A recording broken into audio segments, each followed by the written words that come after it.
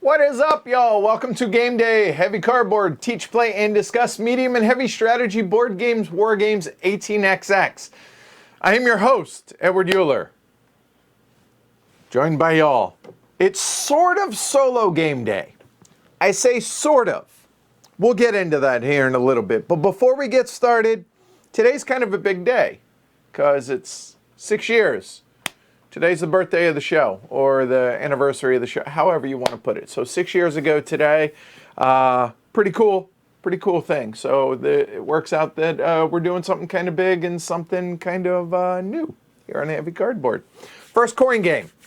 So I am bringing y'all Colonial Twilight, the French-Algerian War, 1954 to 1962, designed by Brian Train, published by GMT Games. This is a 1- or 2-player game, and we're going to sort of be soloing this. And I mean sort of, because I've decided that, you know what, I don't have enough experience with the bot, and the bot, it would make for a very long stream. And so I've decided that we're going to play both sides. Now, the game does allow the opportunity to do one of two things. And I'm actually going to kind of walk through both of them just to show you guys how that works, both with the bot and as a regular player. The rules are very clear that you can play it one of two ways. You can either have somebody play, if you're playing solo, you can either play both sides, both the French and the FLN, or you can play as the French and then the bot, the non-player, the bot, runs the FLN. However, ultimately what I decided is because it's going to be far too cumbersome to do it on stream because I'm not as well versed to where it's going to be very fluid, decided we're going to play both sides. So I'm going to play the French. You guys are sort of going to play the FLN. I assume there's a number of you guys that have experience with this. So you're going to be able to whoop my butt today, pretty much, is how that goes. All right? All right, but I am going to show how the bot would work, but it's complex. It's complex for very well experienced war gamers to run the bot, I think is a good way to put it. So, my goal today, let's talk about this, okay? I'm going to make mistakes. I'm going to make bad strategy decisions, and I'm going to screw some things up. Let's get that out of the way because there is mechanically, the game is not hard. Strategy-wise, the game is, but anytime there's a solo game, you forget to move a marker, you forget to do this, you forget to do that. Anybody that plays a bunch of solo games understands that that's just the nature of the beast. So my goal here is to teach you guys the fundamentals on how to play Colonial Twilight and to show how it plays. Not to play it well, I mean in a perfect world, yes, but I'm being realistic. And just to show you guys that coin games, counterinsurgency games, sound scary. They're really not that hard. It's all about the strategy. The mechanisms of the game aren't terribly hard, and the way they're done within Colonial Twilight is pretty badass. It's pretty cool. So, that said, I am going to remember the words of Mark Herman. Do your best, do your due diligence, but it's a solo game. Mistakes happen. So, thanks, Mark, for that. All right, so if y'all are ready, I'm ready. Thanks to all the patrons who helped make all this possible. 6 years, pretty cool. So thank you to everybody that has contributed to the show, everybody that supports the show, everybody that watches the show, listens to the podcast, the whole 9 yards. Thank you very much. I appreciate it. Like, subscribe, go to pledgehc.com, support the show there. And that's it. All right. Cool. Yeah, and actually Chris right there says, it makes sense. Bots often overcomplicate a game that isn't that hard to play both sides. And that kind of, I debated on what to do with this. I'm being honest. The bot, it's not intuitive to me, and it required a lot of wait, what does that mean? Okay, right, right, okay. And oh, wait, but it just, it's not a bad bot, it's just involved. And so therefore it doesn't stream really well, although I think playing it solo off camera, definitely, if that makes sense, I hope. All right, cool. All right, y'all ready? I'm as ready as I'm gonna be. So, oh, you know what? There is one last thing. Coin games, counterinsurgency games. I don't know a ton of history about, in fact, before I started getting into Colonial Twilight here, getting ready for the stream here and playing it, going through it a couple times and everything, I did a little bit of research and a little bit of homework. I am not well versed. I was completely ignorant about, like, I didn't even know about this until a few weeks ago, outside of the, you know, Colonial Twilight, French-Algerian War, that whole deal.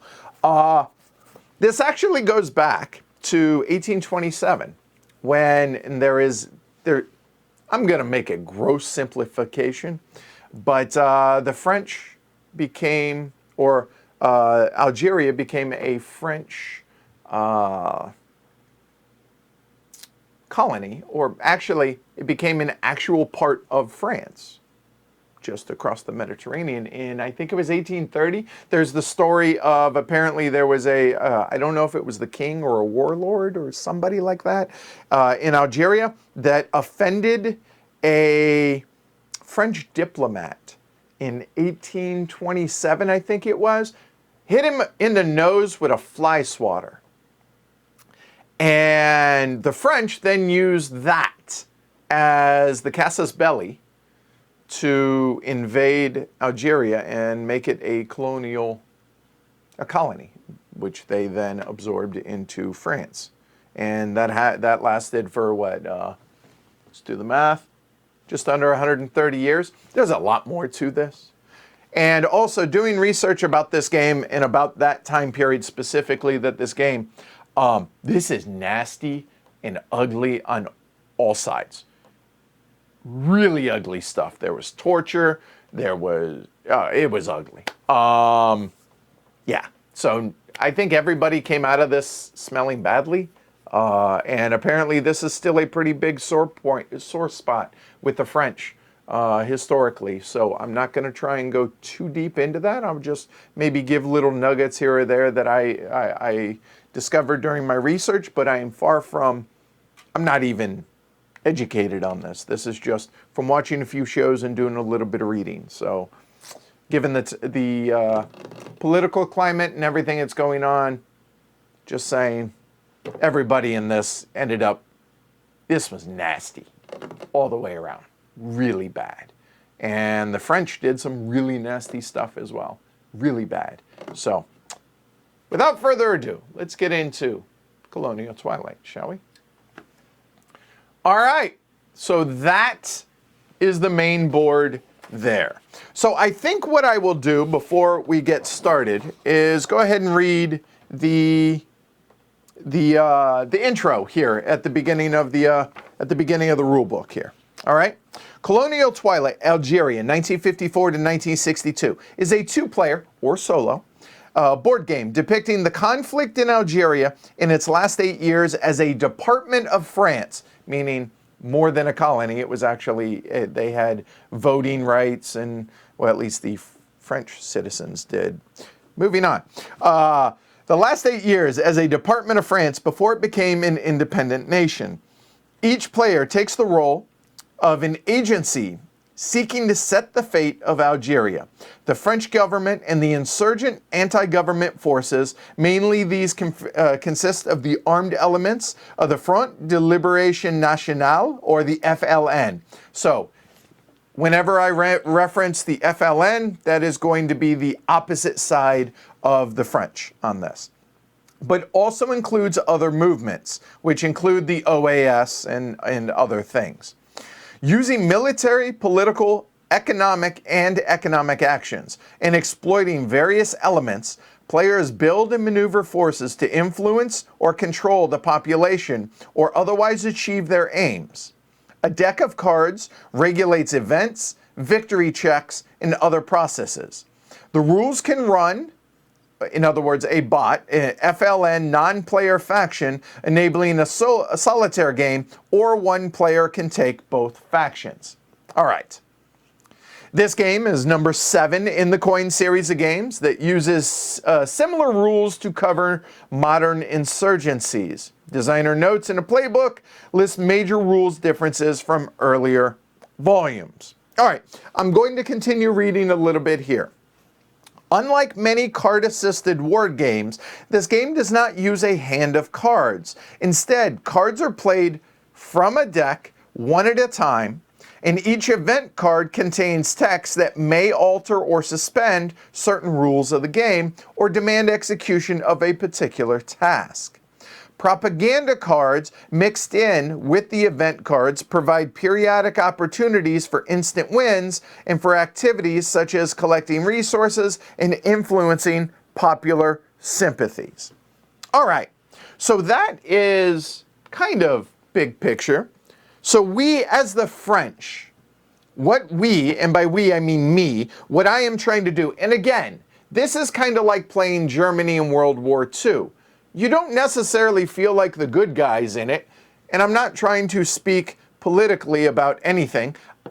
It's a game that tries to abstractly model a time period in history. So with that said, I am the French. And what I am trying to do is I am trying to keep Algeria as a department of France, or again, call it a colony, whatever it is that you want to call it, okay? All right. So now, what is my goal in this game? Before I talk about anything else, my goal is to get this support and commitment marker up to 35 or higher when a propaganda card comes out, okay? The FLN, on the other hand, is trying to do somewhat similar but different. Their opposition and bases is trying to get to the 30 or higher when a propaganda card comes out, okay? All right. So now you can see that the game is already kind of in the middle of things, if you will, because I have it set up for the short scenario. Now, the short scenario is actually, instead of us playing the entire campaign, which is 1954 to 1962, we are doing what's called the end game, or 1960 to 1962. Okay, so things have already happened, and this is the current state of events of where they are right now. Okay, at that, or I don't know if this is historically where things are, but for the short scenario, that's where things are set up.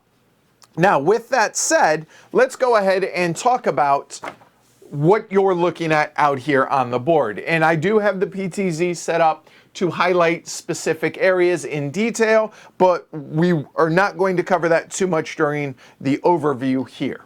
All right? All right. So first things first, what are you guys looking at out here on the board? So at the very top of the board, we have what's called the edge track. The edge track is the number track that goes from 0 to 50 up there. There are a number of different chits and markers that are going to be on that board or on that track. I'm not going to go over those in detail right now. I'm just going to give an overview of what it is you're looking at right now.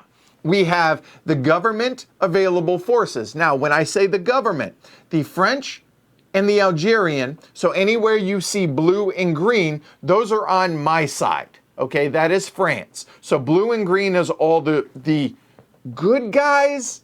Again, I say this to where not really the good guys, but they are on my side of things, okay? Then down here in the bottom, we have the FLN available forces, okay? Now, we have these hexagons here that are double-sided. They have one side, which means they are underground. And whenever you see the symbol on them, that means that they are not underground. They are actually exposed out here. All right? So the black markers here are going to be for the FLN. So we have available forces. So if there are any available forces of Algerian, we'll go there. French, go here. Cubes are one of two types. It depends, light color or dark color. Light color, so any of the light blue that you see out here are police. Any of the green light color are going to be Algerian police. However, you have dark blue and dark green as well. Those are troops. Troops represent the military. Okay, so there's a difference between police and military. So again, light color, police, dark color, military. So I hope that's clear to everybody. But regardless, when they're available, they will go up into that box up there. Out of play is exactly what it sounds like. Out of play does not mean permanently out of play. That just means out of play. And there are 5 FLN forces up here that start out of play. Oh, also, I should point out that the circular wooden pieces are bases, okay? There are only 2 types of bases. There are French bases. There is no light or dark in this case. So we have French bases, and then the dark ones, the black ones here, are going to be FLN bases. All right, casualties. Well, they are going to eventually come back into play, but casualties will be going into this box. Capabilities box means any kind of ongoing permanent kind of rule breaker that is in play for anything is going to go up into this box. So there's going to be chits that go up into this box. And then if there are any cards, I'm probably going to keep them up here as well. I may move them if that becomes a little ungainly being so far away from me. But nonetheless, this is going to be for permanent or mostly permanent rule breakers that are going to go into that box. It's a reminders box is basically what that is. All right. Then we have the France track. This is going to impact things during propaganda cards. Then over here on the far right, we have the border zone track. Now what this is going to come into play is when we talk about the map, it's going to talk about, call it the 2 off-board locations, Morocco and Tunisia. All right, so that's what we're looking at the top part of the board, the bottom right-hand corner, and over here on the far right. All right, now here I am going to zoom in on this part because this down here is going to talk about one of the main things about this game. Now, this right here is the initiative track. Now, there is one for the FLN, and there is one marker for France or French, whatever, you get the idea. Underneath them, you'll see first eligible, second eligible. We start out, as it is, with the FLN as first eligible and the French as second eligible. What that means is, depending on what the first eligible player does, there are 5 different options from which they can choose. Then the French player, or the second eligible, as it were, can only do something that is adjacent to that spot. I'll go over that in details, but this is actually the main mechanism here in the game. But that's the initiative track down here at the bottom of the board here. Then, over the main part of the board, is the map of Algeria. All right, so Algeria runs from this area here to this area here down to the bottom of the board. Okay, there are essentially 3 different types of locations. There are 3 main cities. I'm just going to say that there are 3 cities. Obviously, there are more cities in Algeria than 3. But as the game has modeled, there are 3 cities. And I also would like to preface, I'm going to butcher some of these names, and I apologize, but I ask a little bit of grace with that. So the main city here is the city of Algiers. Then we have Constantine, and then we have Oran here, all right? Those are the 3 city spaces that are represented here on the map.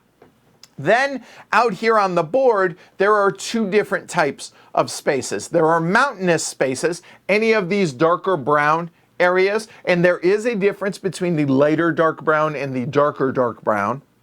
And then there are plains spaces out here, as you can see. And those are going to be, so plains, so there are 2 here, 1 there, and then at the bottom. And then there are mountains, which is all the other spots, and then there are 3 city spaces. There is technically a 4th type of space, which is Tunisia and Morocco. Obviously, those are different countries. historically, they were also French colonies. Different than Algeria, but French colonies. The game is at a point now to where both Tunisia and Morocco have become independent nations, and they are safe havens for the FLN forces. French forces can never go out into those two countries. However, FLN forces can. It's going to be safe havens for them, and they're going to be able to move forces in from those border locations, and this border zone track is going to be going to make it tougher or easier for them to cross that border. All right? Now, within specific locations up here on the main board itself, there are, within the different areas or sectors out here on the board, there are different things of information. So I am going to zoom in a little bit on some of these, and we'll go ahead and talk about, let's go ahead and bring it out a little bit further than that. You know, a moment. Let's go ahead and focus on this area over here. All right.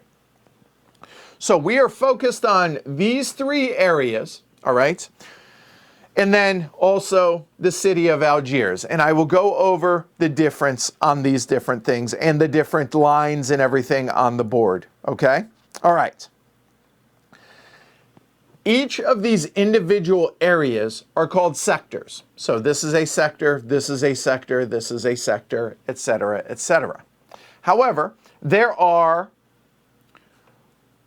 darker lines like this here that signify a different wilaya. And a wilaya, think of them, this is a really bad analogy, I think, but think of them as kind of states. And within each state, these are counties. Maybe that might be a good way, but these three sectors belong to Wilaya 3. How do we know that? Because they have the Roman numeral 3 in them. So you can see Tizi Ouzou is Wilaya 3, Sector 1, Wilaya 2, or Wilaya 3, Sector 2, and Wilaya 3, Sector 3. This is going to be for some movement stuff, but also just to be able to symbolize the different wilayas. There were different leaders within a given wilaya. So as you can see, if we were to zoom completely out, you have various wilayas around the board. You have Wilaya 1, which is this area down here. You have Wilaya 2, which is these areas here. Oops. Wilaya 3 is the one that we already showed. Wilaya 4 is going to be up here, just those two spots. Wilaya 5 is going to be these here, and when I say spots, I mean sectors, I'm sorry. Wilaya 5 is all of this, so the entire western part of the board, not Morocco, obviously. And then Wilaya 6, Wilaya 5 also is this down here. So Wilaya 5 is massive. So Wilaya 5 is all of there. And then Wilaya 6, we have that. And I should also point out this is Wilaya 1 as well. All right? All right. So now that we have kind of covered that a little bit, talk adjacency. Adjacency here, the coastal regions, areas are only adjacent if they are directly adjacent to another sector. So Tizi Ouzou here is adjacent to Medea. It's adjacent to BBA because, yeah. And Bougie, it is also adjacent to. It is not adjacent to Algiers, whereas over here to the right, you'll notice that Constantine is actually, a little far, sorry about that. Constantine is actually adjacent to both of these two sectors as well. Does that make sense? I hope that makes sense. All right, good? All right. So now, moving back within a given sector, there is more information. I'm going to move some of these out of here. Excuse me, so you guys can see it. So looking here, by the way, that's Bourj Bu Ararij, I think, BBA, okay? All right. All of the different sectors are going to have a space for control markers. There are two types of control markers. There are French control markers and there are FLN control markers. who has the most pieces in that area. And this happens instantaneously. So as you can see, there is one French piece and there is no FLN piece, so therefore the French control that area. Easy enough. Every other space, if they have a well, let's talk about this. All spaces are going to have a population number. This population number is going to range from 0 to 3. If the population number is 0, then it will not have a faction alignment, whether it is neutral, whether it is opposing the French, or whether it is supporting the French, okay? So if we take a look down here in the bottom right part of the board, you'll notice that down here in Batna, you'll see that this has a population of 0. So therefore, if it has a population of 0, you'll notice that it does not have that box that says neutral to be able to hold either a opposition or a support marker in it. So all of these that have population 0 will not have that space on it. I hope that makes sense. All right, so moving back over here, and again, as I said, this neutral space, so if somebody, I don't want to get into the politics of it yet, neutral, it will either be neutral, opposing, or supporting, whereas the number of pieces, whichever side has the most number of pieces, will show control. So you'll notice that over here in Barica, you'll see that nobody controls it because there is one piece on each side there. I hope that makes sense. Then down below, there are spots for bases. There can be a maximum number of 2 bases in any one sector out here on the board. All right. Now cities are also sectors, and they work the exact same way as do a regular sector, but they're going to have a population number of either 2 or 3, as it were. So that's pretty much everything that you guys are looking at out here on the board. But there is obviously some more things. We have a pre-constructed deck of cards. If you're familiar with PAX games or other coin games and such, there are essentially 2 different types of cards. This deck is pre-constructed in 3 sets of 12 event cards, and then there are 3 propaganda cards mixed in. So if we go ahead and zoom in a little bit, and I will show you guys, these here are propaganda cards. You know that because they say propaganda on them, okay? And within that, these are going to be the potential in-game triggers as the game goes along.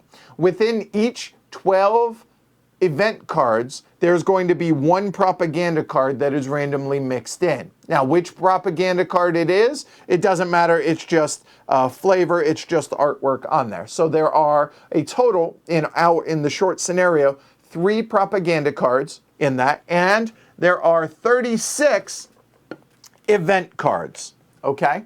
Oh, there we go. So the event cards have a card number on them. They have some sort of appropriate picture, they have a name, and then there may be some sort of, there we go, there might be some sort of flavor text that is in italics like this, etc., etc.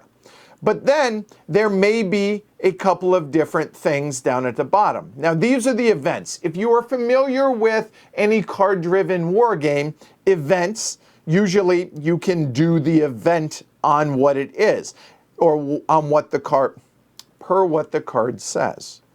On the top part of a card, if it has 2 different colors, these are dual events, meaning usually the non-background color will be good for the French, and usually the darker green will be good for the FLN.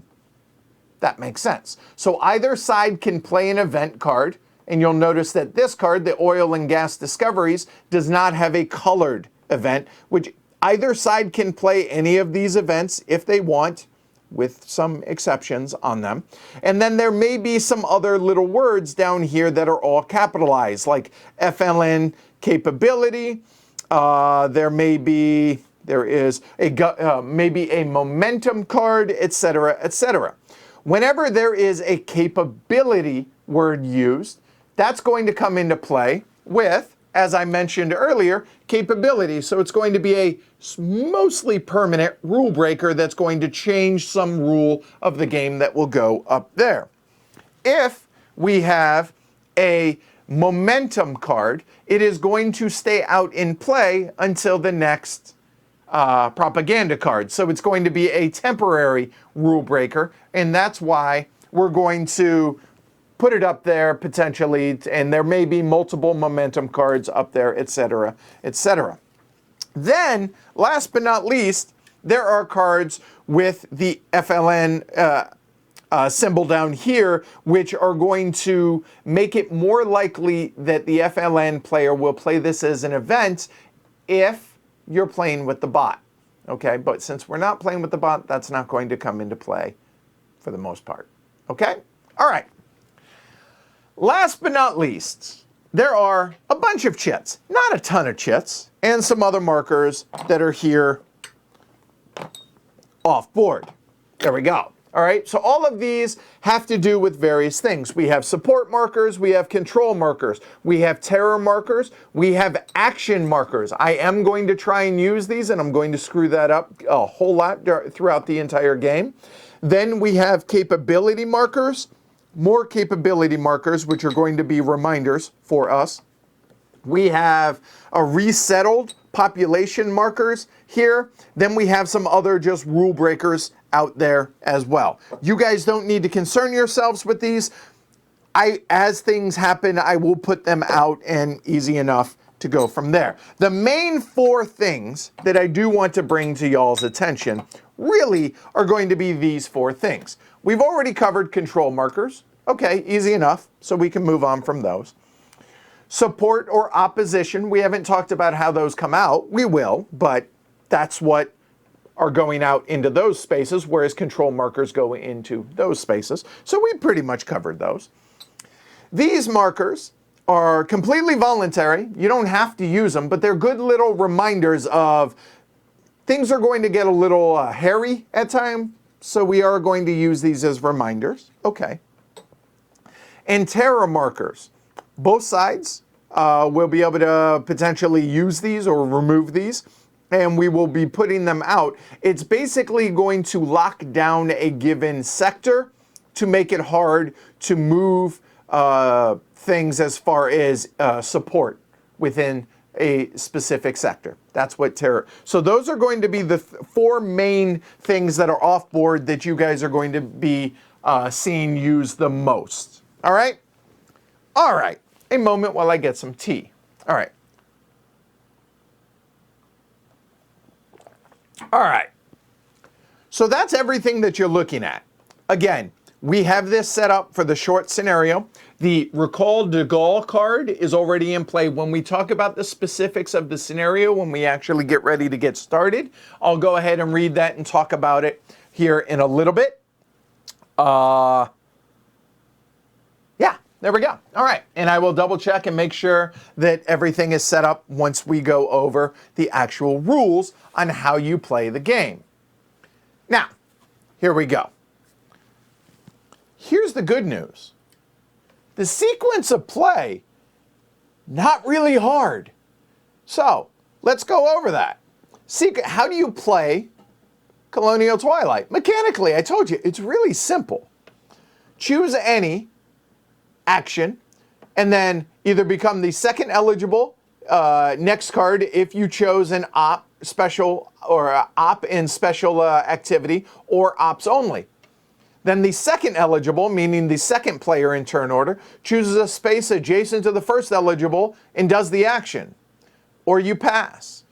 You can possibly play a pivotal event. And then whenever a propaganda card comes out, we're going to go through all of those steps. But that's it. That's all it is. So with that said, let's go ahead and talk about now how this works. Okay? All right. So the initiative track. On a given turn, you have a total of 5 different options to take on your turn. Okay? We have the execute event. So, all right, let me move that off screen for a moment. I forgot to move that out. And I'm going to use one that is out of play. So there we go. All right. So whoever is the first eligible has 5 options to take on their turn. They may execute the event. In other words, do what's written on the card. You can do either side, but probably going to do the side that helps your side the most. Okay, that makes sense. So if you choose to execute the event, you say, I'm going to execute the event. You move your marker over there and boom, done. You execute the event. All right. If you choose to do none of the 4 on the outside, you can pass. If you pass, you get resources, depending on if you are the insurgent, meaning you are the FLN, or you get 1, or you get 2 if you were the government. So if the FLN goes there, they get 1. If the government goes there, meaning the French, they get 2. All right, well, the event is pretty self-explanatory. You do what it says on the card itself. Okay, if you pass, let's go ahead and talk about resources now real quick. We have resources. Now, I did mention, you'll see that we have 2 markers down here for the initiative track. We have 2 other of the exact same markers up there at on the track, on the edge track as well. So if you take a look up there, you'll see that the FLNs starts at 15 and the French starts at 20. Those are the number of resources that each side has. So if you were to pass, the insurgents would go up 1. Easy enough. The French would go up 2. What are resources? Resources are what you're going to need to do or need to expend to do actions or ops, as we'll call them. Okay? So if you do not have resources, it's going to severely limit what you can do on a given turn. So I hope that makes sense. All right? All right.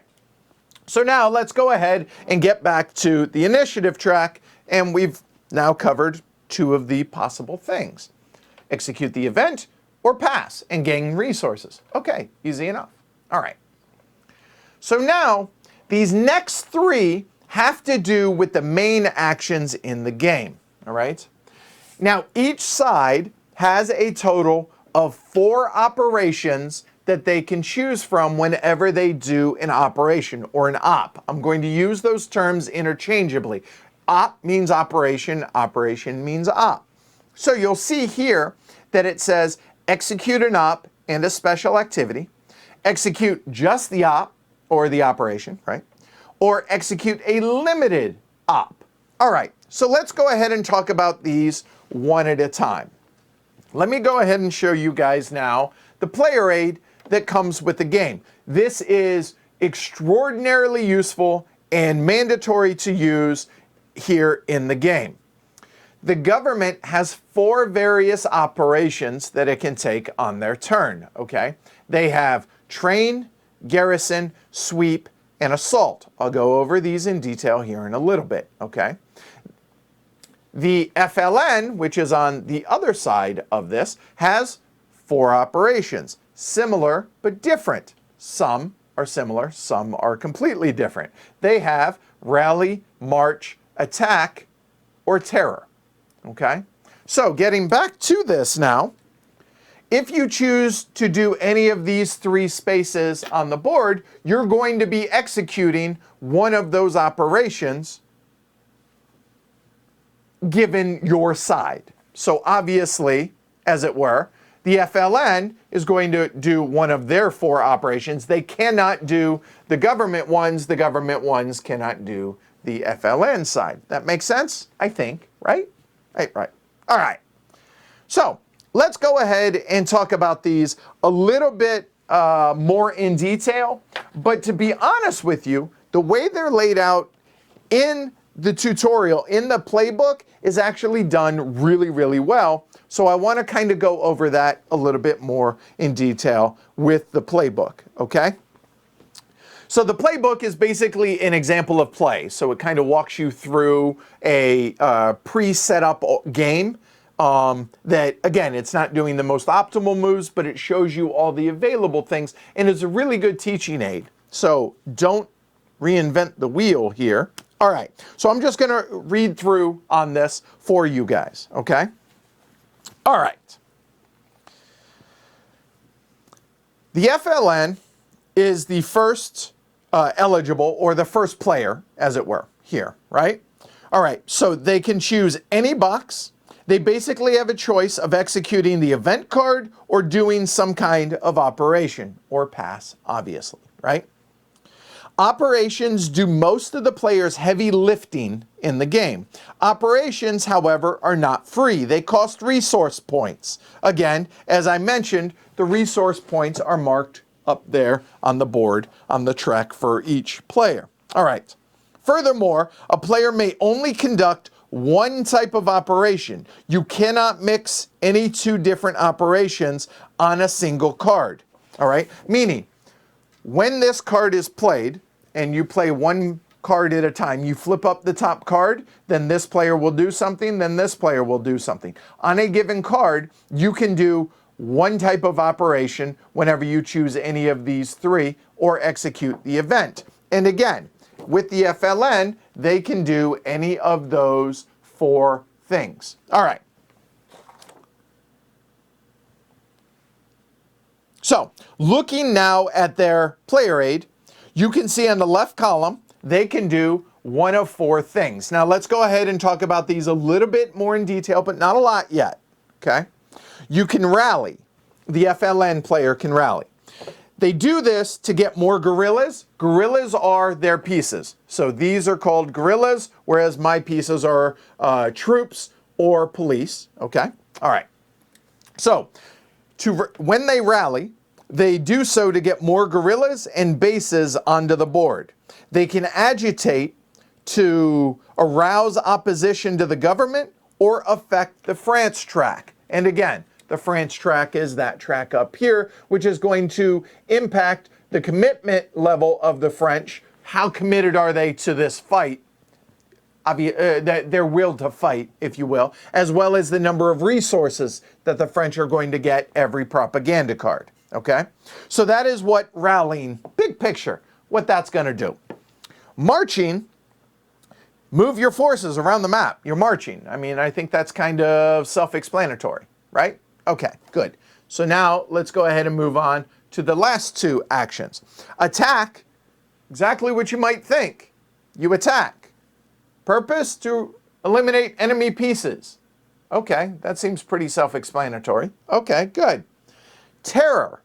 Now, terror, neutralize a space's support of the government. And again, support are these markers in yellow. They can either be neutral, they can be yellow in support of the French, or they can be red in opposition to the French or in favor of the FLN. Okay? All right. So hopefully that makes sense. All right? So those are the four different available actions for the FLN. Okay? I think I don't need to beat that home too much. So anytime you see execute op only, or a limited op, or execute an op, that's what you're going to be doing. One of those four things if you're the FLN player. However, there's a difference between a limited op and a regular op. The difference is the number of sectors that are going to be targeted. Now, when I say sectors in this, let me rephrase that. The number of areas on the board. That would be a better way to put it. The number of areas affected by your operation will dictate whether it's a limited op or whether it's a general op, okay? A general op means multiple locations on the board, so more than one. Now, notice I changed it from sector to areas on the board. Again, all of these different spaces, including cities, are sectors. However, there are two other things that could be impacted. There is the border zone track and there is the France track as well. So if you impact, say, the France track and a sector, that's more than one. So therefore, it cannot be a limited op. It must be a regular op because you impacted more than one location on the board. Does that make sense? I hope so. All right? All right, good. But now there is execute an op, and again, that is going to be in multiple places, or maybe only one, but it also allows the player that chose to do this, whether it is the FLN or the French player, to do a special activity. What is a special activity, you might be asking yourself? Well, those are what's on the other side of the player aid, and there are 3 of those available for each side, okay? Now, I will get back to that here in a second. They do not cost resources, but they can only be paired with certain operations. So, let's go ahead and look at this, okay? So if we take a look here at the top, we see that Rally can have Extort and Subvert. So Extort and Subvert. It cannot be paired with an ambush. You see that here. Whereas Attack can be Extort or Ambush, but not a Subvert. Okay? And it says, basically what that means is you can extort with any of the 4 actions available. Let me go ahead and move that up so you can see all 4. There we go. You can extort along with any of the 4 actions. You can subvert with only the first 2 or the third, not attack. And you can ambush only with attack.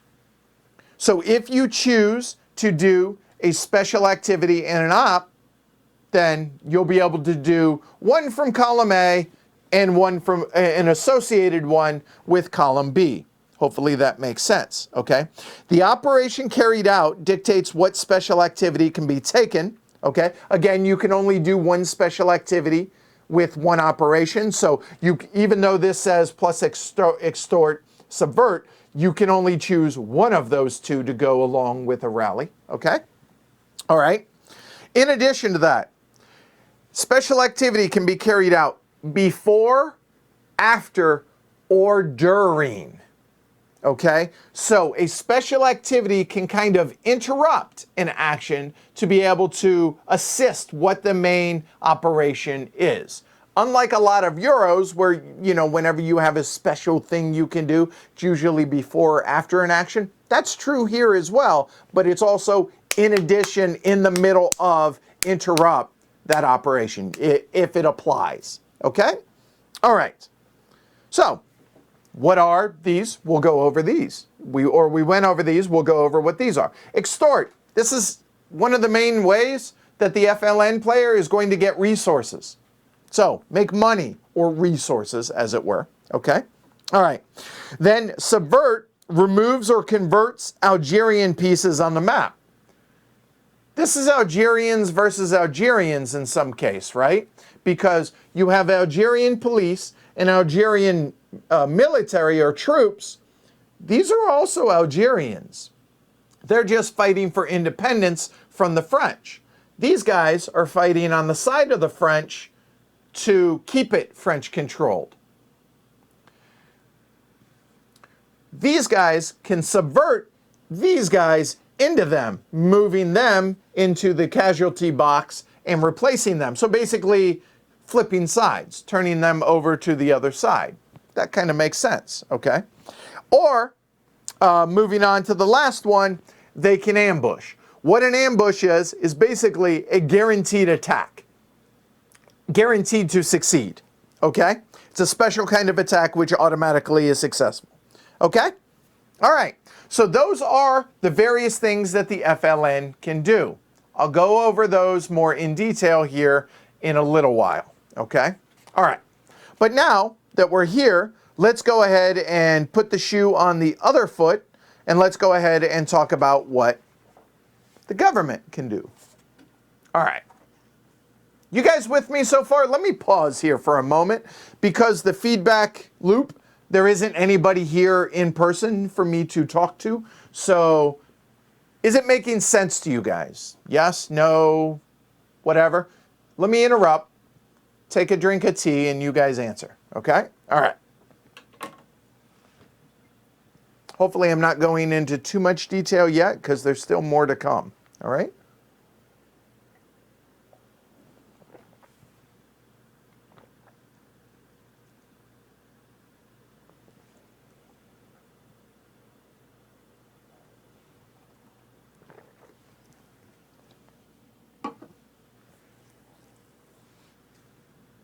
Okay, one correction. Thank you, James. Subvert moves the replace cube to the available box. See, this is why I shouldn't have gotten into the details yet. But yeah, whenever you subvert, they're going to go here, not there. Thank you for the correction, but yeah. All right, you guys with me, it sounds like? All right. A moment.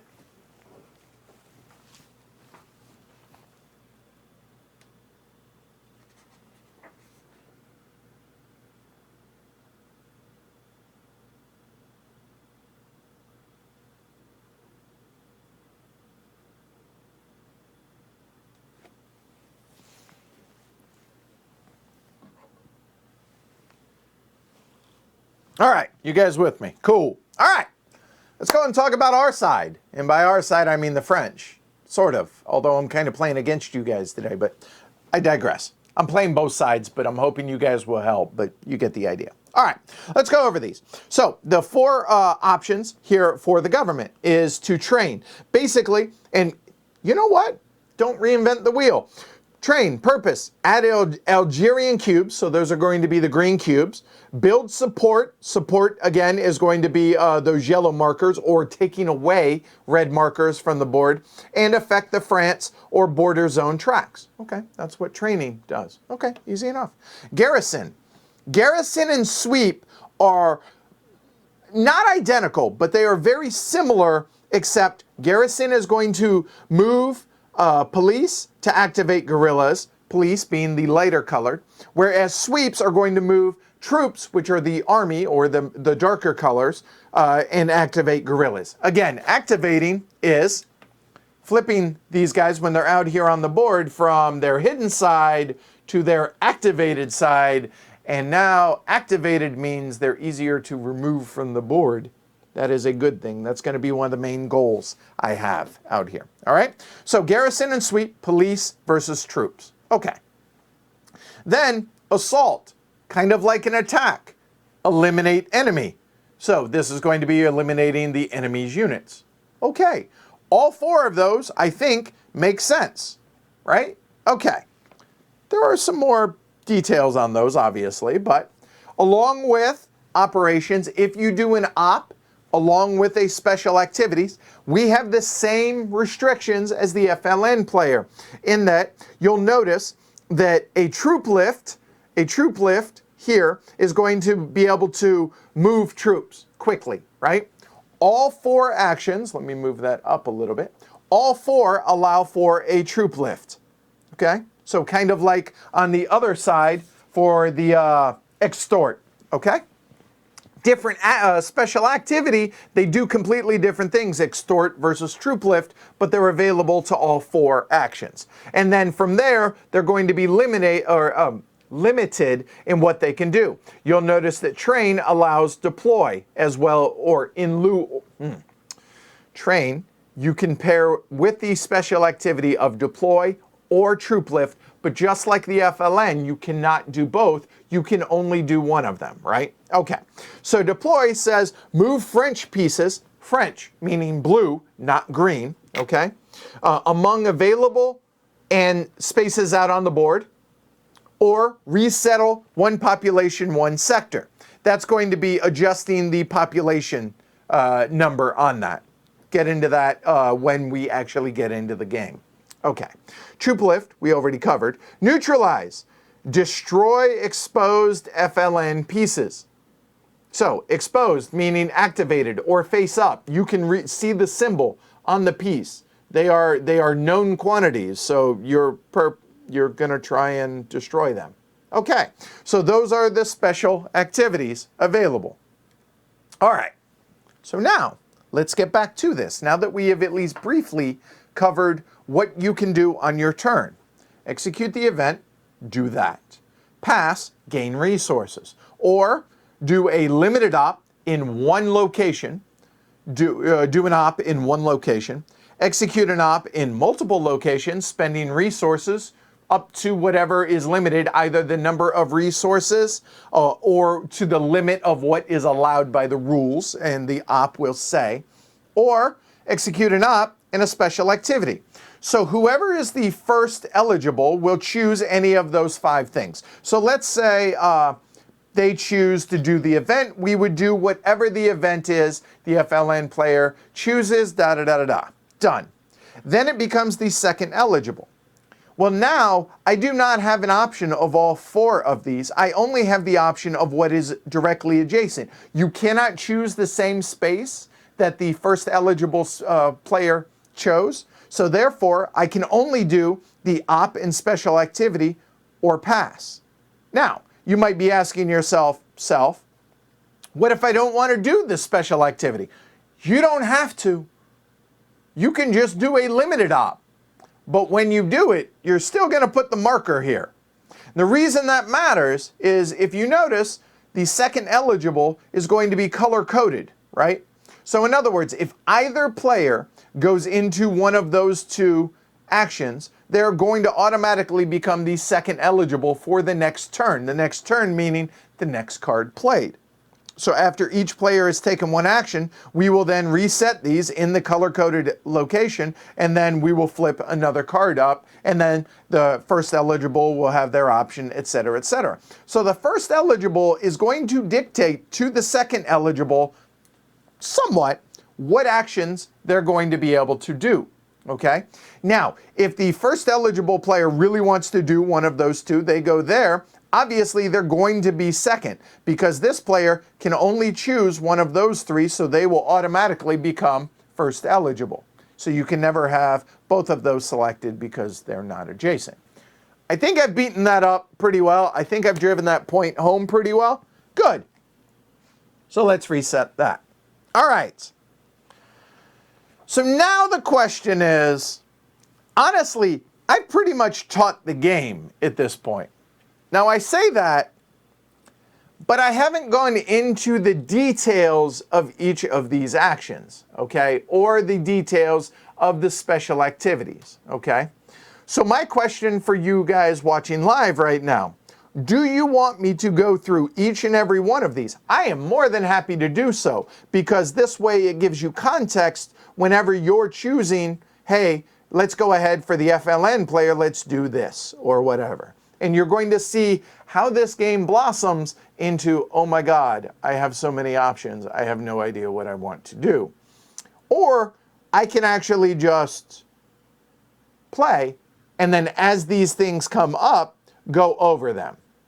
That is entirely up to the peanut gallery right now, so you guys decide while I get another drink. Again, I'm totally fine doing a full, you know what? I'm going to go ahead and dictate it. I am going to go through the full front end of this. I am going to go through each of those actions in detail. This way I can have the full teach on the front end. Unless you guys overwhelmingly say no.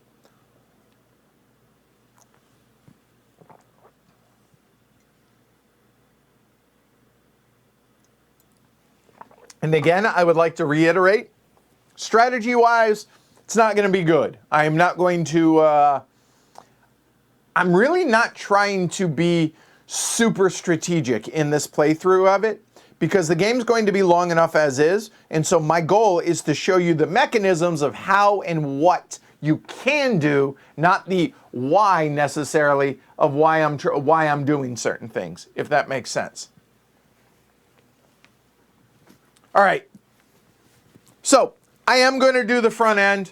I don't see any huge objection to that. So let's go ahead and bust that out. All right. Now I am going to replace, I have made some little handwritten things on this, little reminders on these. It's my copy. I can do this. By the way, I should give a shout out to GMT. They did provide me with a review copy of this. Okay.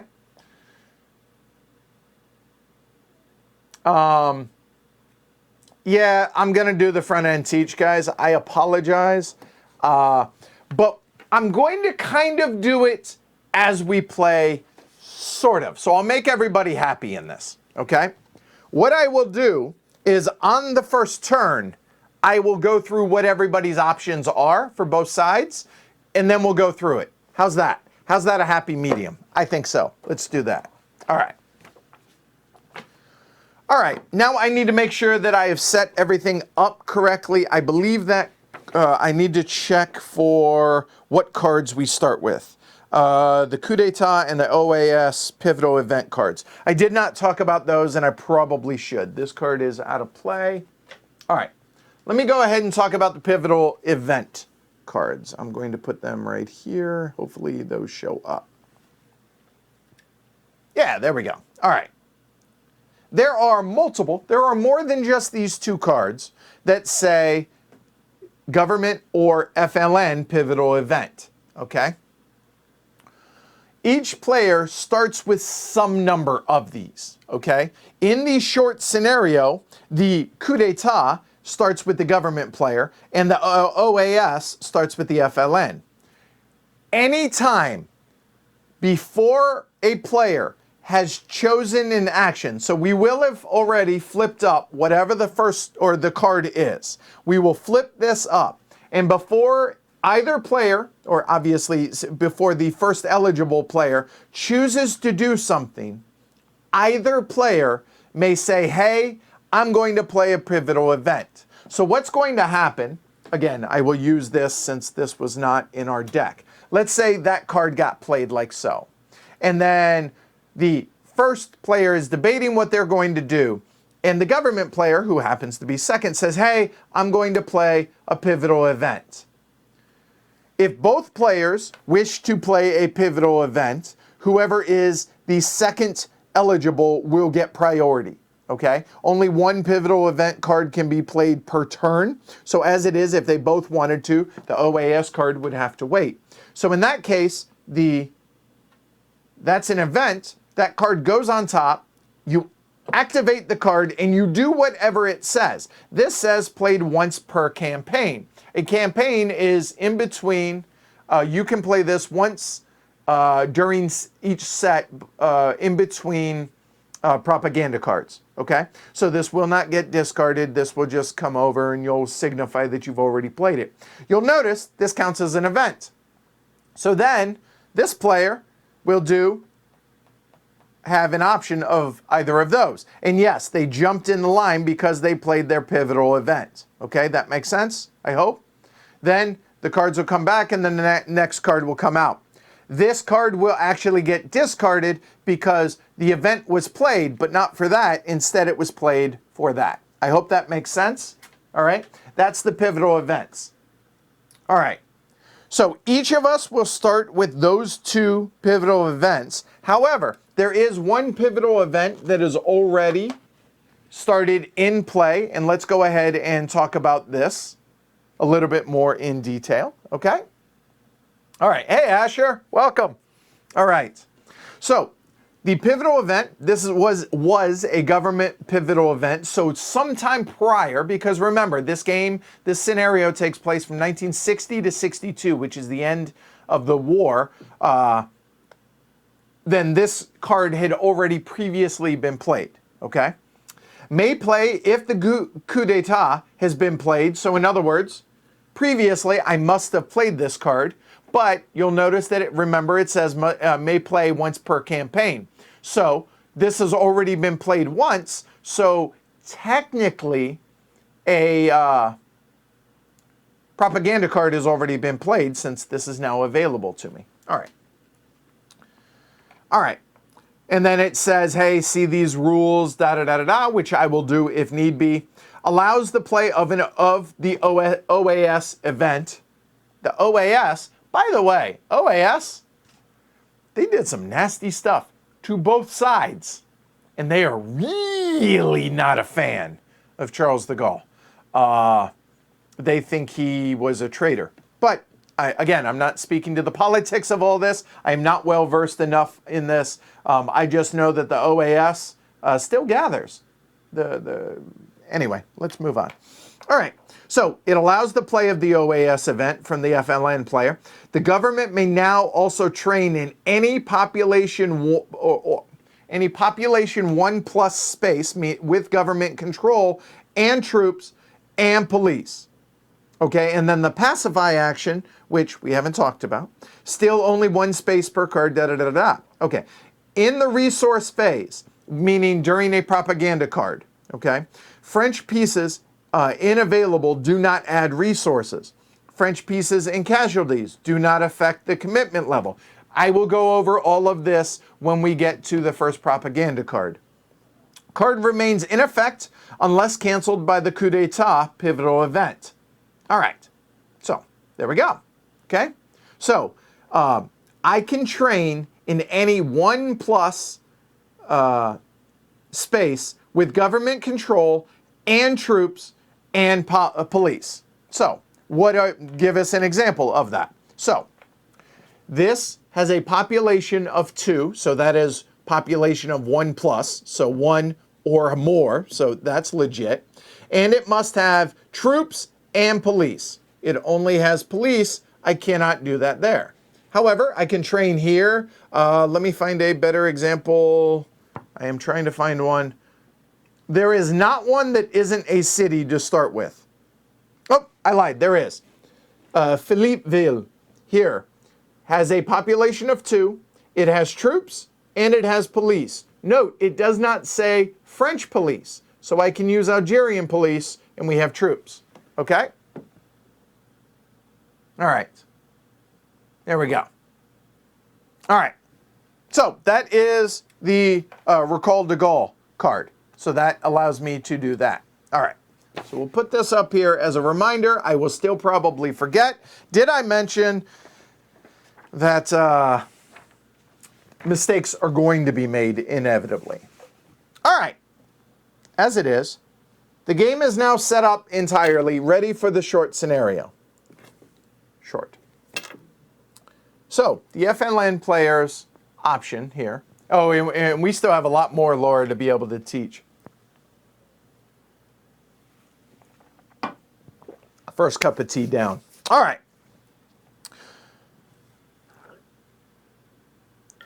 So the FLN player can choose any of the 5 things. But first, we have to play the first card. Now, this was randomly set up legitimately.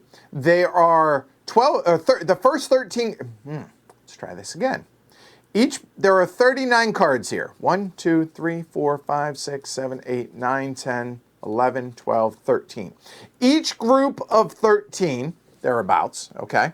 Not thereabouts, but truly, within each group of 13, there are 12 event cards and 1 propaganda card. They are randomly shuffled, and then each stack is stacked on top of one another, okay? So I did do this ahead of time. These are truly random. So all of these events are not in play. So there is going to be a ton of variability in this, and there are 2 propaganda cards that are not in play. It does not, again, they're all the same. It's just different artwork.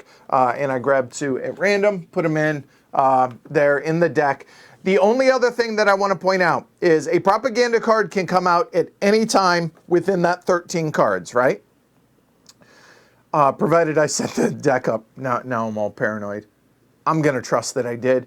However, it is possible that the 13th card and the 14th card are both propaganda cards. That is not allowed. So in that case, the second propaganda card will just be ignored. There must be at least 1 event in between propaganda cards for both propaganda cards to be triggered. Hopefully that makes sense. All right. So without further ado, let's get started, shall we? Happy birthday to the show, and thank you everybody for the kind well wishes. I lied. I can't get started yet because there and there. Now we can. All right, good, cool. Shall we? All right, let's do this. You guys with me? Everyone good? Everything clear so far? All right. Whew, here we go. Leadership Snatch is the first card, card number 3. Okay. I was thinking about reading flavor for each of these because even though I realize this is still going to be a forever long playthrough, you know what?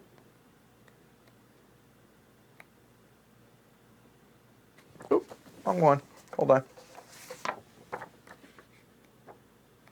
Yeah, let's do that. Let's have some fun with this. I mean, part of this is learning about the history, right? All right. The background, in October 1956, again, cards might not be historically accurate in when they come out because obviously we're in 60, so whatever. In October 1956, the French captured 5 major leaders of the FLN, including Ahmed Ben Bella, a founding member who would become Algeria's first president.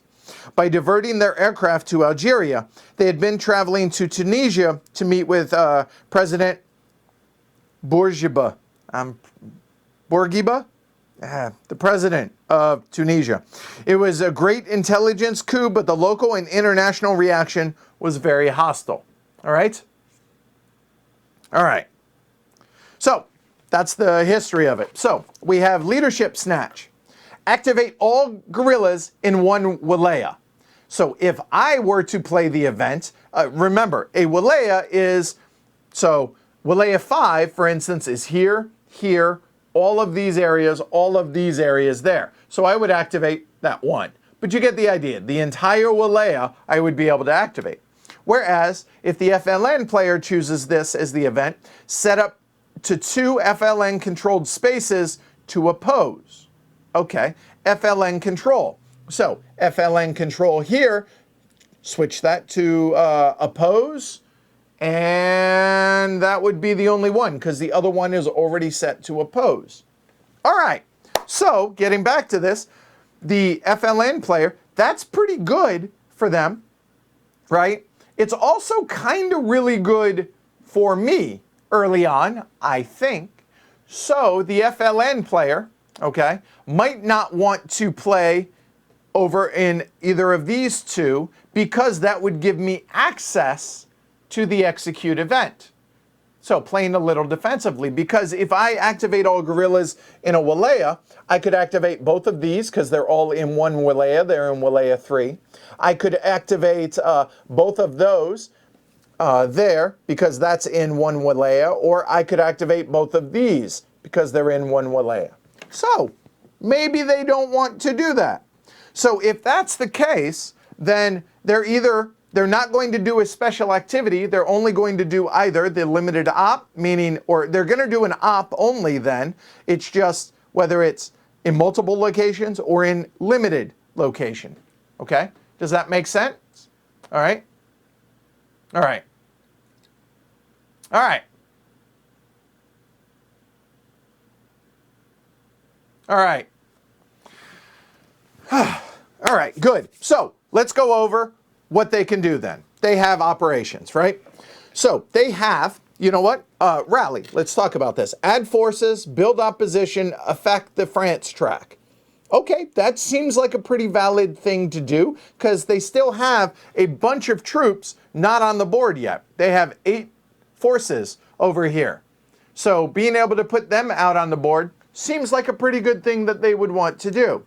And by they, I mean kind of me, since I'm playing both sides, but so are y'all. So feel free to chime in at any time if you have a strong feeling or your opinion of what it is you think either side, me or the French, should do. So that's there. They could move guerrillas. There really aren't a ton out on the board, so I don't think so, not so much there. They could fight to eliminate. I don't think right now. And terror, they could neutralize support. Now, neutralize or be able to, neutralize meaning they would remove support. Well, as it is, there's support out here in the cities, but they have to have guerrillas in that area. Okay, they have to have underground guerrillas. Underground guerrillas meaning face down, which they all start face down, okay? So that's not really an option for them either. So I think what they're going to do is they're going to go ahead and rally, okay? So now we're going to go over the rally in detail. So add forces, build opposition, affect the France track. Okay, location, any sector.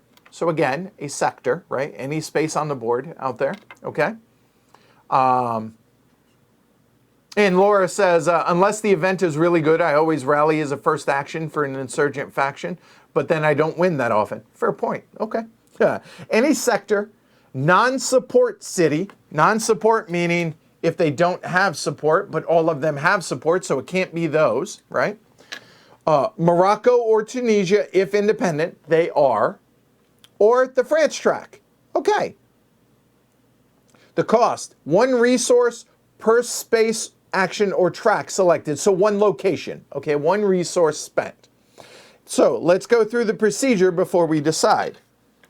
Place 1 guerrilla or replace 2 guerrillas with a base. So let's stop there for a moment, okay?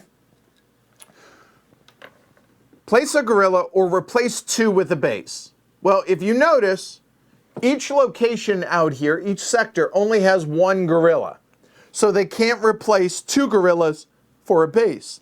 Now they could in Tunisia and they could in Morocco, but they already have 2 bases and they're maxed out. That's all you're ever allowed to have is 2 bases. There is a card that may break that rule, but I digress. So they can't place bases, so we can just avoid that or ignore that completely. Place 1 guerrilla. Okay. If there's a base, instead, you may place a guerrilla up to the population plus the bases, or flip all guerrillas underground. Well, all guerrillas are already underground, so we can ignore that part. If there's a base, you may instead place guerrillas up to the population plus bases. Oh, okay. Well, let's take a look at Bougie right here, all right? Bougie has a base, and it has a population of 2. So they would be able to place 3 available forces out here on the board. 3 of them for 1 resource. That seems like a pretty good thing. They would be able to do it in Tizi Ouzou. They would be able to do it in Bougie. They would be able to do it in Soukaras. I'm not showing off, but I think I got the pronunciations all right. Orléansville, they'd be able to place 3. They do not have a base in Tlemcen, so they can't do that. So those areas, they can, okay? They'd be able to place multiple forces out there to be able to do. Moving on. At 1 selected space with a FLN control or base, they can remove terror if there are any terror markers out there. There aren't any to begin with. And they can agitate up to 1 level. If they chose to move the France track, you just shift it 1 marker or 1 step. And the France track, again, would be shifting it more towards F, because that's bad for me, that's good for me, okay, or for the French, okay? All right, so let's go ahead and talk about that last bit here. At 1 selected space with an FLN control or a base, you could remove terror, if there are any, and agitate up to 1 level. Agitate has to do with support. So now let's go ahead and move this all the way up here. And you'll notice that agitate has a little italic 2 on it. So if we look at the bottom of the player aid, agitate says, first, remove a terror marker or markers, then shift the space 1 level towards opposition. Again, that is moving from support to neutral or neutral to oppose or opposition. Okay? All right. The space must have an FLN peace and no government control. It costs 1 resource per terror marker removed. There are none, so we wouldn't have to. Or level shifted. So, in other words, to move from neutral to support, it would cost 1 resource. To move from government support to all the way to oppose, that would cost 2. Okay? It must have an FLN peace and no government control. Okay, so getting back to this, rallying here, okay? So here we go. And again, exit says, you know, hey, maybe go to Sétif, maybe for a future base, maybe. Stress, maybe because I've never played before. I am not well versed in this. I haven't played it enough to be able to say strategically do this or don't do that. That is not what this play is about. Okay? If you're looking for deep strategy, find it somewhere else. That's not going to be us. So we are going to rally. So 1 resource per space or action or track selected. So now we're going to talk about these markers. I've decided, just to decide, that the white markers, because those are going to show up easier for you guys, are going to be for ops, and the black markers are going to be for special activities. Okay, so where we say we're going to take have a rally, I'm going to put one of these markers out there. Okay, all right. So place a guerrilla or replace 2 with a base, or if a base, place guerrillas up to the population of bases. So I think we go ahead and put one there in Bougie. I think being able to place one, I like what Exit says over here for being able to possibly place a base later on in Sétif. I like that idea. I think that's valid. I think we go ahead and do one in Sucaras because we'll be able to take away government control when we do that. I like the idea of being able to do one in Tizi Ouzou.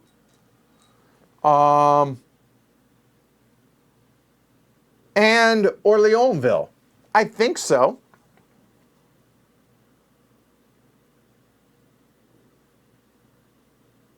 I think that feels pretty good. Oh, Notice I have not moved the marker yet. The reason I have not moved the marker yet is because, well, I know I'm going to do an op in multiple locations, so I know I'm going to do this. But we haven't definitively decided whether or not we're going to add a special activity to it. So I'm going to hold off to move the marker until we've decided and we're doing the action, and then I'll move the marker. Okay, so you're not limited, oh, I changed my mind. No, I just haven't changed my, or made my mind up. Yes, Dinroll, this is coin. Okay, let's see.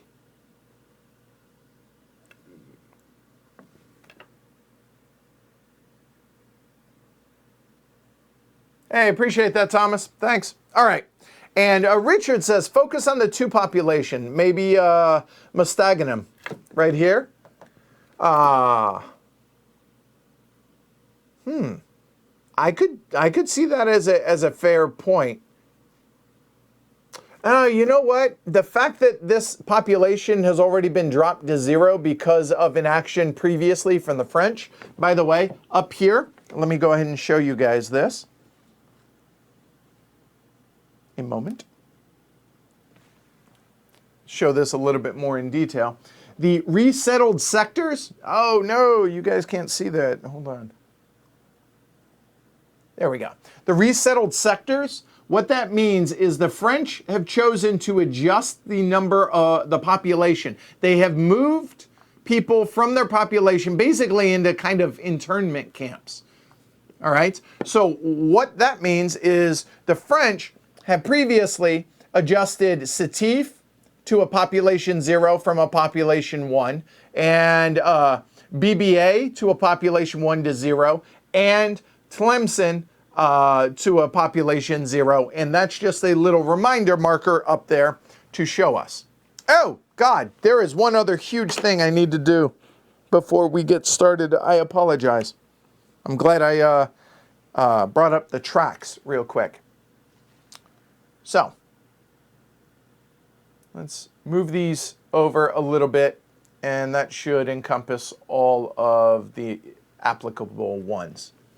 So, if we take a look, there are 2 markers out here for the FLN, and there are 3 markers out here for the French side, French/Algerian side. Okay, the FLN has a marker which the goal for them is to get opposition and bases up to 30. So they have to move this number up to there to win. The French need their support and commitment to move all the way up to 35. Okay? What do these things represent? That's the other thing that I needed to explain to you guys. I apologize. Opposition and bases. That starts at 19. Why does that start at 19? Well, let's explain that. We have 8 down here for the number of bases that are out here on the board. So putting out bases for the FLN helps their victory condition. So that they're going to be trying to put bases out. That makes sense, right? Okay, that's pretty self-explanatory. That's 8 of the 19. We have 11 to go. All right. So now,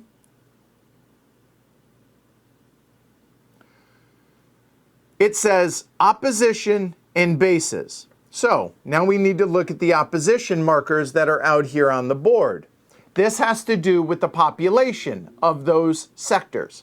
So if you look, Orleansville has 2, 3, 4, 5, 6, 7, 8, 9, 10, 11. 11 plus 8, 19. Does that make sense? Okay? All right. All right, cool.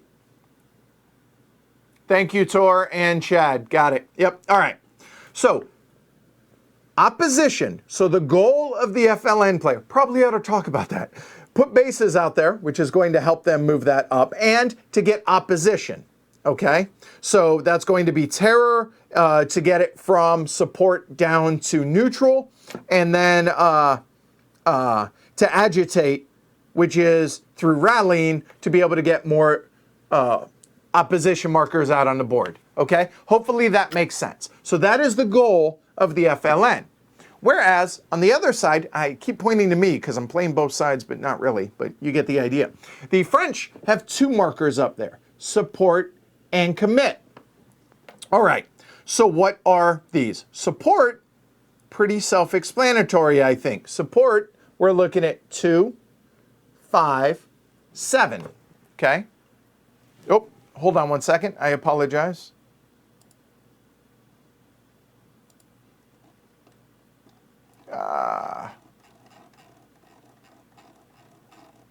There we go. All right.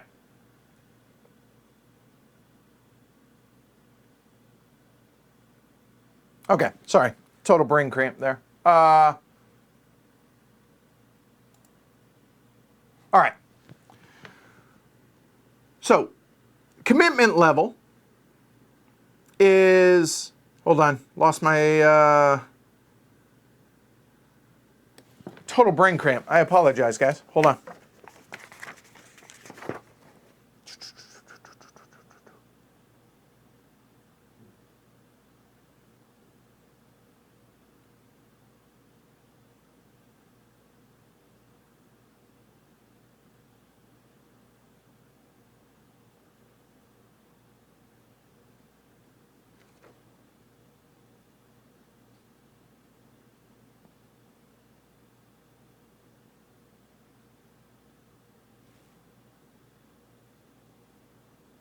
Yeah, my bad, Jonathan. I apologize for that. Hold on one second.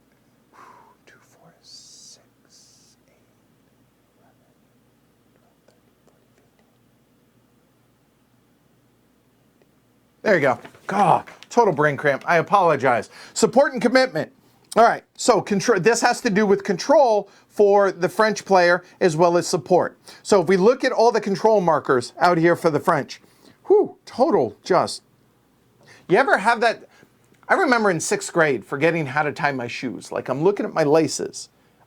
I know how to tie my shoes. I'm in 6th grade. That's what, like 12. And I just total brain dump. All right, so there we go. So we're looking at 0, 2, 4, 6, 0, 0, 8, 10, 13, 14, 15, 0, 0, 0, 0, 17. All right. Is that right? Hold on. I think I miscounted. 2, 5, 7. There's 7 support out there. All right, so the support and the commitment level, 2, 4, 6, 8, 10.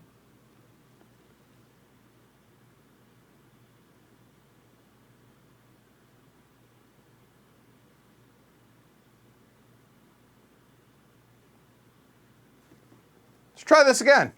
Commitment level's at 15. It's this plus the support in the cities. Or in the sectors. Oh my God, that's not that hard, Eddie. Oh, it's all right. Okay, yeah, it's a weird experience. Like total, what am I doing here? Popcorn. Okay, so commitment level that starts at 15 in this scenario. Plus there is a total of 2, 5, 7 support. So support and commit, 7 plus 15 puts us at 22. The goal of the French is to, when we get to a propaganda card for the respective sides, to be at 30 or 35 respectively. 35 for the French, 30 for the FLN. Woo! That shouldn't have been that hard. Sorry about that. All right, let's get back to it. We're rallying, okay? So we have the markers out there on the board on where we're going to rally. I was going to change one. I'm going to change that to Mostaganum. All right, now here's why. The population numbers, it's worth 0. Like, this doesn't matter for us as much now because this has a population of 0, and we already covered what the goal is here, right? So we're going to focus on the bigger numbers, as I think it was Richard that recommended doing that. So a population number of 2 there, 2 there, 2 there, 2 there, and 2 there. So let's get back to it now that we've kind of, all right, here we go. So replace one gorilla, or place one gorilla. We cannot place bases. We've already covered that. Or up to the population plus bases. So we're going to add 1 or up to a total of 3 because bases, right? All right. So we have 8 here to place.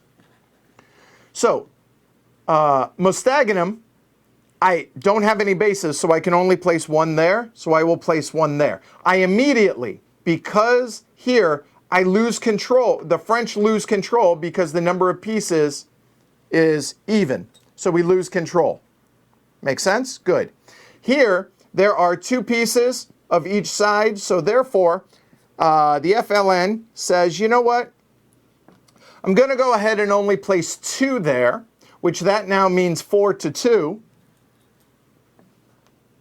That will go out. Good. So we're just systematically working our way through this. Then here, we have a total of 5 pieces left. All right? And exit. You're not wrong. I'm not saying it's a bad idea. Just, but the thing is, the government player can basically teleport units. So, all right? All right. So now, over here in TZ Uzu, Ozu, I think. Uzu? Ozu. Ozu? Uzu. I think it's Uzu.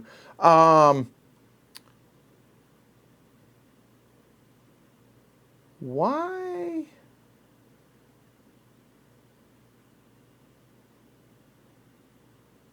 They're going to add 2 there and change the government control over to FLN. So we're good there. Then Bougie, I think we're only going to add 1 there. I think so. And we already had control, so that's good. Wonder if doesn't matter. And then over here in Sucaras, I think we put the remaining 2 over there. And I should point out that whenever the available forces come out for the FLN, they come in covert, they come in face down. Okay? All right. All right. So we now have a total of 4 versus 3 that will flip over to FLN control. Now we have to pay for it. How much do we have to pay? 1 resource per space, action, So 1 resource per. 1, 2, 3, 4, 5. So 5 resources from 15 down to 10. So now we have rallied, okay? Okay. So rally here says we can extort or subvert. So let's take a look at what those 2 are now, okay? Extort, remember, this is how we're going to gain resources. So accompanying op, any, okay, gain resources. Location, any population 1 or greater space with underground guerrillas and FLN control. That's most every place that we just did that with. Most every place, not Mustaganim though, okay? In each space, activate a guerrilla, but the positive is you add one resource. So let's take a look at what that would do. We would flip one up here because we have control, flip one up, gain a resource. We could, and I do want to point out, this does not have to be in the same locations that we did the operation. Because again, it says the location is any +1 or one or greater population space with underground guerrilla and control. Doesn't say that you did the operation with. So, cannot do it in Sativ because population isn't greater than 0. So we could do it there. We have to have control, so we could do it there. We could do it there. We could do it there. No, we don't have control. We don't have control. Done. So we could do all that. So there's that. I mean, it's valid. It would give us, let's see, it would give us 1, 2, 3, 4. Give us 4 of the 5 resources we just spent. Valid. Okay. The other option is subvert or do neither, right? So subvert says purpose, remove or replace Algerian cubes, so the green ones, light or dark. Accompanying op, okay, we know we can do that because it says so right there. Okay, all right. Yes, Laura, I just forgot. Give me a second, I'll double back on that. All right, location, up to 2 spaces with underground guerrilla and Algerian cubes. So anywhere I have 2 underground guerrillas and Algerian cubes. Algerian cubes, so underground guerrillas and at least 2 or up to 2 spaces. So we could choose that as one. I could choose that as one. Could choose that as one. You get the idea. Anywhere you see green and black, essentially, underground guerrillas. Okay? All right, so you get the idea on that. Remove a total of 2 Algerian cubes, troops or police, so light or dark, from spaces, or replace 1 Algerian police with an underground guerrilla. But you can only do that in 1 space, that latter part. And then cubes removed go to the available space. Okay, all right, so those are our 2 options. But let's double back to the rally because I forgot we're not done yet. At one of the spaces in which we rallied that has control or a base for us, our controller base, we can agitate up to 1 level. So in other words, going back to what agitation is, agitation says no terror marker, so we don't need to do that, but we can shift space 1 level towards opposition. We have to have a piece there and no government control, and it costs 1 resource to shift it, okay? And we're allowed to shift up to 1 level. So let's do that. Of the 5 spaces we just did, all right, so agitating.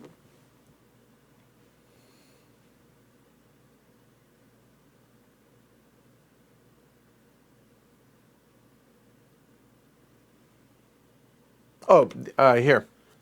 The event is activate all guerrillas in 1 wilaya, which that would be really bad.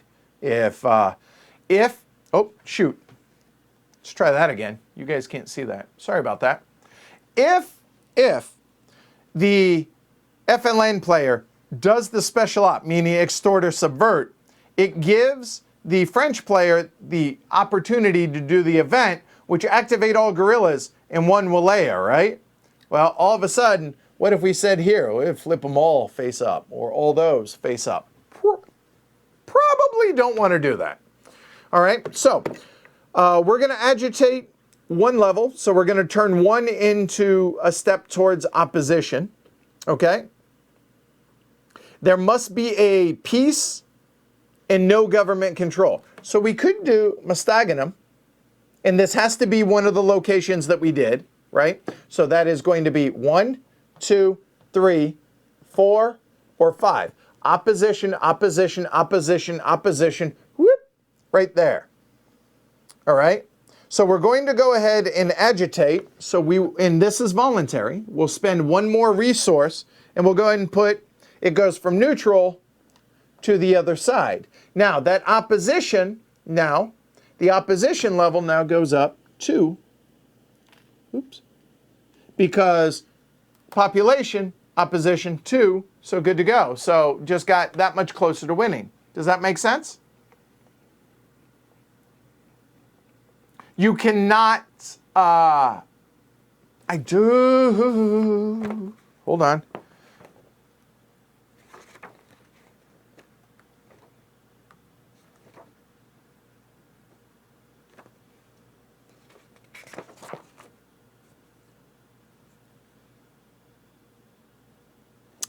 Yes, and you can extort Morocco and Tunisia. That is true. All right. However, I don't think we want to give the French player the opportunity to do the event. I think that would be too bad. So therefore, execute the op only, done for the FLN player. Okay? All right? And Jonathan, no. By the way, I did go over all of the handwritten stuff that I have here. I did go through the living rules in anticipation or ahead of this. So let me get to the agitate. Give me just a second. So the living rules for agitate.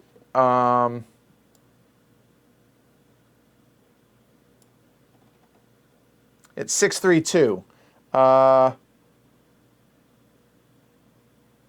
Well, hold on. Nope, the space has to have an FLN base or FLN control. However, if you go to 632, which is in the rule book, obviously,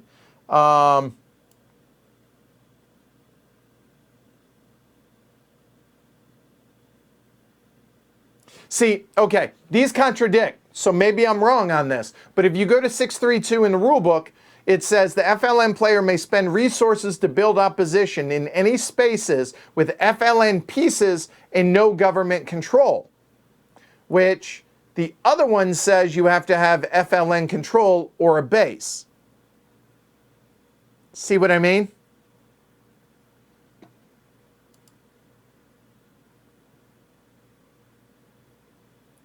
Okay, so I guess so I will cross that off. Drop my mouse, hold on. All right, so disregard that, my cross off. Okay, I will go with the peanut gallery. So that does apply, so never mind, we cannot. Maybe that is only I'll take a look, but nonetheless, so we cannot agitate, actually, as it were. And the reason we can't agitate is because of the fact that there are no terror markers, and opposition, opposition, opposition, opposition, we can't do that, so we're going to gain that back there. Okay, so my bad on that. Aha, okay. So Richard, yep, says what Laura did. Only during the propaganda round is when 632 criteria is met. Thank you for the correction, Laura and Richard. All right, cool, good. So they are going to do the op only. So now it is our side with the French. So literally, we can pass or do a limited op. Can't do the event. Womp womp. Okay? Yep, there you go. Stick sag. Appreciate it. Good looking out. So let's look at the limited op now. Okay?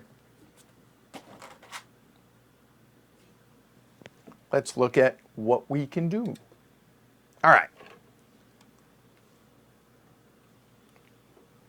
All right, training. Add Algerian cubes, build support, affect the France or border zone tracks.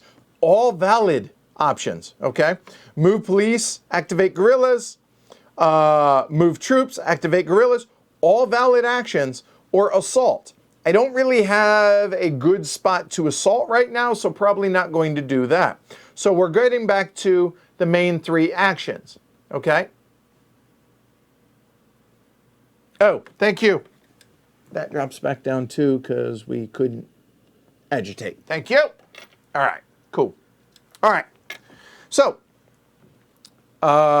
we have 3 bases out there. We have, so in a city or a sector with a base. So sector with a base, sector with a base, sector with a base. So Medea looks like a pretty good place, potentially. However, place up to 4 Algerian cubes. You know what we don't have up here? Algerian cubes. Now, we can move from the board if we do wish to for training, okay? We would be able to pacify a location, basically is the opposite of agitate, okay? Doesn't really seem like that great of an option. So garrison or sweep allows us to move police or move troops, okay? And to activate guerrillas. So now, we're only going to be able to do a limited op, which means we can only do this in one location, okay? So, move police or move troops. Any population +1 or 1 or higher space, okay? Including resettled sectors. So even if it says 0, we still can do it there. We can still garrison cops there, police. It costs us 2 resources, and we can move up to 6 police cubes. Okay? We're only activating the place where they're going, the destination. So therefore, we can move from all over the board to one destination. Okay? Then in one space, we can activate 1 guerrilla for each police cube. Okay? Mountain spaces, it's 1 for every 2. Plains, it's 1 for every 1. It's a 1-to-1 ratio. Sweeps can be anywhere. Cost 2 resources per space selected, but again, we can only select 1 space. Move troops, obviously not police, into adjacent spaces. Troops move slower. Okay, at least with this option. Then activate 1 guerrilla for each cube there, again on a 1-to-1 or 1-to-2 ratio, depending on if it's plains or mountain. All right, so what I'm thinking is we look at places that have bases that are susceptible for this, okay? I mean, Bougie isn't a bad location to go after, potentially. Sucaras is a good place, I think, to go after there. Now, if we do Sucaras, we can move the troops over because they're adjacent. If we do Bougie, it would probably be, it would be a garrison. It'd be a sweep for the military, whereas police would be Bougie. We have a bunch of police out here not really doing a whole lot. So I think we go ahead and do a garrison action. All right. So any population greater than 0, including resettled sectors. Okay. Move up to 6 police between locations. So locations, though, hold on. We can't move them that have 0 population because even though we're only activating 1 space, the location only allows us to move, I believe, let me double check.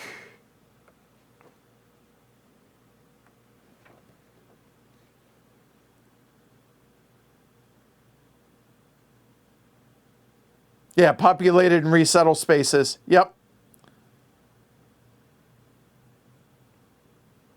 Yep. All right. So maybe we do the sweep instead. And feel free to chime in here, guys.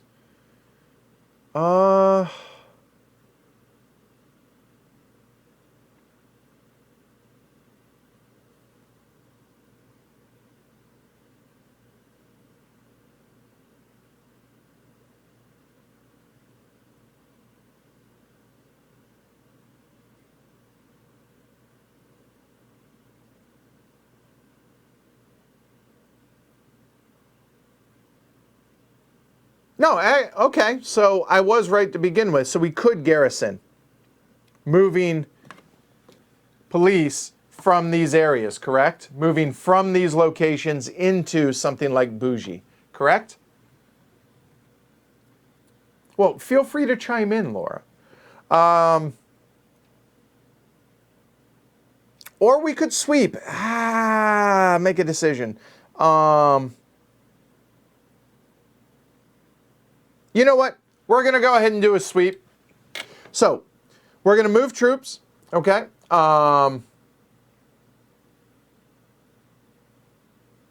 Move your Algerians to cities where we cannot subvert them.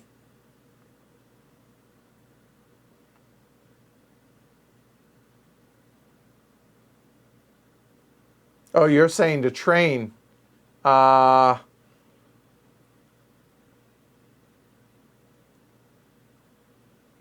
okay, so I was doing it right.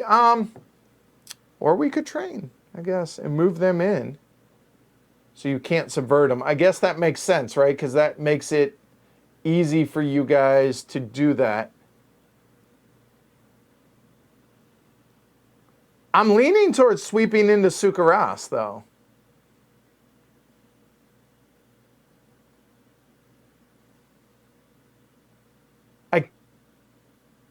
Yeah, I think so. I think that's what we're going to do. So it's going to cost us 2 resources per space. I obviously can only activate one area, so we're going to go ahead and spend the 2 resources there. And to do this, move troops, not police, into adjacent selected spaces. I selected this space. I'm going to move 2 police in there. I can move as many as I wanted. It has to be to an adjacent area. So let's go ahead and bring it up there. Okay, so we move 2 from here and then 2 to there. Then it says, then activate 1 guerrilla for each cube there. But it's a plain space, so it's a 1-to-1 ratio. Okay, so the 1-to-1 ratio, there are 3 troops, so all 3 of these get flipped up. Those have been activated. Boom, done. That is my action. So therefore, the second eligible now executed a limited op, and boom, done. That's the end of that turn. So this card goes away. I'm just going to have a discard pile off camera. You guys, no big deal. So the next card now is Assassination. So these now reset. Now, second eligible, first eligible. So now the French go. Yes, they get back-to-back turns. Okay? Oh, actually, hold on one second. Thank you. See, and this is where I'm trying to keep things moving, but I'm rushing too much, so I apologize. That comes off. 1, 2, 3, 4, 5. 1, 2, 3, 4. That flips over. Okay.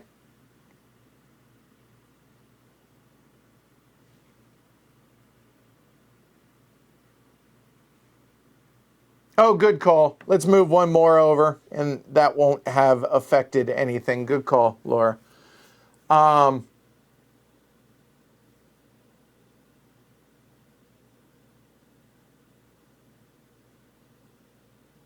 Yeah, there we go. Okay. That makes sense? All right. Good. So, let's look at what the card is. Crippling leadership loss. Remove 1 guerrilla from any space to casualties, and then roll a d6 and remove that many resources. Not really that great for us, all right? All right. Whereas we do want to look at what the FLN has. Place 1 guerrilla in any space from available or out of play, and they get to roll and get resources. Out of play includes here, because they have none available, but they can from there. Getting them resources, I mean, that's... But I think what we're going to do, now that we have actually got our troops in position, okay, yeah, now that we have our troops in position over here, we're going to assault. and try and eliminate the enemy, okay? So we're definitely going to execute an op. So we're not going to do the event. So let's go ahead and take a look at this here, okay? All right, so an assault says the goal to eliminate the enemy, right? All right. Spaces with troop cubes and enemy pieces. Checks out. That's good. Okay, good. 2 resources per space selected. Well, if we look at the big picture out here, we're definitely going to select Sukaras. But if you notice, troops. So there are no enemy troops. There are no enemy troops. There are no enemy troops. Or enemy units. And there are no enemy units. So there we go. That's going to be one location. All right. So that's going to be 2 resources. We know that. You know what? Let's go and bust that out since we now know what the cost is going to be for that. There you go. Okay. In each selected space, remove 1 active guerrilla or base for each troop cube, or 1 for every 2 in the mountain, in a city or border sector. A border sector is if it borders Tunisia or if it borders Morocco. It is bordering Tunisia, okay? So for each, in the city or border sector, police count as troops. Nice. All right. Remove guerrillas, go to available and casualty box alternating. So 1 goes to available, then goes to casualty, and it's always available first. So available, then casualty, then available, then casualty, etc., etc. Bases go last, and if any underground guerrillas remain, you cannot remove a base. If you do remove a base, though, you get +1 commitment for each base removed. All right. Wow. We have 4 troops. It is planes. We get to remove all 3 of these, right?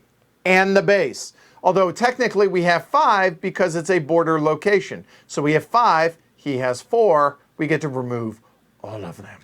But 1 to available first, and when I move them to available, I turn them face down because they always come back in face down. So that's 1. And then it goes to, casualties. And then the 3rd one comes back to available. All of the troops have been, all of the guerrillas have been removed. So now we're going to remove a base. All your base belong to us. So the commit goes up 1 because we removed a base, which means this goes up 1. But then they lost a base, so that goes down 1. All that makes sense? Okay.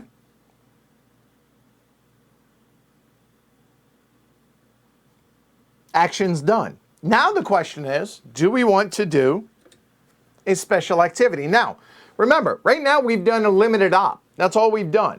If we continue and say, continue and say we're done now, we would do a limited op. You know what that means? We get to go first next turn too. And he can't do the event. So keep that in mind, right? I mean, we did technically execute an op only, but it was only in 1 location, so therefore by default, we want to choose this because we go first next turn, and that might be a really good card. We don't know, okay? So right now we're here, we might also be there, okay? All right, I hope all this is making sense. All right, so we assaulted, so we can only do a troop lift. So let's look at the troop lift. Get it focused there, okay? Here, the event is place a guerrilla in any space from out of play or available, but probably out of play, and roll a die, and they get that many resources, okay? All right, cool. All right, so let's look at what a troop lift is. Mass French troops, French, so blue only, quickly for an operation. A company op can be any, remember, any of those can be, okay? Any 3 spaces. Redistribute any French troops among the selected spaces. So I could put 3 markers out there anywhere, and redistribute between them. Now, between them, okay, French troops. So let's say we wanted to go do an operation in Tizi Ouzou next turn. We would probably want to do something like that. Maybe we put one there, and I'm not thinking this through right now. Maybe we do something there. So now between those three locations where I put the black marker, I can now move any French units. French troops specifically. I apologize, French troops. Okay, so French troops, because to go there, normally troops can only move adjacent, but here they're airlifted or troop lift. So moving from here into Tizi Ouzou, and I could also move some from Soukaras into Tizi Ouzou, or I can move some over to Soukaras, or I can move some into Algiers. Okay, cool. All right, so that is nice, but here's the thing. We're preparing, we could do a sweep here next action if we do that, right? And a sweep is just like what we did in Soukaras. However, if we choose to do that, though, that means we're doing this, which means we're going to go second, and we might be limited on what we can do. Plus, it gives the FLN player the ability to do that event, and it gives them the ability to choose whether or not to do the event next turn. So as you can see, there's a lot to juggle here, right? I'm of the mind... Man, that seems really good, though. Damn it.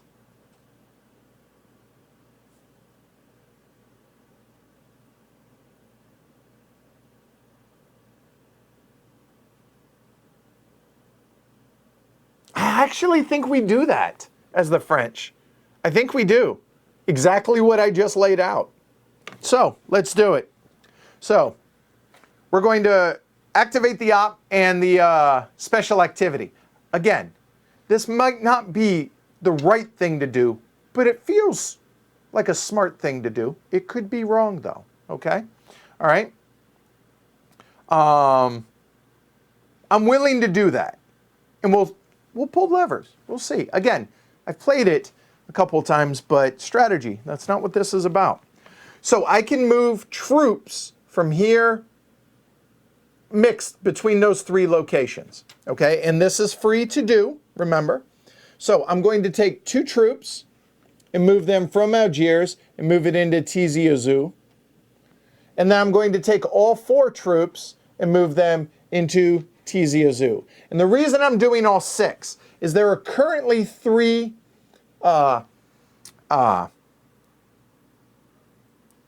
inactive or underground guerrillas. This is a mountain location, so it's going to require 2 troops per to flip them up. So that makes sense. Okay. Oh, hey, Volko's here. Hey, Volko.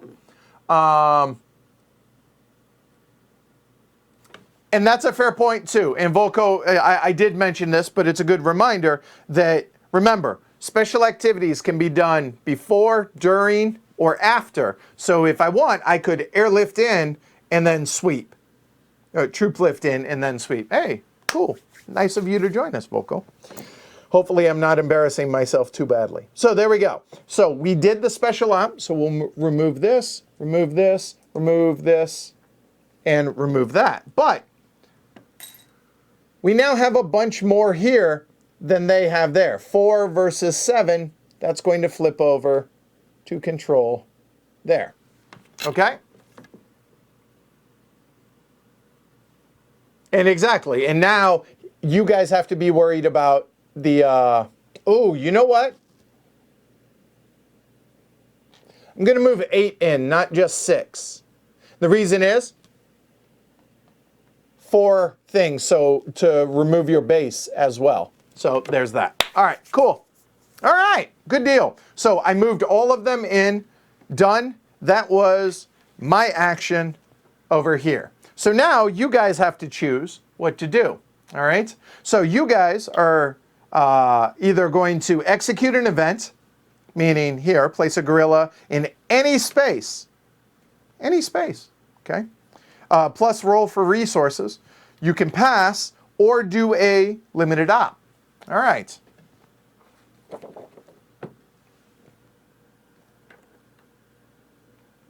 Now, I say you guys, but I'm actually us collectively. Okay? I mean, the event's pretty good. However, you guys doing a limited, or the FLN doing a limited op, they need to bring at least one more troop in to protect that base. All right? No, hey, thanks for the designs. Hopefully you're enjoying this, Volko. All right, because it takes 2 troops to remove a unit, and you have to remove all of the units first, it's actually 2 steps. It's the sweep and then assault. So would have to turn them all face up, and then to be able to protect the base, you want to have at least 1 more to be able to do so. All right? All right. You know what? I'm cool with that. It speeds things along. Richard, you obviously have a fair bit of experience. I'm cool with Richard being and Richard and Laura collectively, actually. All right, y'all say the event. Gonna do the event. Place 1 guerrilla in any space from available or out of play, and then roll. I'll roll afterwards, but where do you want to place the guerrilla? I'm going to assume you're going to take 1 from out of play here and place it here into TZ Zoo. I'm assuming. Okay? I'm assuming that's what you guys want to do. But if not, please correct me. And then finally, we get to roll some dice.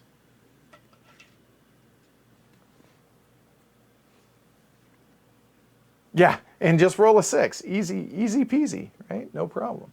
So, all right. So when you guys know what you're going to do, prep that. Go ahead and say, all right? If you disagree, I'm going to go with whatever makes the most sense to me, okay?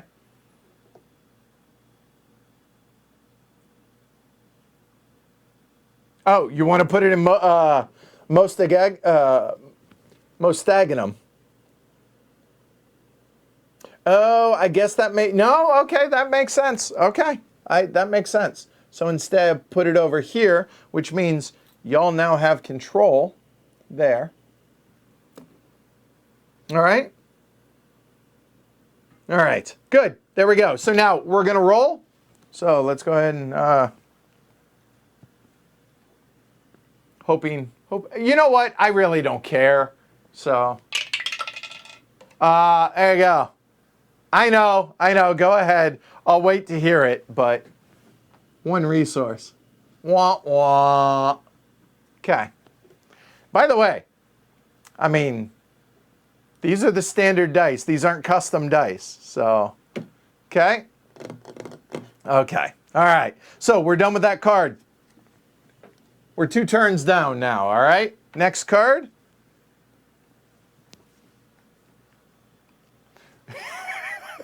Rolled appropriately, obviously. All right, here we go. We have economic development. Oh, God, wait. Let's back up. I got a lot of balls in the air here, guys. The important thing, card number 36, assassination. The background is, the illustration is of Zulika Ichaib, one of the few female FLN guerrilla leaders. Shortly after her capture in Walaya 4, she was executed in October 1957. All right, so there we go. All right. Yeah, my bad, guys. I mean, my bad. All right, so while I'm here, let's go ahead and read the background on the economic development card. The Constantine Plan, announced by Charles de Gaulle in October of '58, was an ambitious scheme to improve the standard of living for Algeria's Muslim population. Distribution of land, construction of housing and schools, raising salaries, and other initiatives were intended to address their grievances and build support for continued French rule.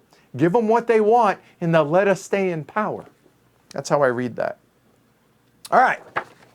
So, let's go ahead, reset that. There we go. So the FLN, the action or the event is for the French side, set up 2 government-controlled spaces to support. That's tasty. I like that. Or Military funds diverted to social enterprises. -6 to the government resources for y'all's event. Woo! Could use the event to sneak an underground guerrilla into a support space.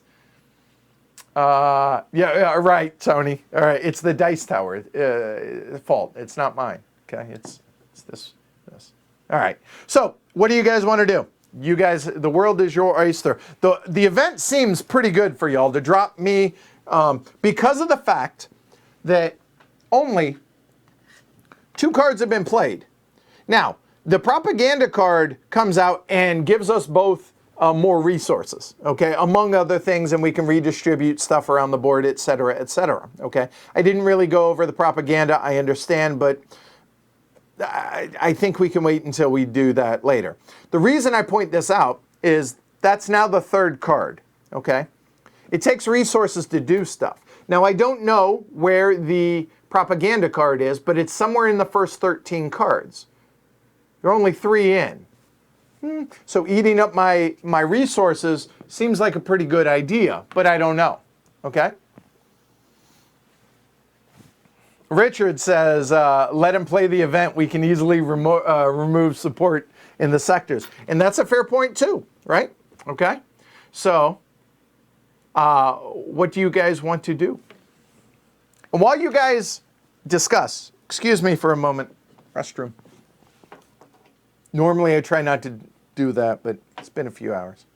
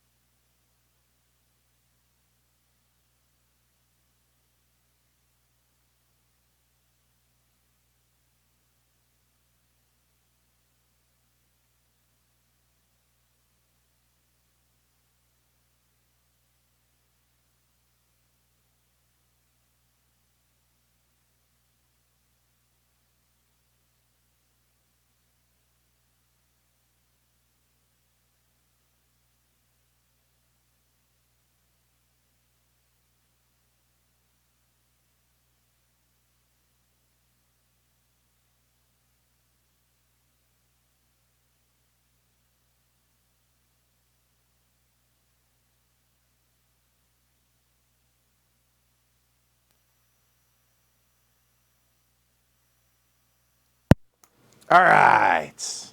Cool.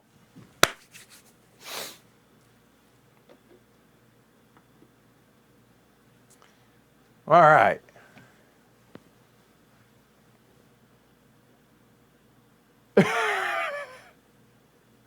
You know the next card's a propaganda. No. Come on.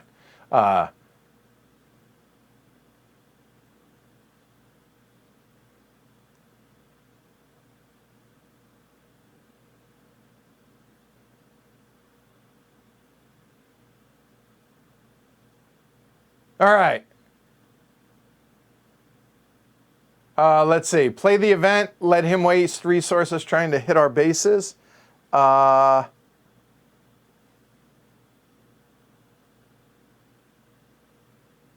wait, hold on, wait. Okay, rally, agitate, Mustaganum. All right, cool. That's what you guys are gonna do. All right.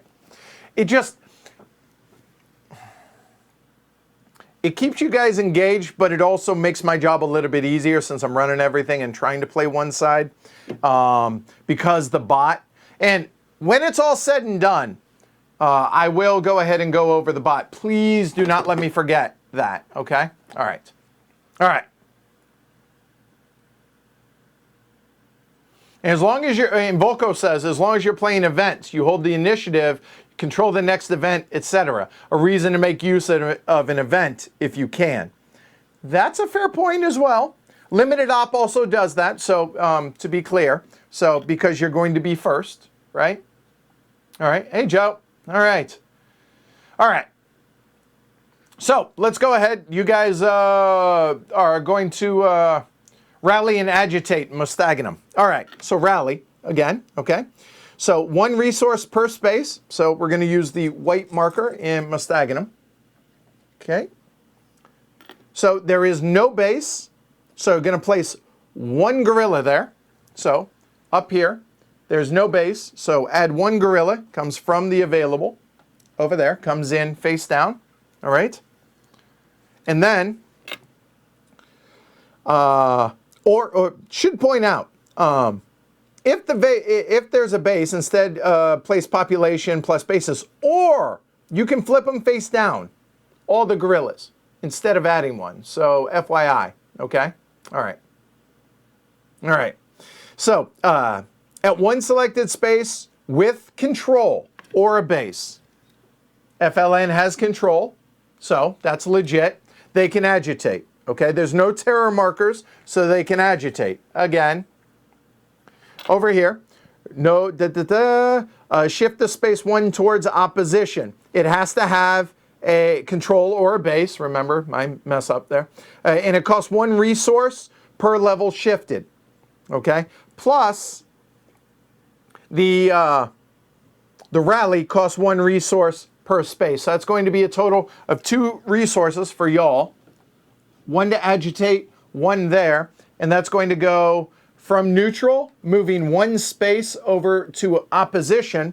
Well, now opposition just added 2 more, whoop, up to 20 for y'all. Okay? That makes sense? Yeah, that Volko guy, what does he know? All right, so you guys just did the limited op there, okay?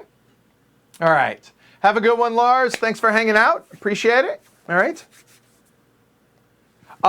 It's here. Let me be clear here. And Tony says I thought it was 2, right? It says place 1 gorilla or replace 2, taking 2 off and put a base in.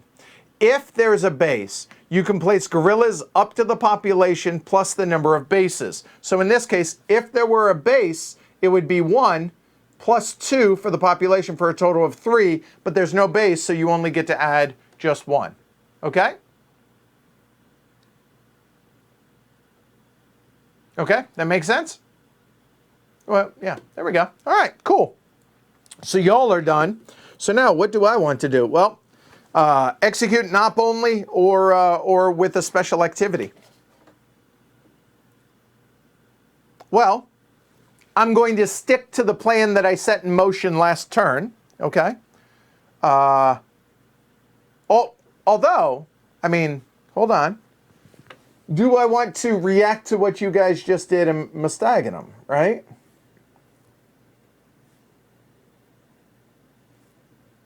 I'm going to go second no matter what, right? Because, well, no, it doesn't matter. Even if I pass, I'm still going second. Why? Because the first eligible, you guys went onto a white colored space, so therefore you're going to stay first eligible, even if I chose pass. Does that make sense? It doesn't flip-flop or anything. It all depends on what this player did. Okay? All right, cool. Hopefully that makes sense. So there's no reason to not do the special activity that I can think of. I already moved my troops in, so yeah, I'm gonna go ahead and do a sweep. I think so. Hey, Gaurav! What up, brother? It's been a while since I've seen you. So, hey, hope you're doing well, man. All right, so we're doing a sweep here. Move troops, activate guerrillas. And it's always a may move troops. So, location, any space. 2 per space selected.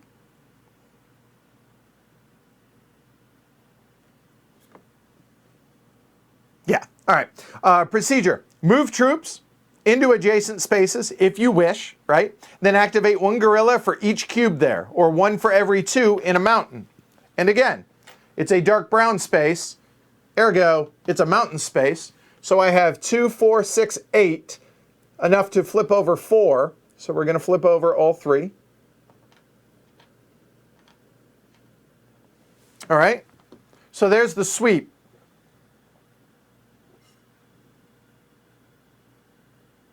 Okay? All right.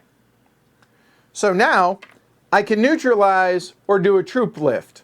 Well, let's take a look. We've already covered the troop lift. Let's talk about the neutralize. Destroy exposed pieces. It can be teamed up with garrison or sweep, okay? Up to 2 spaces with troops and police.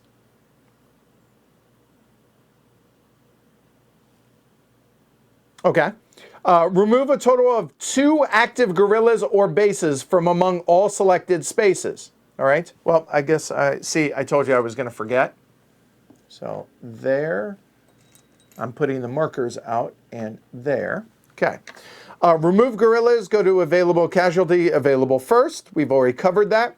Bases last, and remember, you cannot remove a base if there are any underground guerrillas, but you have to remove guerrillas before bases. Now what that means is I can't remove an active guerrilla. Oh, I removed an active guerrilla. There's none underground. I can remove the base. No. You have to remove all of the active guerrillas before you can remove the base, to be clear. Okay?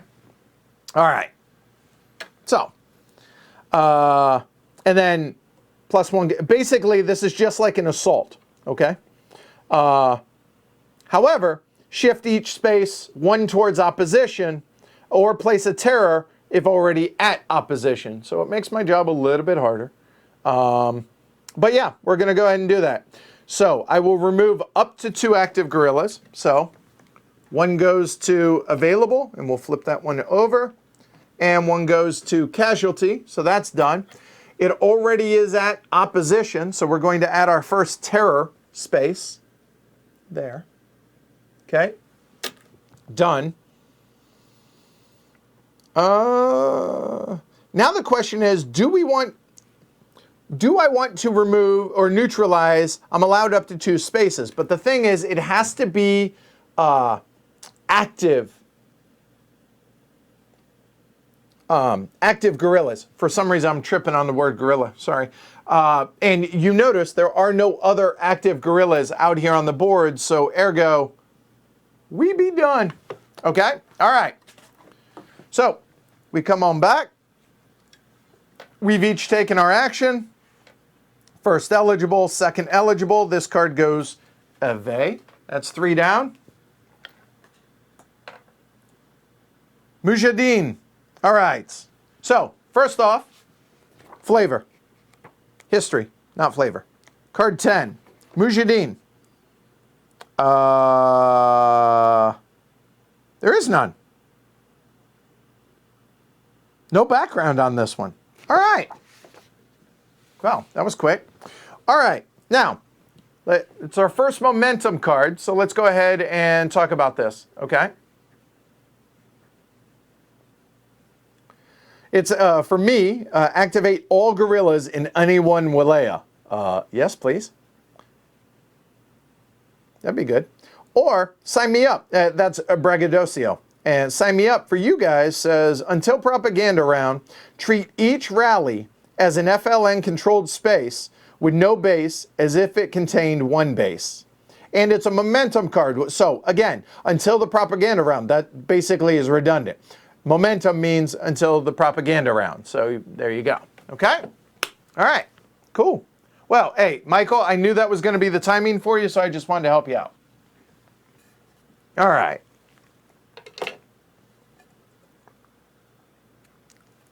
And yeah, one other thing. If for anybody that is unfamiliar with coin games, in other coin games that I have experienced, I haven't played them all, you actually get to see what the next upcoming card is.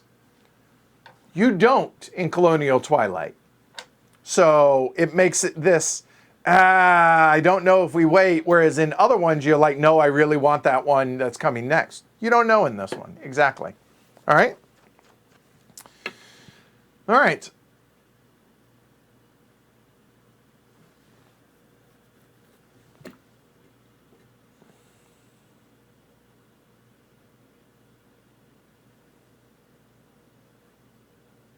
And let me look that up, actually.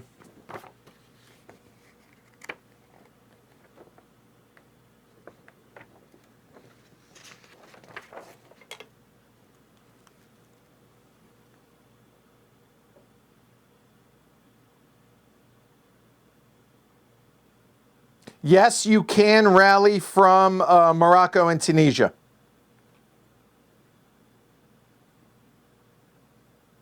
Okay.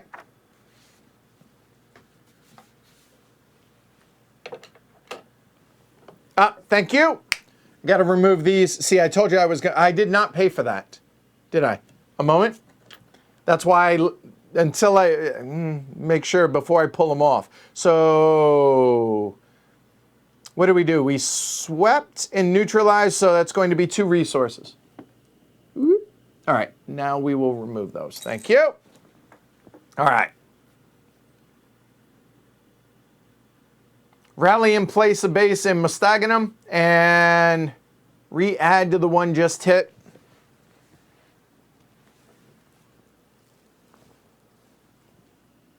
That was weird. Okay. All right.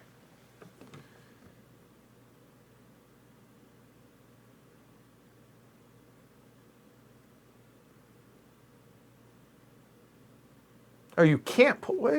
Hold on. Oh, wait. You know what? That might be. All right. And add the front. Okay. So, what you guys are doing is going to do an op with no special activity.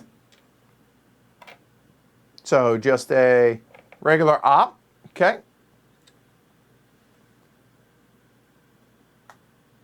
Oh, nice, Ian. And David. All right. Okay.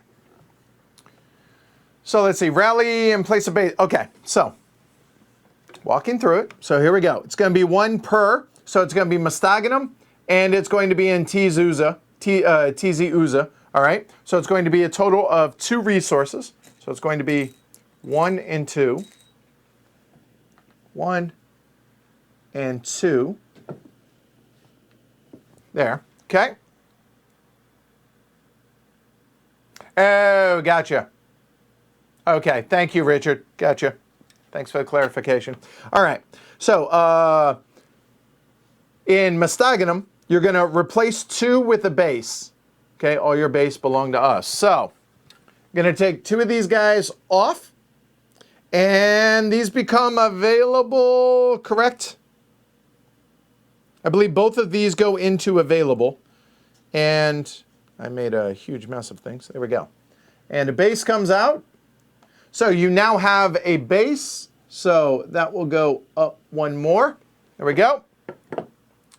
And the France track, that should be at 3. I bumped that. And I'm going to put this here. So it's going to be 1 more there. Okay. All right. So we took care of Mostaganem and it's paid for. So we'll clear that off. Okay. So the next one is going to be or flip all guerrillas underground at a place if there's a base. There is a base, so therefore flip all of them underground in lieu of placing any. All right, that flips over. This comes off. Paid for, done. Okay? And then last but not least, it says, and if you mess with the French track, shift it, the marker, 1 box. Okay. All right. Yeah. Oh, this is genius. This is really, really good. I realize it's probably a stupid little thing to be excited about, but this is just really well done. All right. Cool. So you're shifting the France box 1, and let me go ahead and zoom in a little bit on that so you guys can see it. Okay? All right. There we can do a little bit better. All right. So as you can see on that, the commitment is going to go, the French public's will to fight back in France goes down considerably, and the resources go way up for you guys. So that's a really good thing for you guys to have that all the way over. All right. Not something I need to neglect. So there we go. Okay. All right. So that is your guys' op only. So now,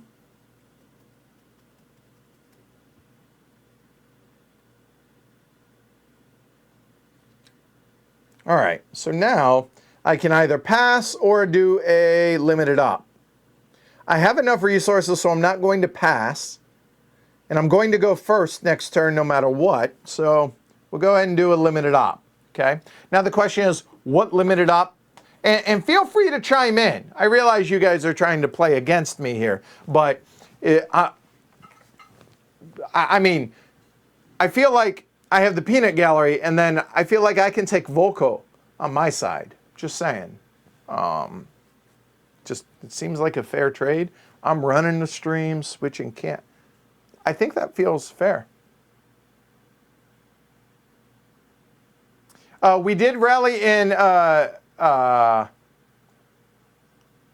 TZ, but it was to flip that underground is what I was told to do. All right. Or we could have added 3. And that probably makes more sense instead of flipping that. I think that's probably what you guys would have done. So keep that one face up. And when you rally, you're going to be able to add 3. Yeah. Or 2. I guess 2 is plenty for that. I was just doing what people I thought said. My bad. Sorry. Okay. Let's see. The middle zone on the east border. Is that a black gorilla? Right here? It is. In Tebessa? Yes. Okay. Okay. Did you want to add 2 or 3, guys? Okay. I did message Brian. Let him know we were streaming this. Oh, Volko. Man, boo. Neutral. Switzerland. All right. So, my options. Going to do a limited op, so it's only going to be at a single location, and I don't know. I feel like I'm a bit on the back foot, but I want to be able to remove y'all's bases. That obviously was not the best action over here in hindsight. Live and learn. We are going first, however, this turn. So if we were to sweep, I could assault next turn and remove all of those, right?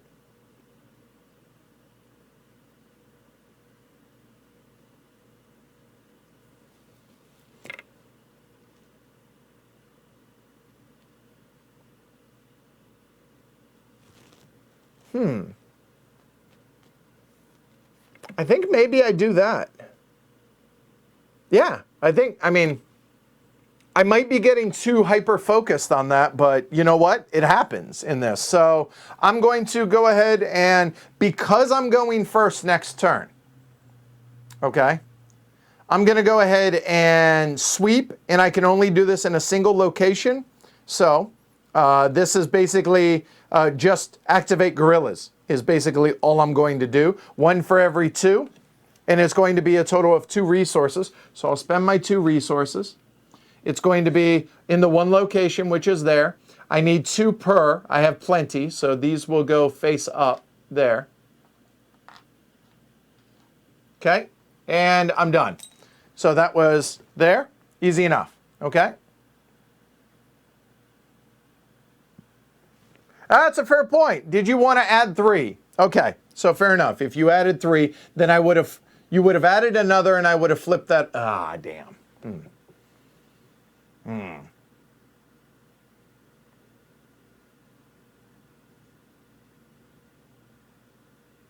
I'm still going to go ahead.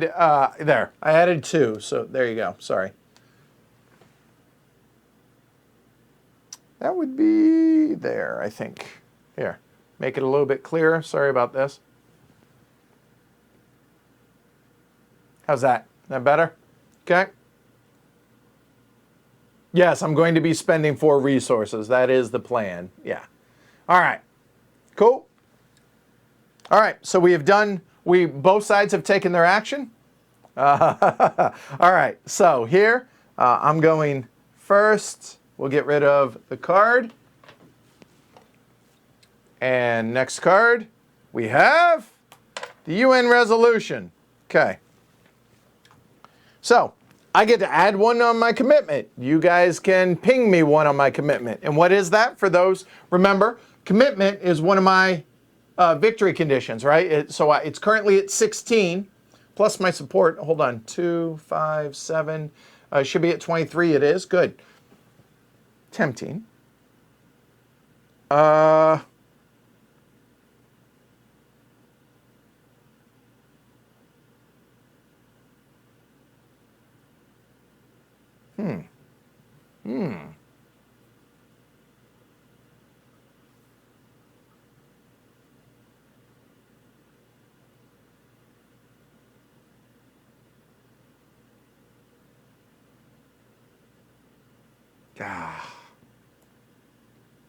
See, and this is the sick thing about this, is if I only want to do this, that's great, right? I'll be able to be first next turn. But if I do that, it gives you guys the opportunity to go whole hog on your...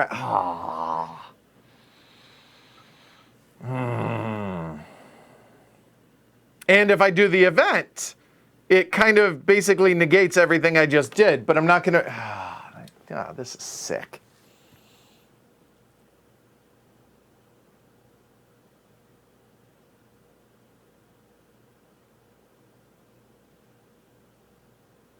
Oh, I forgot to read the, flavor text, 21. Somebody's got to remind me of this. This is a big one, so hold up. All right, so here we go. Nope, wrong one. I was looking at the wrong one, not that big. The United Nations frequently discuss the Algerian question from the time of the beginning of the revolt in 1954. On December 20, 1960, the United Nations formally December 20th, 1960, the United Nations formally recognized Algeria's right to self-determination. This strengthened international condemnation of France's actions, even though they were about to enter peace negotiations with the FLN. All right. So, I'm not going to let you guys drop my commitment. Because it's already dropping 3 right now on the France track. So that's not going to happen. So either I'm going to get the event, or I'm going to do a limited op and remove those 4 insurgents, guerrillas, whatever. I don't know what the right thing to do is.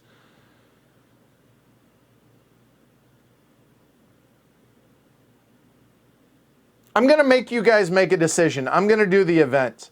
So I will just get a +1 commitment. +1 commitment means that bumps 1, which means that bumps 1. Done. There we go. Okay? Exactly. And it gives me the option to take the event again. All right? Have a good one, Chad. Thanks for hanging out. Hey, Chisholm.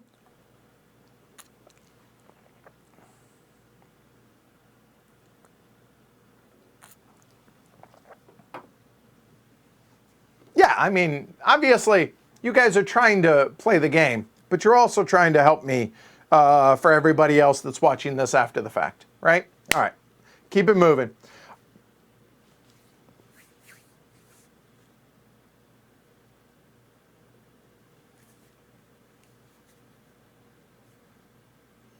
By the way, I'm loving the chair. it was I can't even really say it was an investment because it was kind of a angel investor allowed me to buy a used Herman Miller Aeron, and loving this. The lumbar support, the fact that it tilts forward with me, that's nice. Yeah, super, super comfortable.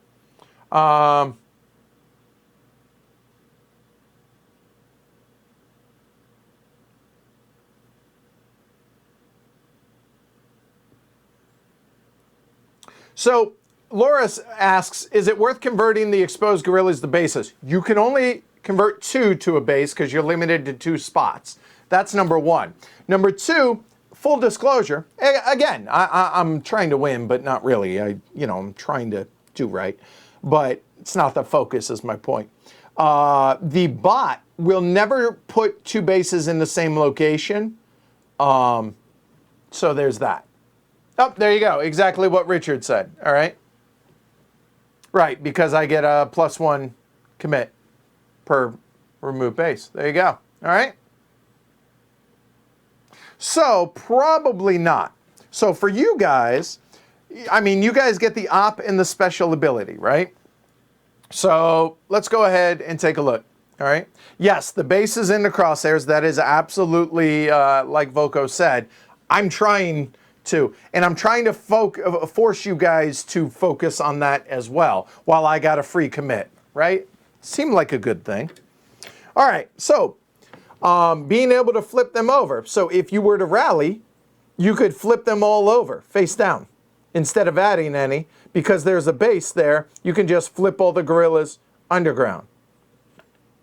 Okay, so that is an option there. I mean, and it doesn't make sense. There's already a terror marker and it's already opposed all the way, so agitating doesn't do you any good. So that would cost you 1 resource to flip all of those down. I think that probably ends up being what you guys do. I mean, you could attack. There's a lot of juicy targets there. Okay.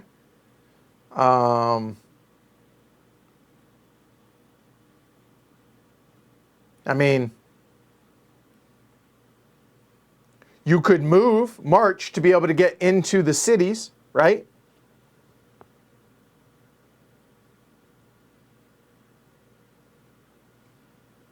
And that is a fair point. You guys have a bunch of units just hanging out in Morocco and Tunisia, right?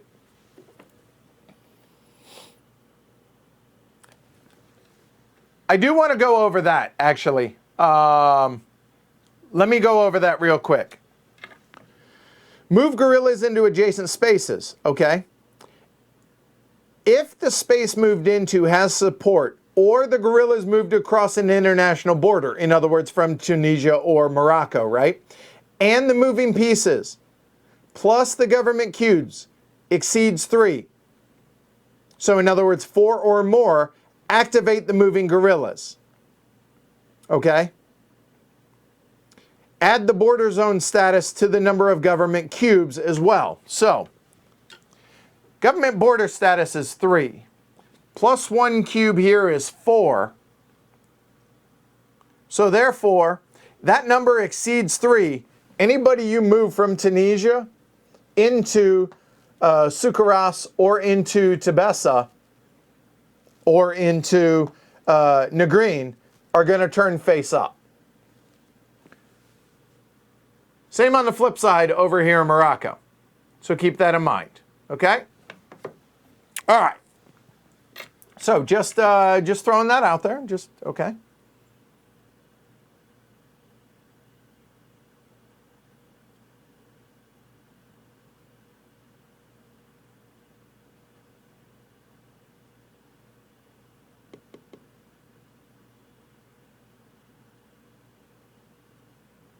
So anybody you move in, either Tunisian or Moroccan, are going to flip face up. Okay?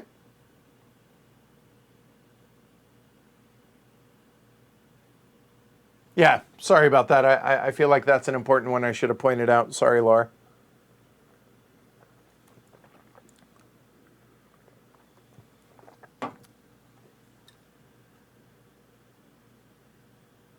So you guys are definitely going to rally. Gathering that, right? All right. So going to rally. It's one resource per space, per track, yada, yada, yada, right? So white markers.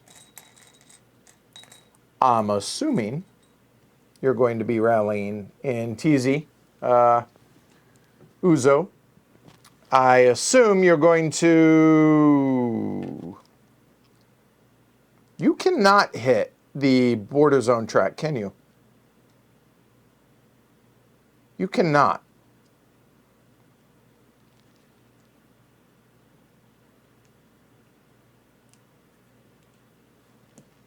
So there's that. There's no other track. You can't hit the tracks, guys.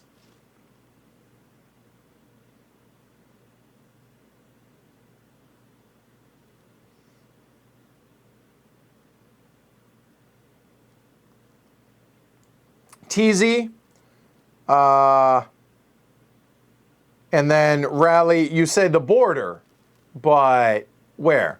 Oh, Sukaras, okay.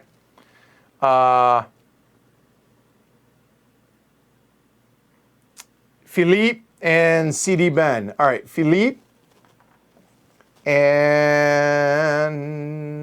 I'm looking. CD Bell. Or make sure I'm not.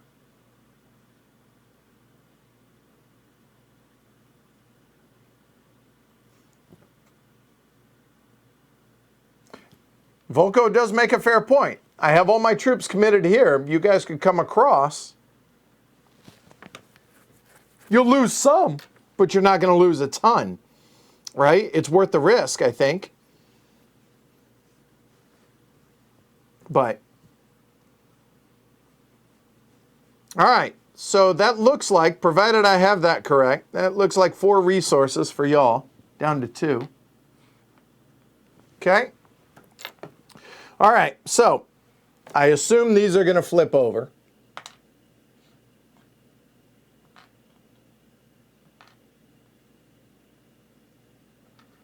Now keep in mind, y'all only have 1 though.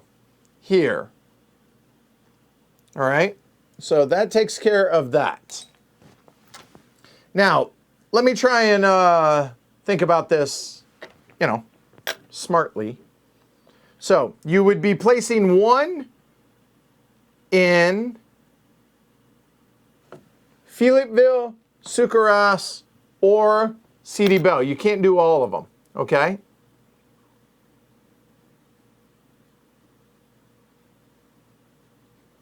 You see what I'm saying? The fact that you only have 1 force available here.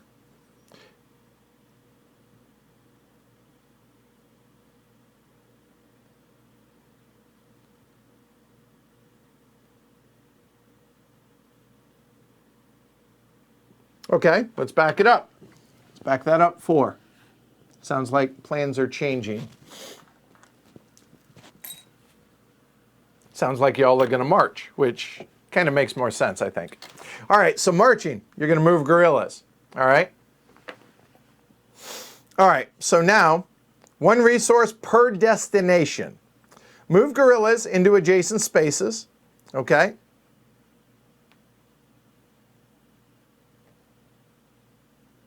Higher than 3, activate them. And if they're in the same wilaya, they can march again, okay?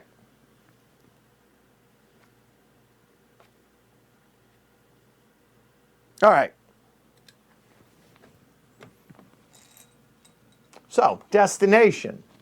There's going to be 1 here. Flip those back over.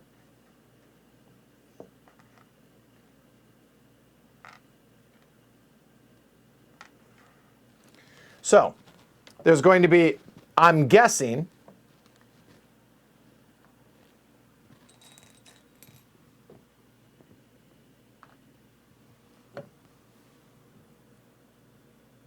yeah, I know. No, I don't mind this. I'm enjoying this. Now, the 20-second delay is a little annoying. I actually thought about calling up JT, but I think he's busy and having him be the opposing person. Once I decided I wasn't going to use the bot. So, you know what? while you guys discuss this, for those watching at home after the fact, I'm going to go ahead and talk about the flow chart. And yeah.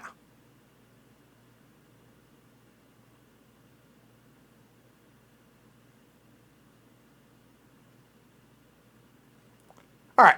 So while you guys are deciding, let's go ahead and take a look at the flow chart. This is for the bot. I understand why they did this, but it's not intuitive in a sense that there's a reason why actually playing this with the peanut gallery is quicker than me doing this, not being super well versed with the bots. Start, got that part. Limited op and resources at 0, then pass. If none, then keep going. Then for each FLN Algerian base at a +1 population, if it has +2 underground guerrillas and +1 at 0 pop. At the beginning of the game, the answer is no. So we move over here. Was the government active? No, because they started at the beginning, right? So it would move over, etc. And then it goes into whether they would rally or march. And then in up to 6 bases, or for up to 2/3 of their spent resources, unless less than 9. Pause rally to extort if you ever get down to 0 resources. Have no more than 1 FLN base per Algerian space. And remember, that's the rule that we had just talked about, what the bot was going to do. At 3+ guerrillas and no cube, ignore if doing a limited op, replace 2 guerrillas with a base. You notice that little cross right there, right? Then says, if able, place or flip that max population +1 guerrillas and at least 1 underground existed to each base, basically protecting all the bases. Then, next step, if okay, can't do that, at 4 or more guerrillas, replace 2 guerrillas with a base. Same rule applies down at the bottom, okay? Or, at all FLN bases with less than 2 underground guerrillas, rally at 0 population and abroad, only if no underground. Again, same rule applies there, but place guerrillas until none are available, then from the map using active guerrillas only. And then there is a hierarchy of that. However, if there are none, you then go into the march. So you can understand, you can see how this can be a very time-consuming thing unless you are very well versed in this, which I am not. And realistically not going to be, given the level of amount of streams that I do, etc., okay? But the bot is here. I also want to point out, the person that wrote the bot for this, correct? And Volko, you can chime in, make sure I'm not misstating here. I believe was not Brian, it was another person. And they wrote actually a program that you can run on a computer that basically you just say what card came up, assume you enter what scenario it is, what card comes up, and then the bot just says what it's going to do, so you don't have to go through the flow chart. I would have done that if I could figure out a way to show it on the screen, and I couldn't in time, but I may do that on a subsequent stream of this, okay? But there you go. So, and there's more information back here. Propaganda round procedure, different things for the bot over here, different events marked for the FLN, and random spaces, depending on if you want to roll, etc., on this stuff. All right. So there's the bot, okay? All right.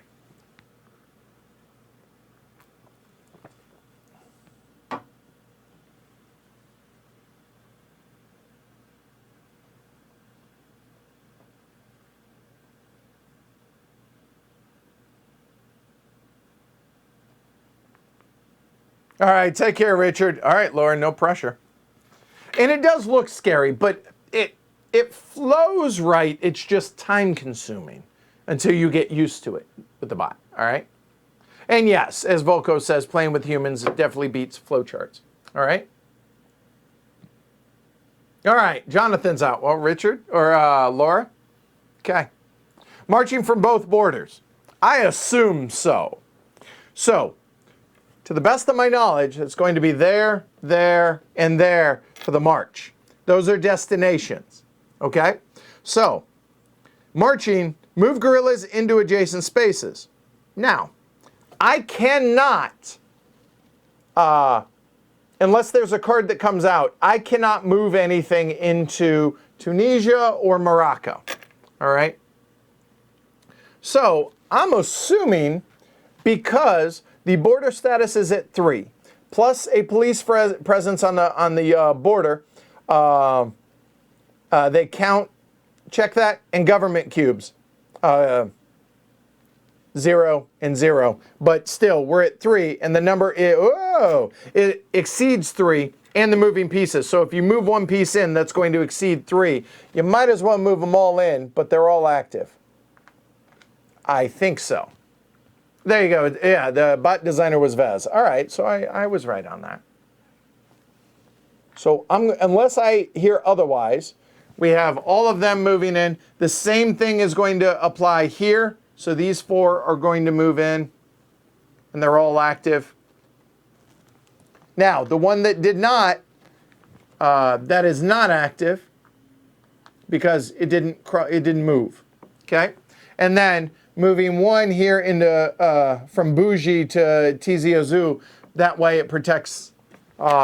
It has protection for the base. All right. So, because that was a march, it's 1 resource per destination. So, 3 destinations.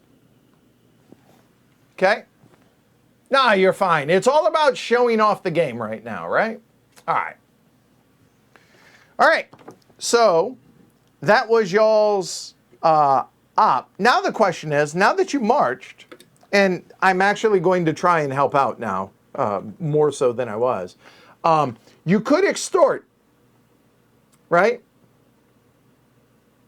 But they have to have underground guerrillas, but you're going to have to activate them.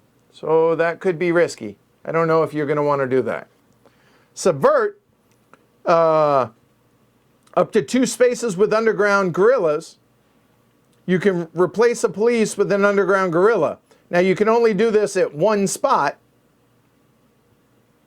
I think that's valid. I mean, you're already going second. So I see no reason not to subvert. So remove 1 cube and replace it. So it just has to have an underground guerrilla and Algerian cubes, right? So you could, it's got to have underground. Tebessa, Barika, Orleansville, or that's it.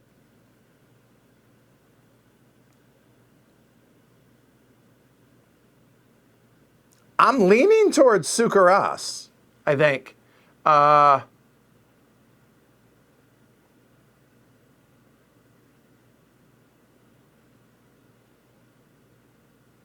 don't know, Volko, if he was. If there's an event he was guarding against, I don't.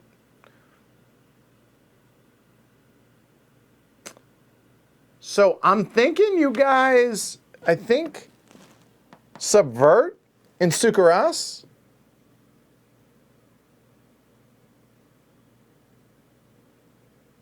Because then this would go there and this would go there. And that means you guys did this, but you were going to go second anyway. I think that's a fine option. Yeah, let's go. Let's go with it. So it's going to be me, Laura, and Volko against me. Kind of. There we go. All right, so first eligible. There. Card goes away. New card. Stripey hole. All right. The color on this one, 51.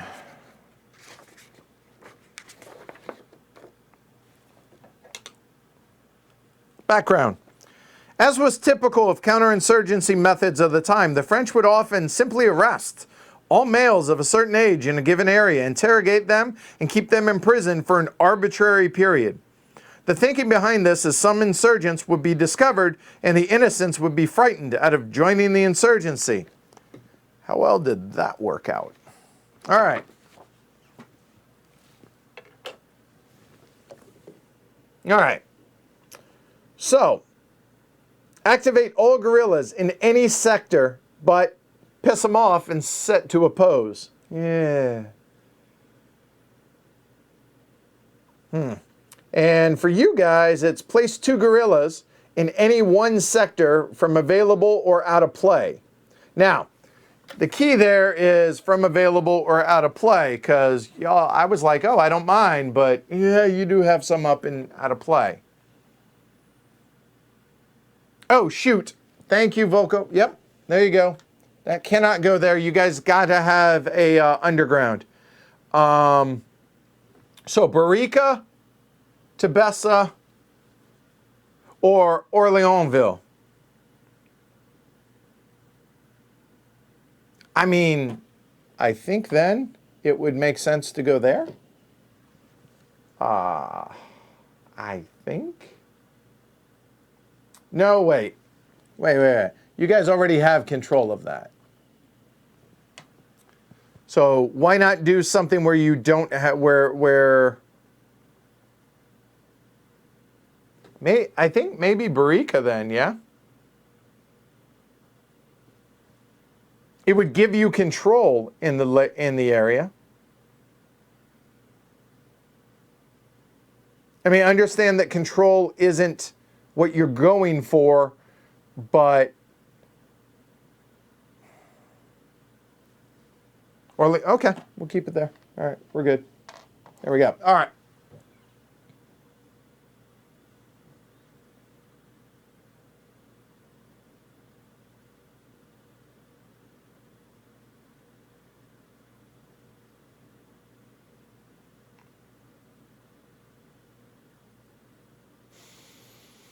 All right, so what am I going to do?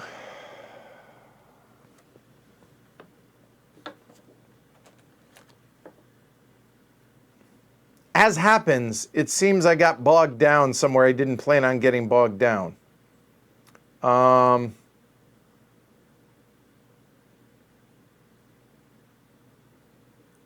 hold on. You know what I can do? I feel like I kind of wasted time in Tizi-Ouzou, though. The fact that I can't 2, 4, 6, 8, yeah.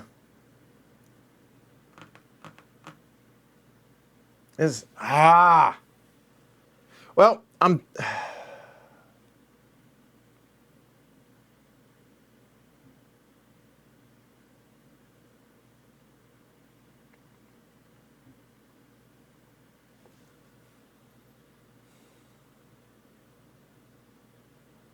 oh, this should have flipped, by the way. And that should have flipped.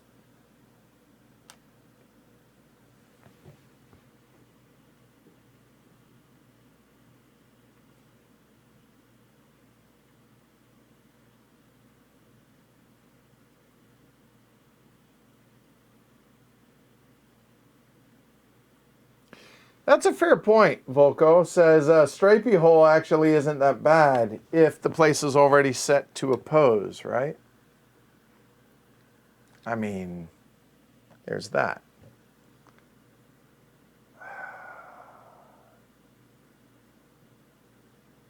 All right, what the hell? Let's try it. Let's do it.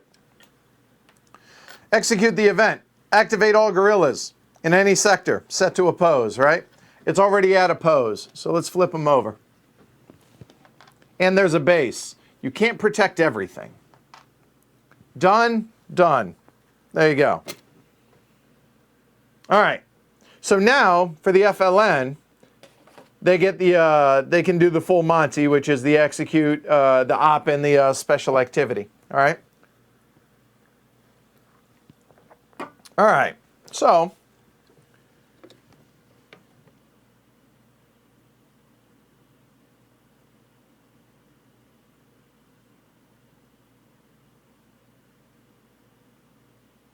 I imagine you guys are going to rally because, I mean, you can place a base here. You can place a base here.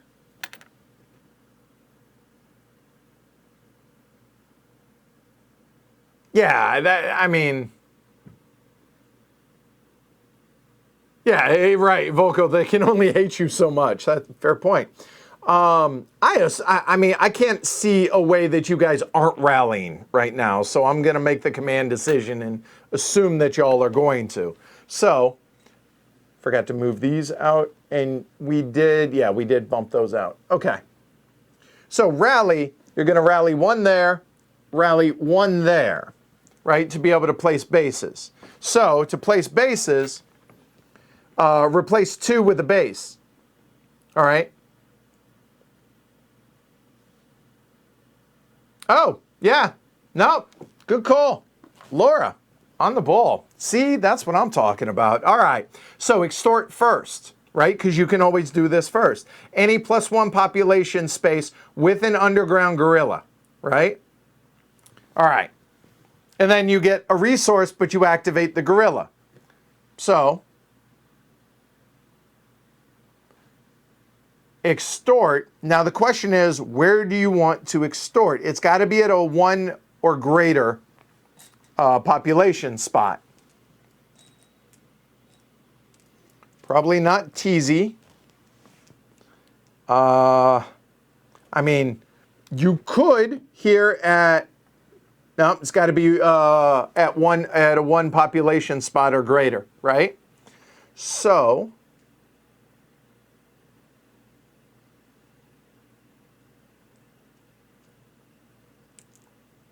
you could down here in Barica. You could at Tebessa.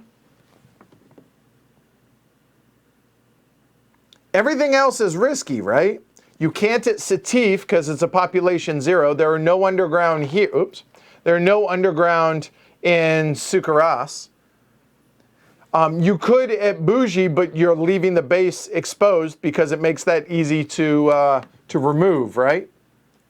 It's not a sexy extort, but it's 2 free bucks, which then pays for 2/3 of that. So it actually only costs 1, right?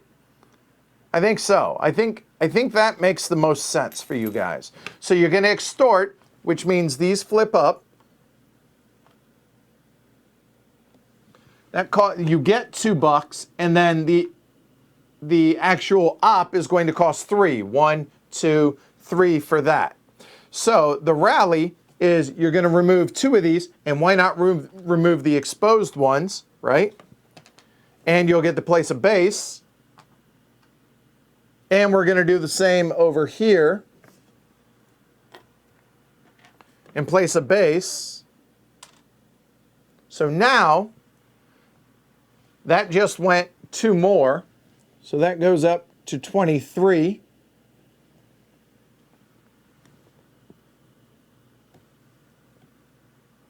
And then here at Orleansville, since there's a base, just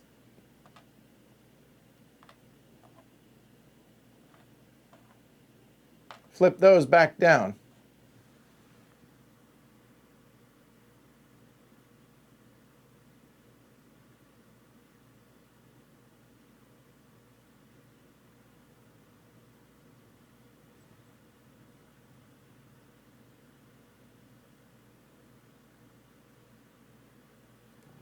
That it? I think I did that right.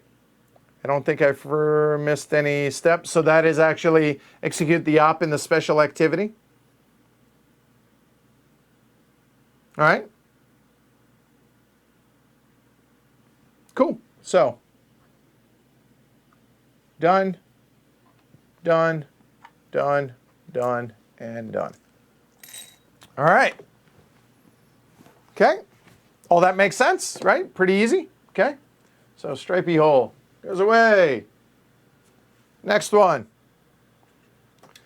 The government of the United States is convinced, card 22, This is the big one. All right.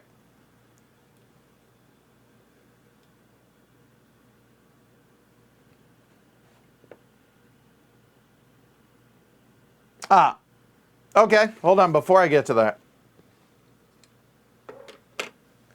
And if you extort here, that would give you an extra buck, and then you get to flip 4 of these face down. I see what you're saying, Chuck. Good call. So if you extorted here, flip that 5th one face up, and then because there's a base, just flip 4 back down. There we go.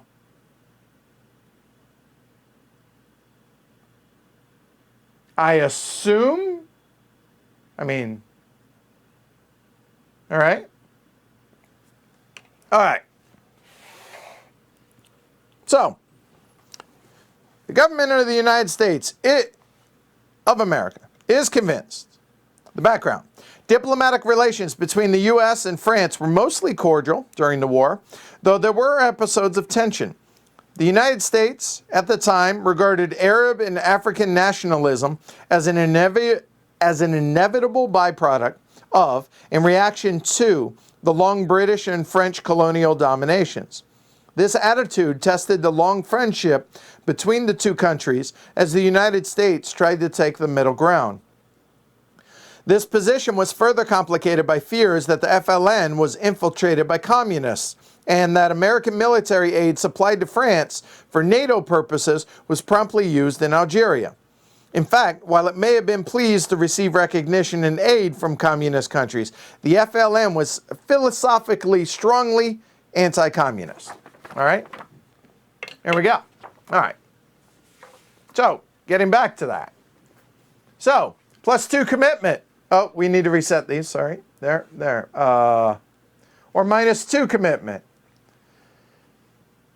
Oh, that's just so tasty. How do I pass that up?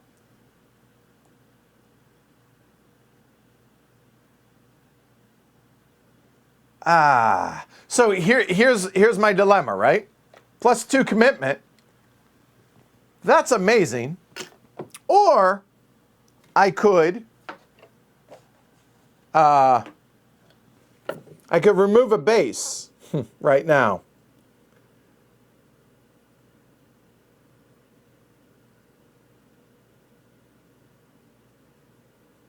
I could troop lift and assault here and be able to wipe that out completely. I think the 2 commit is too hard to pass up. Well, here's the question, right?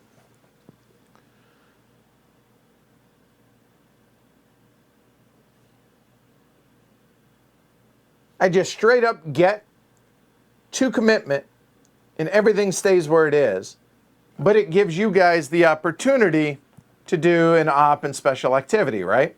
But it allows me to continue going first, but that's kind of amazing. So, yeah.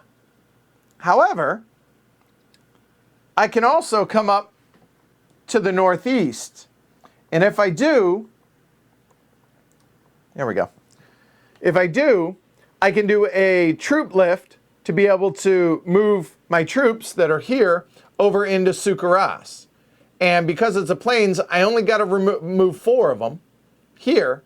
And then I would be able to remove that, flip it over to my control, and remove all of those guys.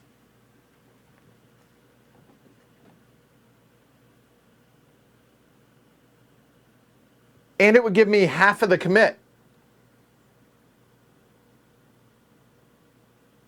That's really hard, right?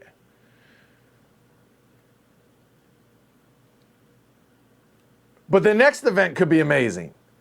And if the next event is good, then I stay in the catbird seat to be able to do 2 commit and the next event, right? Aye.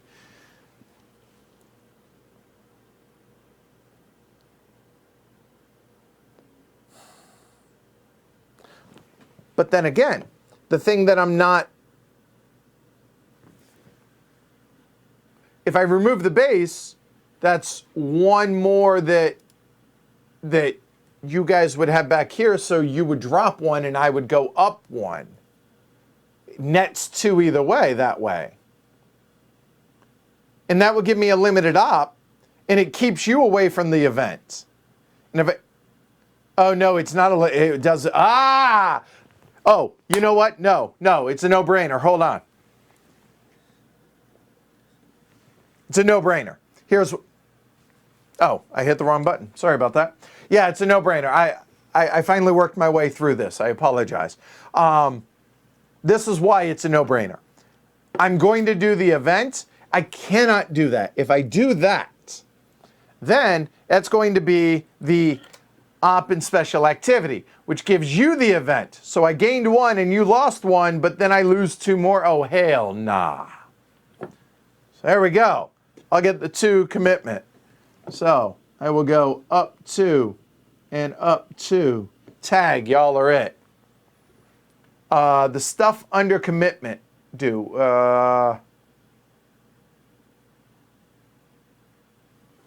What do you mean exit? So plus it keeps me in the catbird seat. So and it wasn't even close. It took me a little bit to get there. Okay. So you guys can do the full Monty.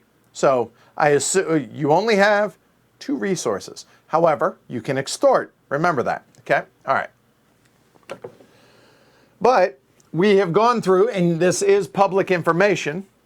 1, 2, 3, 4, 5, 6, 7. That will be the 8th of 13 cards.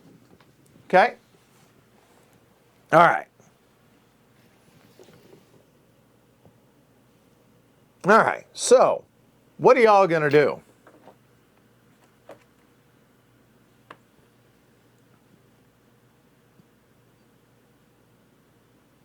Well, if you rallied again, right? It says something under all the spaces. Or all the...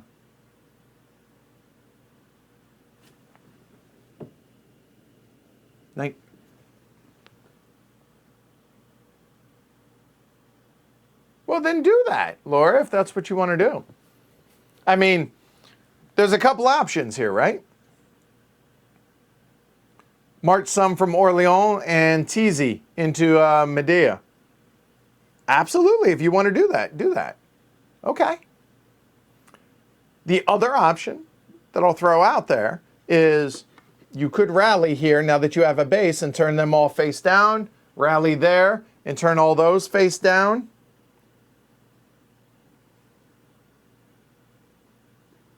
Oh, on the France track. Oh, it's the how bad the commitment is going to drop for me during a propaganda and how many plus resources y'all are going to get. So currently, I lose 3 commitment, and y'all are going to gain 6 extra resources, and then this will drop back 1 spot. All right. So there's that. I have too many balls in the air and not enough. I mean, it's what happens, right? In all good games, you got too many things to do. So, all right, Laura. March from Orleans and Tizi. Let's do it. Okay, so we're going to march. So, 1 resource per destination. Hey, I'm all for it. Let's go. Let's do this. All right. So, I tend to be more defensive. So, I dig that. All right. Okay, constantly, so let's see. Orleans and Tizi, right? So, we're moving into Medea. Now, marching, if it has support, it does not. So nobody's going to get exposed, okay? So the question is, what do you want to, how many do you want to move? I mean,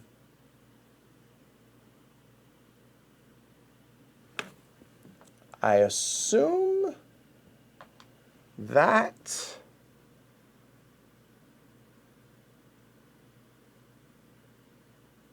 and then from Tizi, this you got to be careful because there's so many troops there, right? Just 1, I think. I think that works out. Into Medea.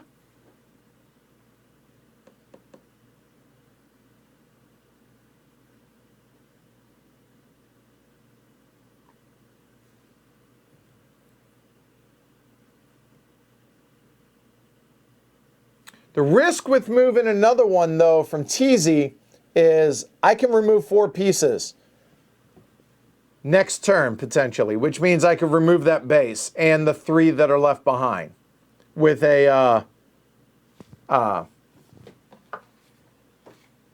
sweep and neutralize. No, I can't, right? Because it would have to take 2 turns. Okay, that's fair. Face up or face down. Okay. So that's going to cost you all 1 point or 1 resource. But now you can extort or subvert, right?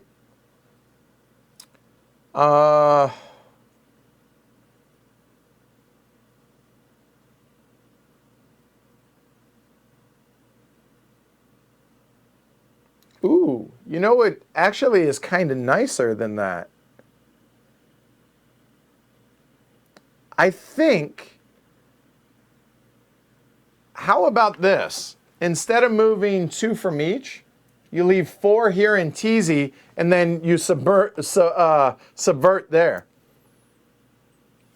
So if you subvert, it has underground cubes and Algerian cubes. So replace, oh no, it's police. You can't. Never mind. It's police only. Or, well, no. You can remove cubes. You just, yeah, you could remove the police there. Because that is going to flip.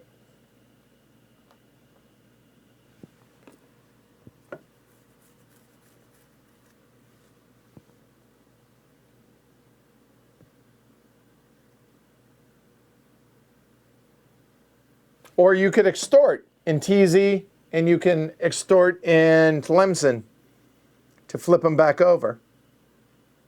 And it pays for itself, right? Or you can get rid of the police cube there.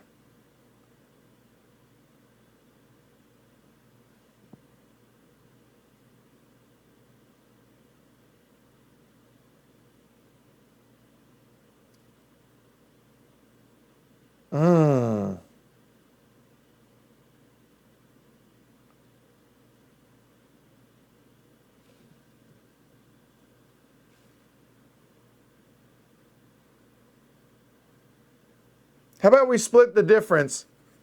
I think extort. So instead, that would be safe. You could extort there. Extort here to pay for itself to flip them back over. Extort here to pay for itself to flip it back over.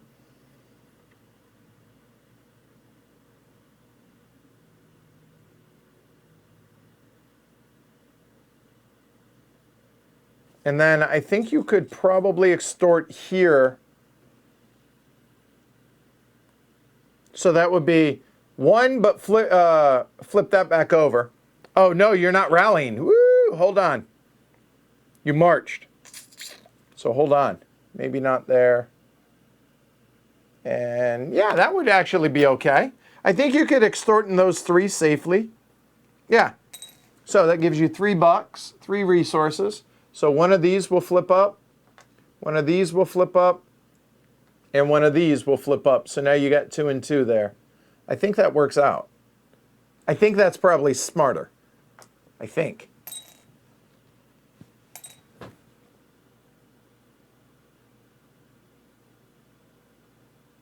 Because you have the troops here, I think it'd be smarter to leave the 4th one here instead of bringing it in there. I think so. All right. So, done. So there and there, card goes away. All right, propaganda. Well, there we go. There's something different. All right, so now we're going to pause and go through this.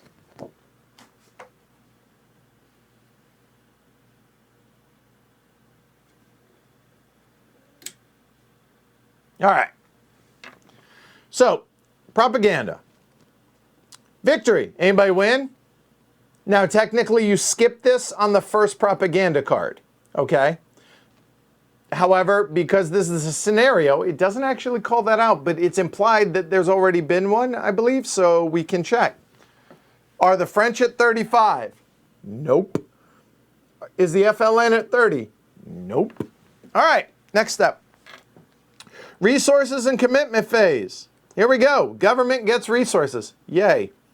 Add commitment level. Okay? All right. So commitment level is currently at 19. Add, keep in mind here where it says not if the recall de Gaulle is in effect, it is, and only if it's in effect. So we're going to skip the third one. So we're at 19, and then for each sector with government control and at least a base, I get the population value. So government control and a base. Government control and a base. There. So that's 19, 21,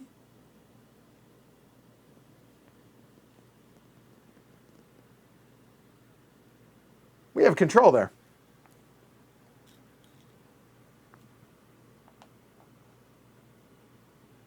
22. So we're at 22 so far. We skipped this one because we don't add the French pieces in the available box because recall de Gaulle is in effect. Okay, so we're at 22 still. Add total support only if that card is in effect. Hold on.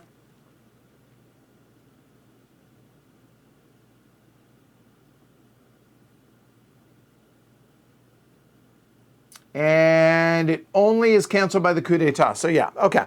So total support. So we're at 22. And total support is 2, 22, 24, 27, 29.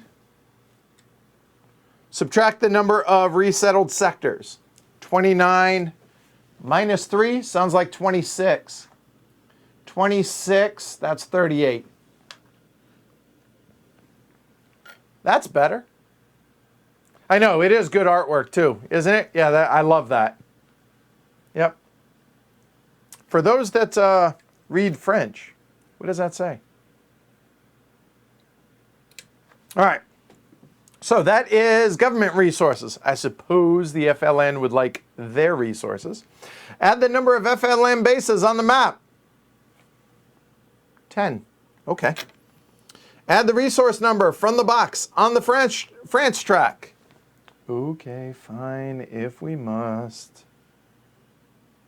So we're at 10. 16. That's gross. See that? Okay, so resource, so that's at 16 now. Subtract border zone status number. 3. 16 minus 3 sounds like 13 to me. 13 and 4 is 17. All right. Okay.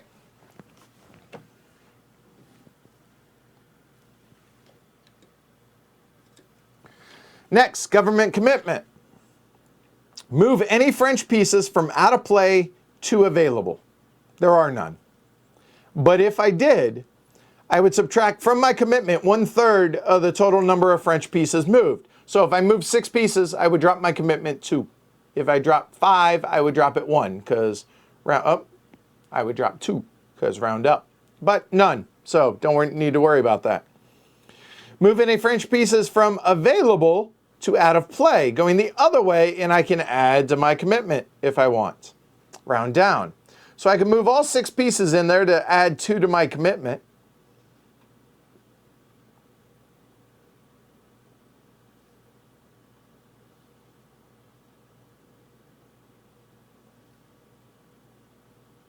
A moment.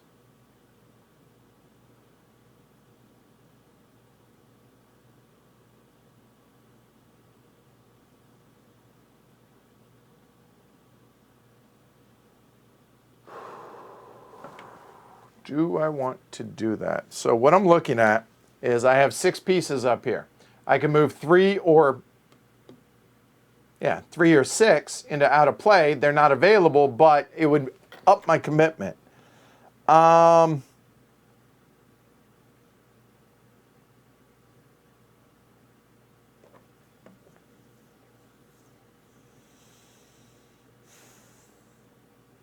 going to move 1, 2, 3 and bump my commitment 1. Nope. I'm either gonna, let's swing big, do both. There we go. Okay. All right. Then subtract 1/3 of the French pieces in the casualty box. Round down. There is 0, but ignore that if the recall to call event's in effect. It is, so we ignore it anyway. Subtract the commitment number from the box on the French track. Whoa, hold on.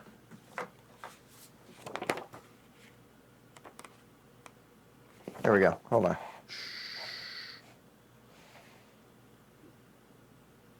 Oh, right. Okay. Sure. Got it. Took me a second to realize what it was saying. All right. So let's go back to that ugly, horrible number up here.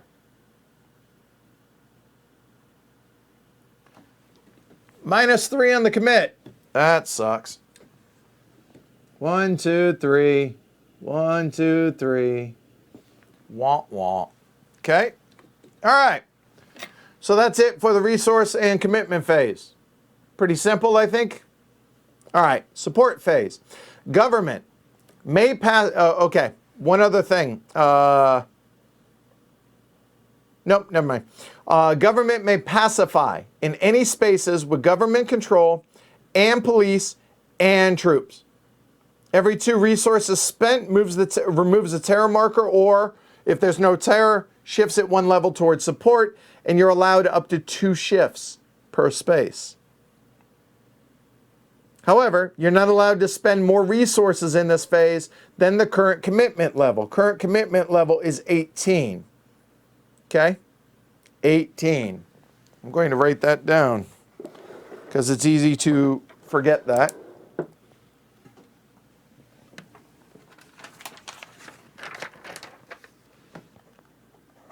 Okay, so it has to have troops, police, and government control.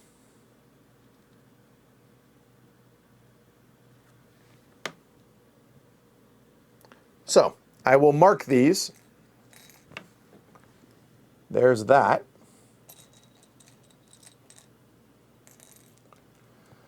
So all we're looking at basically is government troops, right? Nope, government control, police, and troops. So we're just looking for dark color.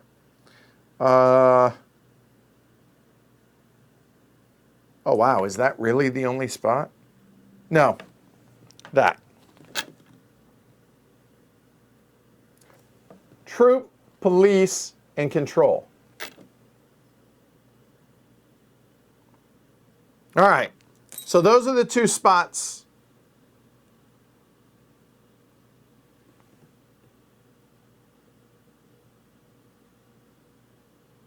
Oh, okay. All right. Maybe not. All right. All right. I do not. We'll move on. All right. So spend 2 resources, and I can 2 shifts per space. Okay. So I can spend 2 to remove the terror, 4 total to remove that, and then 6 to make it like so. So that's 6. And then there's no terror, and that will be 8. So that's going to be 8 resources, drops me down to 30.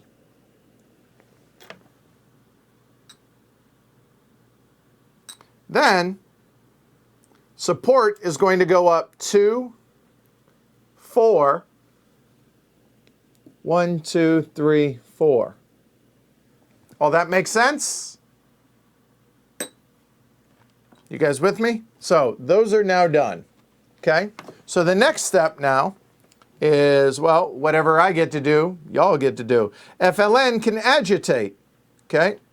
In any space, FLN pieces, and this is where I messed up earlier on the player aid. So any pieces and no government control. And every one resource removes a terror and shifts it one towards opposition, up to 2 shifts per space, all right? So it's one resource, any piece, no government control. So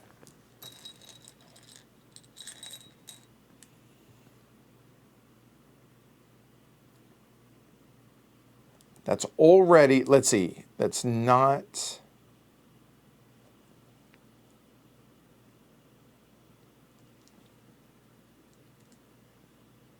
that's a 0, it doesn't make sense.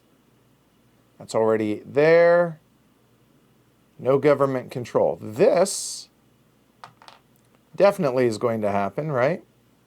You have to have pieces, and it can't be in government control. I think that's the only one that makes sense, right? Do you guys see any other that I'm missing? That don't, or that either don't have a population 0 or that doesn't have government control. So that's 0, government control, already at oppose, already at oppose, already at oppose. What? There's no pieces. That one. Government, already at oppose, 0. Government, already at oppose. There you go. That's it. All right. So that is going to cost a whopping 1 resource to get that to +2. Y'all are 5 away. I'm 6 away. Okay? All right. And I'm going extraordinarily slow during the propaganda phase, I realize, but hopefully it is making sense. Okay? Game end. If final propaganda, determine victory. If not, conduct redeploy and reset phase. Nobody won. In other words, was that the last propaganda card? Nope. All right. Redeploy phase. Government first and only adjust control after all of us or both sides are done. Okay? Government can move any troops on the map. Troops. All right? To any city or anywhere I have a base. Any police on the map can move to any government-controlled space. All right, so troops.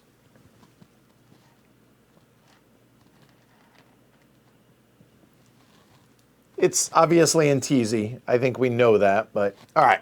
So these can go to anywhere there's a base, or they can stay there, obviously.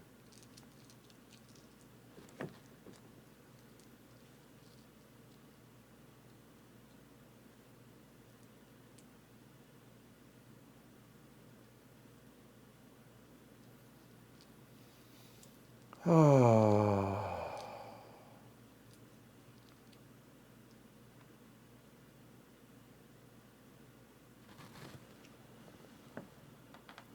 So I think we move 4 there.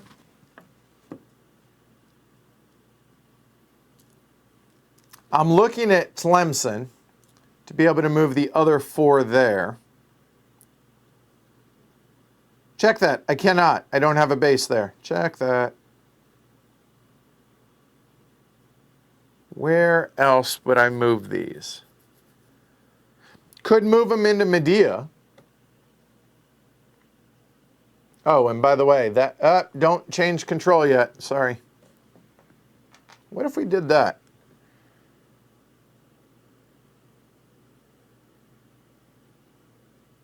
If I did that, you guys then have control there.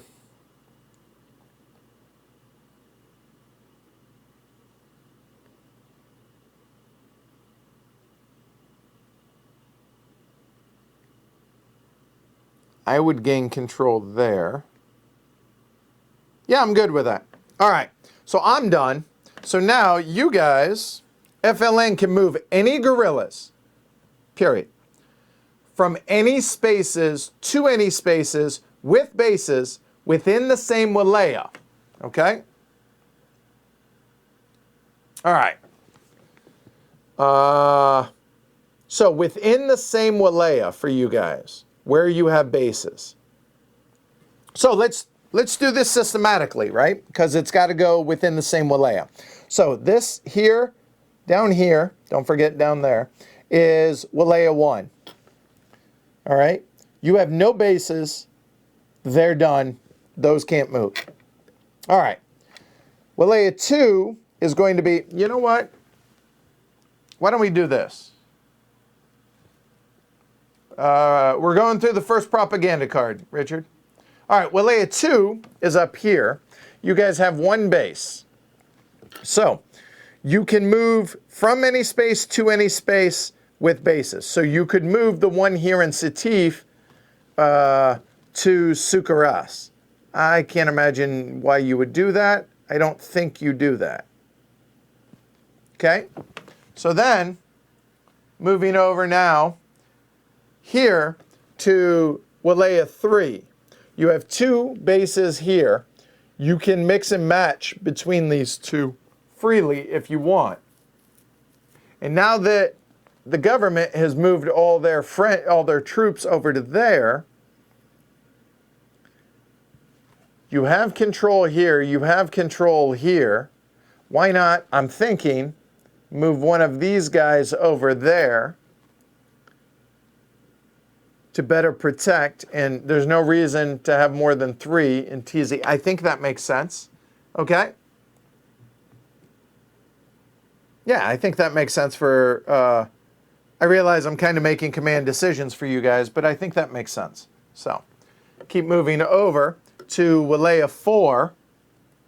And Walaya 4 is just the center of the map, right there. So it's just these spots. So you can move these guys over to here if you want, because you're going to lose control of Medea no matter what. And I am clearly coming after the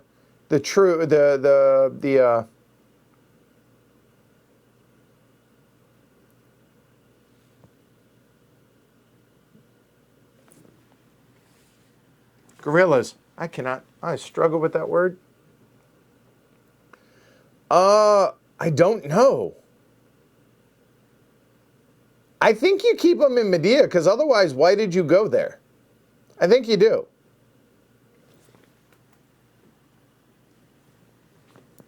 Then moving over here to 5. Now, 5 is pretty big. Okay?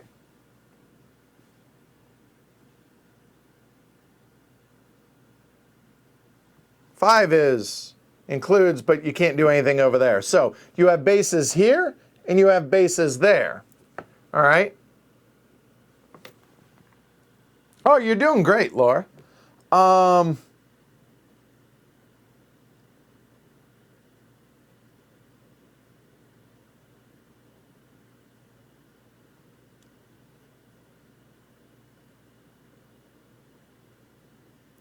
I mean, at most you would move one of these over here, but you don't want to leave your bases undefended. So I don't know.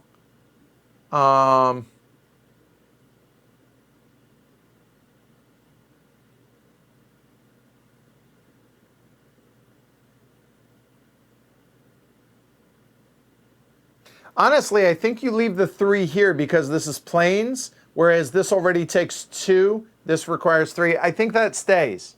All right? And then 6, there is nobody. So done. So I don't know that you guys are moving anybody. Okay. All right. Okay. Yeah, I think so. Now adjust all control. All right. So we'll go through this real quickly. So 4 to stays. Stays. Good. Good. 2 to 1. Good. 3 to 1. Good. 3 to 6. That flips. That flips.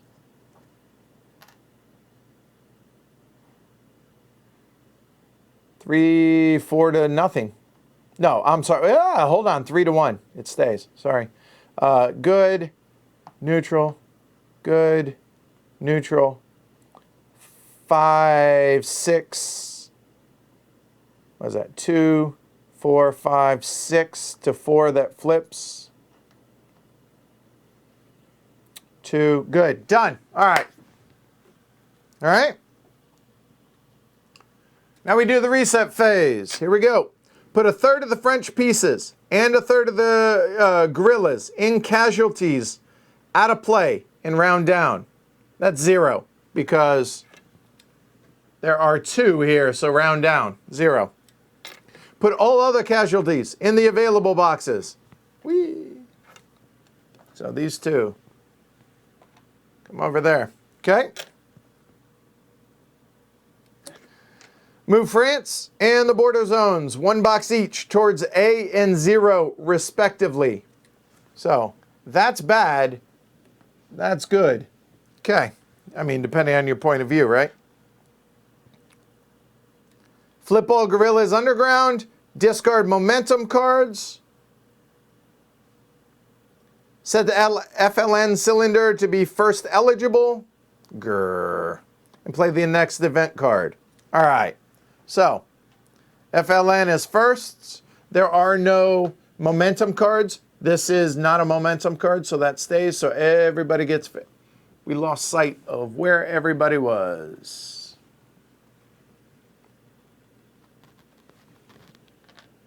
Good, good. Good. Good. Good.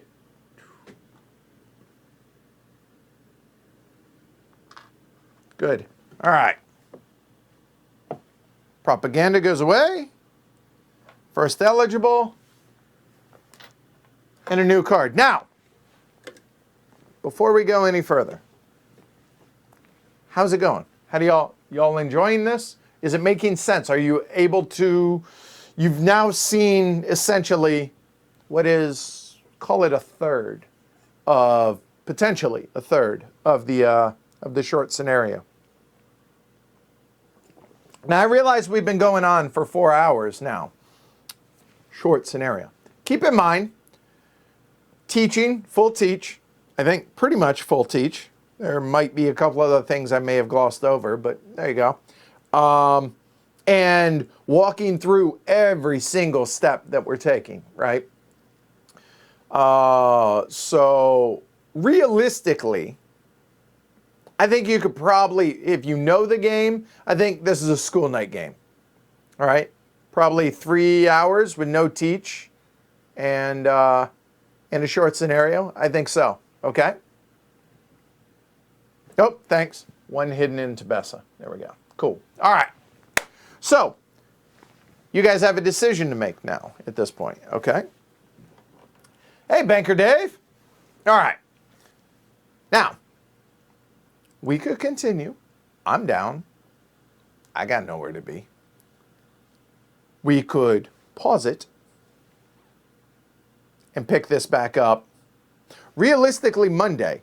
I say that, hear me out, because it's supposed to be 1862. 1862 hasn't arrived yet, so that's going to get postponed again until it arrives. I have the old version, but I want to use the GMT version.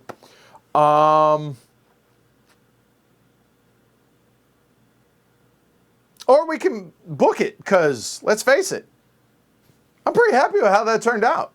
Now, it feels a little unsatisfactory to call it, so that's probably not going to be what we're going to choose. But here you go. All right. Ben says, first time seeing a coin game. Very interesting. Excellent. Good. So, do you guys want me to power through, or you guys want me to continue this on Monday?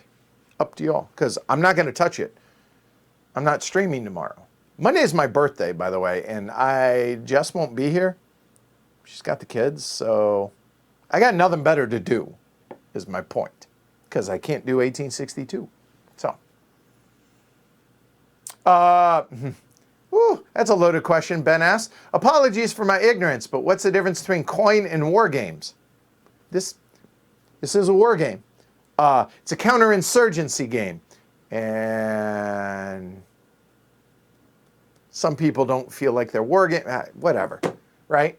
like Twilight Struggle. But no, I think this is a war game. It's just, it's not Hex Encounter or anything like that, but there you go, okay? So, a moment.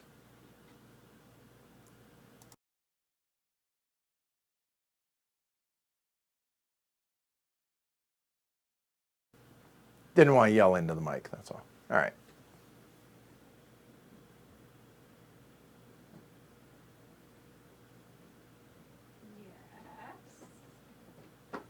What? Hi. Hi. All right. What's up? The official arbiter of how this is going to go. Okay. You can chime in. You can peek your head in. Okay, no, So okay, we just finished what could be a third of the game, potentially, but realistically is not going to be because the full teach and the whole 9 yards. Okay. So realistically, we're probably half to two-thirds of the way. But with the teach, it's going to go quicker. Is the moral of the story. Right. Should I power through to finish? Now, it is possible that it ends earlier because if I get to there or y'all get to there, game ends for the next propaganda. Keep that in mind. Or do I continue this on Monday because 1862 is still not here, so I'm not gonna. That's gonna have to get postponed either way. Wait, they're saying for you. Hi, Laura. All right. You want me to say Monday? Why No, I don't want you to. No. Chip does. Oh. Power through and do a drinking stream on Monday. Ah, that's actually a really good idea, Rocky. Don't mind either way. 70-mile-an-hour winds at my old house. Whoo. All right. All right, we're going to power through. You're going to do it? We're going to power through. All right, that's cool. All right, I will see you later. You need tea. I would love some tea. We'll take there you go. for tea. Do you want that? No, that one's still, I'm still working on, so thank you. Which one do you want? Surprise me. Not Not Gem Maicha. Not until I'm done with this stream. All right. Cooper, come here, bud. He just took off. Sorry. So probably he won't be on Monday either, Chip, because he's with Jess. So, all right, we're gonna power through. So enjoy the intermission. Talk amongst yourselves. I'm gonna step out for a moment, and I will be right back. And then, yeah, we'll continue on. Glad you guys are enjoying this. I love that Volko's still here.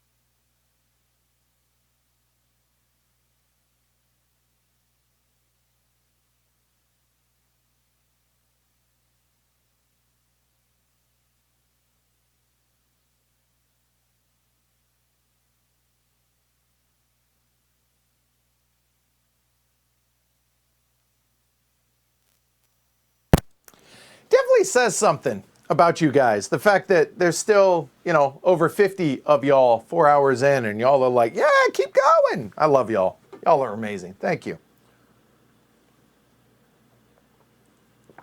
Tony makes a fair point. It's not like you miss being at the pub. All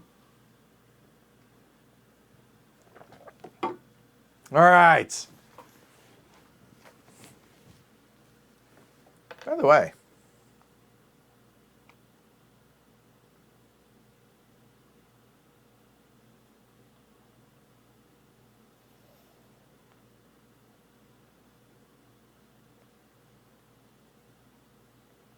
all right, just making sure I didn't miss any new patrons. I have not. Give it a thumb if you guys are enjoying. Subscribe if you haven't already. Support the show over on pledgehc.com. Certainly would appreciate it if you think you find value. If you think it's worth a couple bucks a month, I certainly would appreciate it, y'all. All right? Okay. All right. Cool. All right. Jackson says, I still got beer in my glass, so I'm staying. All right, awesome. Let's do this. All right. The one thing that I do hate, though, I'm a little bitter about is I hung on to this. And now you guys get to start it back over in first. I am not a fan. All right, let's do it. Here we go. Part 2 for Adam timestamping. Here we go. Bulky conscripts. All right, let's do a little flavor, a little historical. We got card number 2. The war in Algeria was not popular in France, especially among the young draftees sent to fight in it.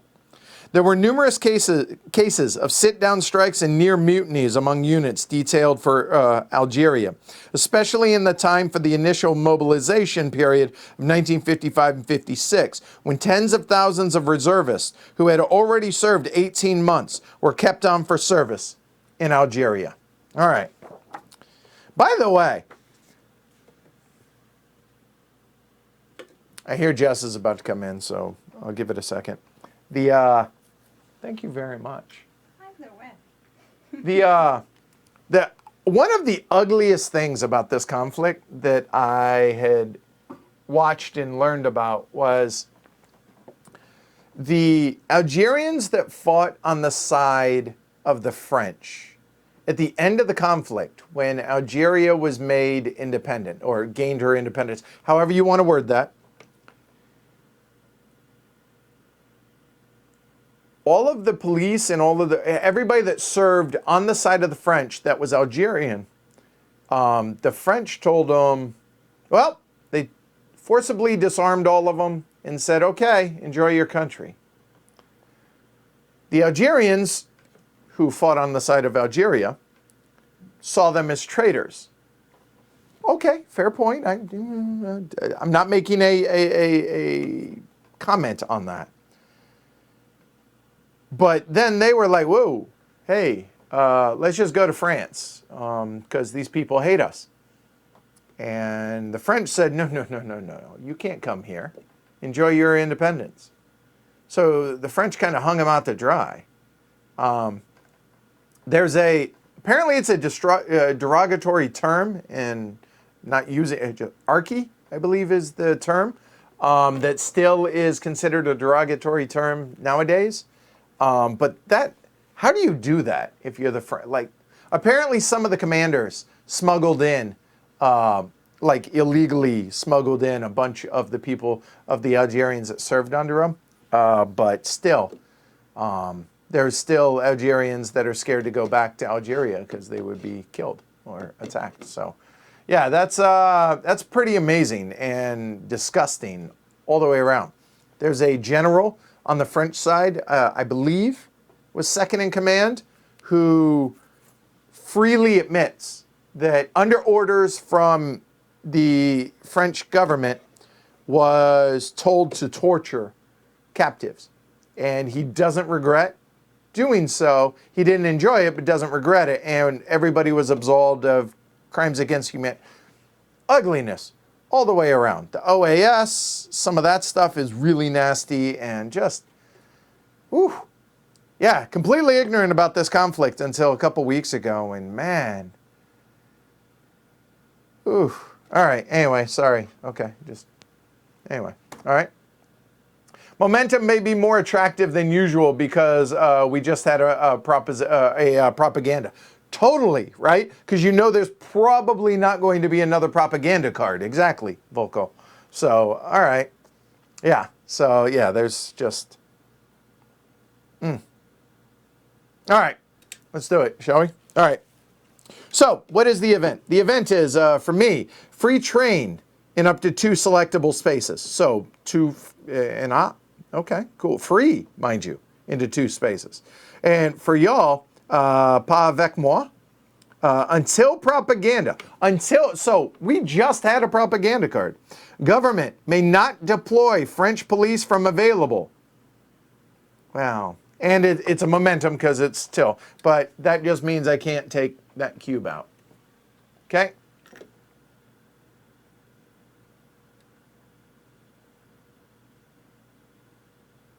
So, all right. Do I think the U.S. invited all their Vietnamese supporters to come to America at the end of the Vietnam War? I do not. In fact, I know they didn't. However, Vietnam was not a part of the United States, a department of the United States either. We went there to support the South Viet. Look, I'm not saying Vietnam was a good thing either. What I'm saying is we didn't have a piece of Vietnam like how this was a part of France, right? Yeah, Battle of Algiers, I keep hearing is a really good movie on the war. I've yet to watch it, but I've heard really good stuff. I do want to watch that sooner rather than later. So, yeah, the amazing thing about war games, make me interested in a part of history that either I had no idea about, like this, or that I had no interest in potentially, which is like Napoleon and like the, oh God, what do you call that? Revolutionary War time period, like musket and ball time period. Just never really interested me, except for the Revolutions podcast and Dan Carlin and war games. So yeah, anyway, cool. All right, so what are you guys doing? Probably not the event because it wouldn't be able to deploy. Oh, French police. Sorry, French police, not Algerian. So because I basically sold them away for commitment, I basically brought people back home to boost up my commitment. There is nobody left in the available. So that probably doesn't make a lot of sense to you guys. So not the event. It does potentially allow me to do a free train in up to 2 selectable spaces. If I could quit messing with the card. There we go. So what do you guys want to do? So what makes sense here? Everybody's underground right now. Oh, I can move the sequence of play out of there.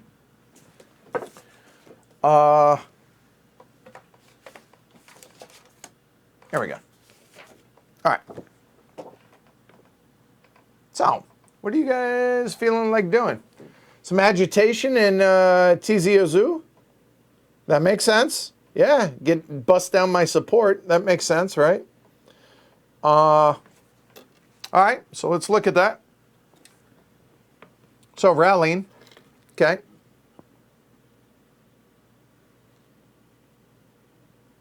And it does have control and a bit. Yeah, that makes a lot of sense. All right. So agitation here.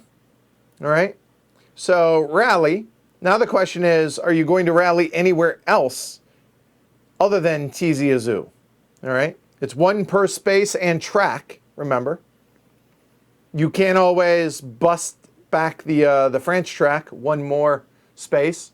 And you got a ton of resources. I'll be honest. Why wouldn't you? Because I mean, my commitment is going to go down 3, whether it's in the space it is right now, or if it moves 1 to the right. Okay, so the French track. Trying to do this one-handed. There we go. All right. So you'll notice it's a difference of resources for you, but either way, it's -3. But if I can get it up to here, or maybe I am going to focus on trying to get that back because I'm only 6 away to where I don't lose anything. I don't know. Okay. So there's that. Laura asks, why not terror? All right. Well, terror, neutralize support. Actually, that makes more sense. You have underground, activate a guerrilla and add a terror marker and set it to neutral. That makes sense. Yeah. Well, the reason you wouldn't want to do that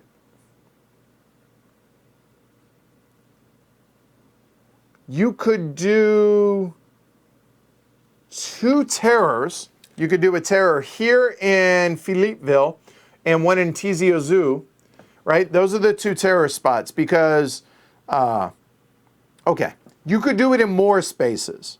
However, those would be the 2 that would drop the support down to neutral, and that would cost me 4. Hey, Ro. Okay. Whereas if you rally, you'd be able to place more guerrillas out on the board, which is going to be beneficial for you. Plus, you can mess with the track and you can bust down the support on one of the areas. So honestly, rally seems better. But you know what? You're in charge. I'm not going to. No, you're in charge.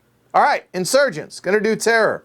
So 2 per space selected. All right. So I'm assuming, oh, you don't have anybody in Philippeville. So it would only be there in TZ Azoo. But if you do that, that would be a limited op. So that's a fair point. So terror, first time you've done that. So let's bust through this. Neutralize support. Spaces with underground guerrillas, not population 0. Checks out. Good. 1 resource per space. In each selected space, activate a guerrilla, add a terror marker if there are none, and set the space to neutral. So, space to neutral, done.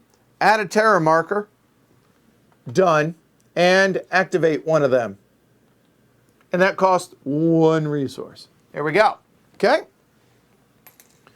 Now, you can, anywhere else there is an underground guerrilla, anywhere else out here on the board, you can add a terror marker. But I don't know that you want to. Now, any space that isn't population 0, okay? All right, Volko, thanks a lot for hanging out, man. And thank you for amazing designs. I would like to sit down for an interview at some point when you get a chance. Thanks a lot, Volko. Have a great night. Enjoy dinner. All right, so the question is, Laura, do you want to bust out any more? But the thing is, you activate a guerrilla, you add a terror marker, and you set it to neutral. So you don't want to do it anywhere you have opposition already, right? You don't have anybody in Philippeville. No, I think that's probably it. So it's going to be a limited op. Okay. So the limited op, that's a fun word to say, or phrase to say quick. Limited op. So done there. So now I get the full Monty. I just can't do the event. All right.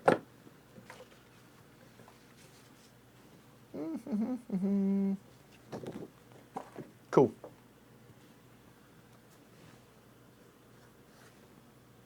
All right. So what are we going to do? Oh, so support and commitment. That's what scores me points. I gain support during a propaganda. And by training, right?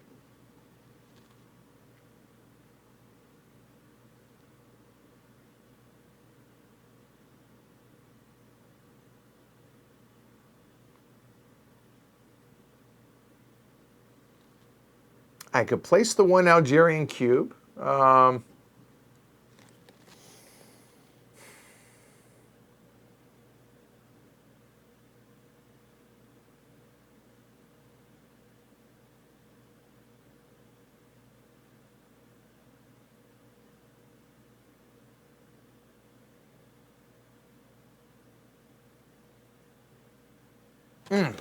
I don't know.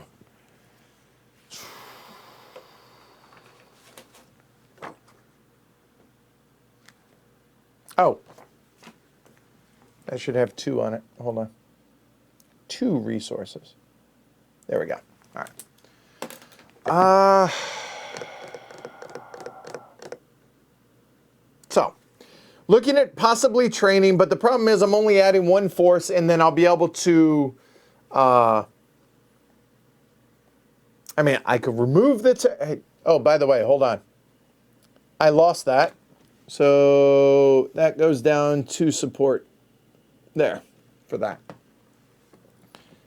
I could basically undo what the FLN just did there, but that feels like, not so good. So because we can do the full Monty,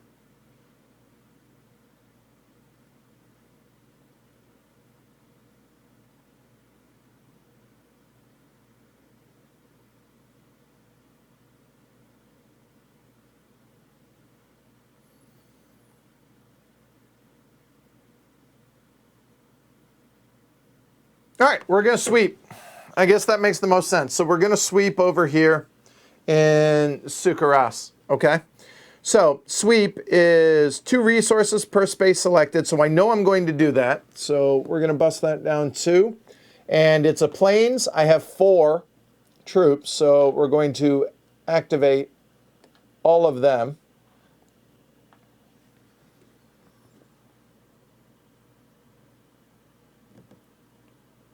Then, what else? I mean, if I'm going to do it, I might as well here. And it's rounded down because this is mountainous, and I have 5 troops here. I can only flip over 2 of these. That's going to be 2 more resources. And I think that's it for troops. You know what? Hold on. Hold on.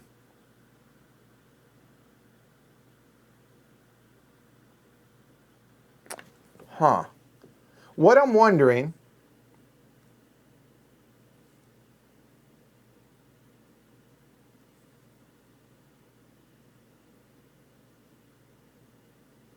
is whether or not to do a troop lift first, to move one of the troops over here so that I can activate that one as well.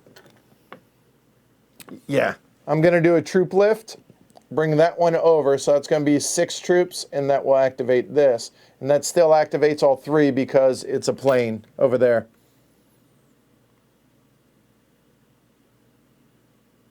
Hold on. Nope, I'm not going to do that because I want to have 4 over here to be able to remove that base.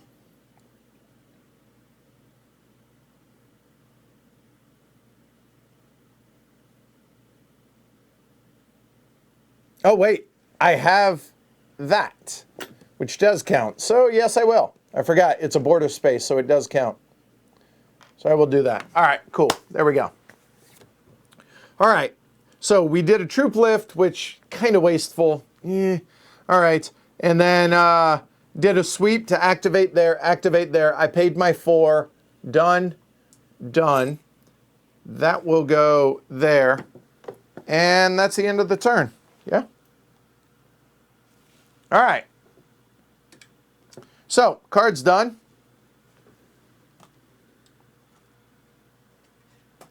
Torture comes out.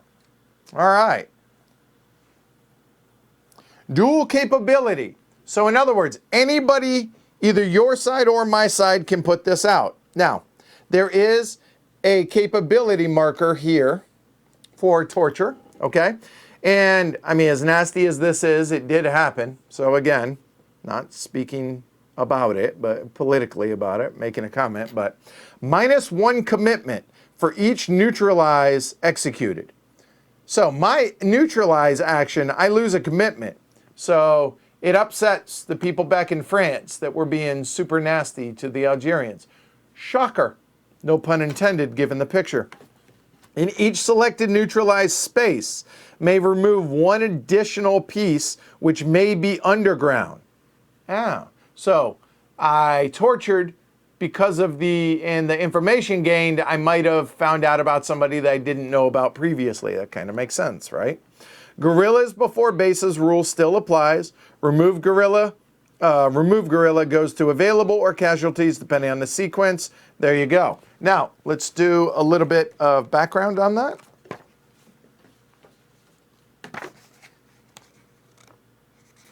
Card number 18 is a long one. Get comfy. All right.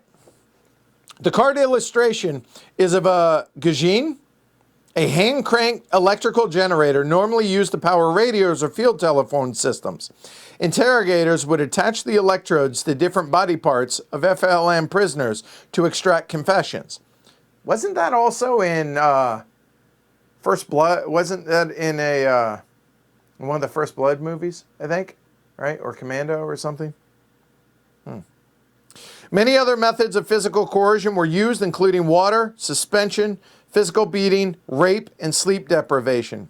During and after the war, military men and analysts never agreed as to whether torture was most effective as a way to gain information or as a means to demonstrate resolve and demoralize the insurgent enemy, or whether it accomplished anything at all besides moral decay and atrocities additional to those the FLN habitually committed, the effects of which have been worked into the game through the terror operation. 60 years later, even as French society reluctantly comes to term with the Algerian War, the debate continues. This card is presented as a dual capability that has good and bad effects for both players every time it's used. Short-term military benefit to the government player has long-term political costs. Okay? All right. So, let's reset this. I'm second. There we go. By the way, at the beginning of the scenario, both sides could agree whether or not this is in play or not at the beginning of the game. You could just say, yes, it is. And if so, you put a torture marker out there to remind up in the capabilities to say that one less commitment, but one underground gets removed as well. Okay? All right. So, Laura, what you got? And peanut gallery in general. It's not just, I mean, come on. Yeah, it's horrible. No doubt. And yeah, it was in the second Rambo movie. Thank you, Kevin. I thought so.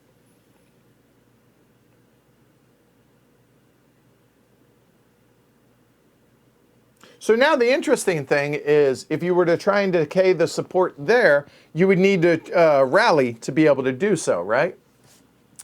And rallying would get these out, which also would potentially allow you to... No, you got to march to get in there. Never mind. And yeah, ooh, I don't, yeah, what do you do? Because you don't have a base here. You could rally to add a base there, but it's face up.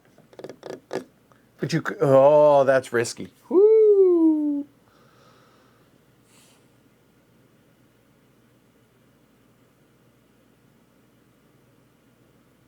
I mean, I feel like y'all are only 5 points away. So getting bases out and building opposition, right?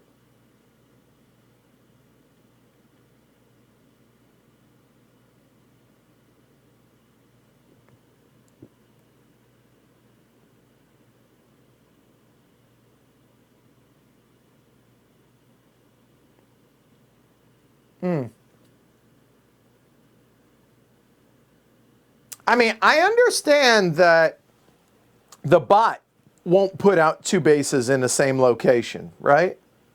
But like, rallying in Tlemcen gets you 4 points away from winning. That kind of makes sense. I think rallying makes the most sense for the FLN. I think so. So I think you guys rally. I think. So let's see. I think there. Okay, oh, there's Laura. All right, rally in Mostaganum. Okay, so we'll rally there.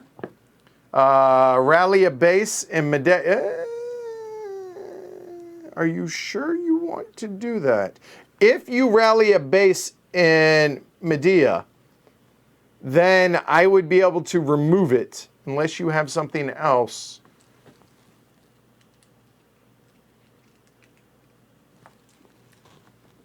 So there's that. Rally to hide in Sucaras.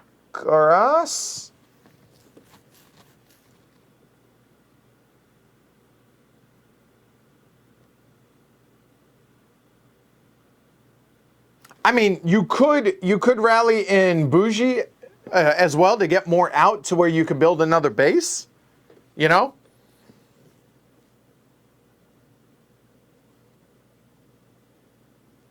So that's 4. Barica, let's see.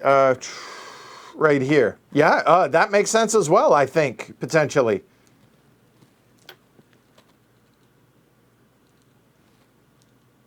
But if you were to rally one here, you would have one face down, which gives you a lot more protection because then it requires both actions for me to be able to do. And if you want to do one in Barica, I'm not sure. Let me know on that, but we'll go ahead and start left to right here.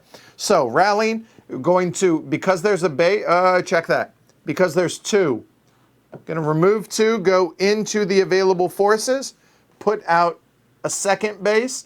Even though it's population 0, it's a base, and that goes up to 26. Okay? So that's done and paid for. Mastaganum, now, 2 plus the base is going to be 3 of these at most.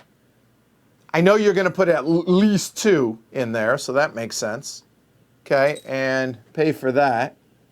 And then I assume 1, 2, 3 more. So that'll be down to 10. Okay? I was intending to do this closer to the next prop card, but my hand has been forced.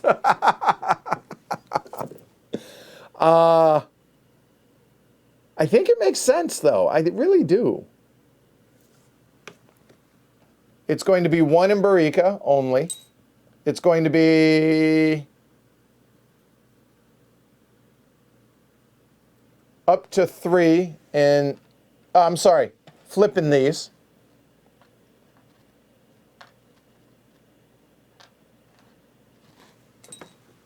What else?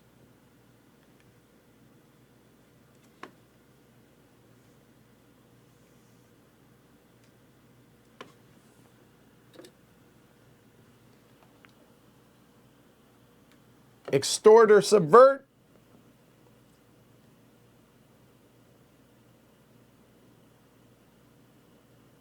Oh, okay, and 1 more here, and that's going to be 3 there.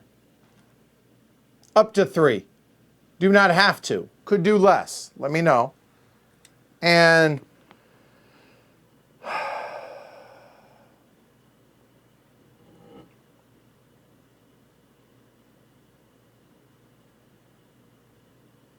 oh, hold on. There's that. Still tied. This is 3, 4, 4 to 5. No. That stays. That flipped. Anything else that I'm missing? Oh, did not do anything here in, that would be 1 there. That's all it can be. So that's 4 to, that's gone.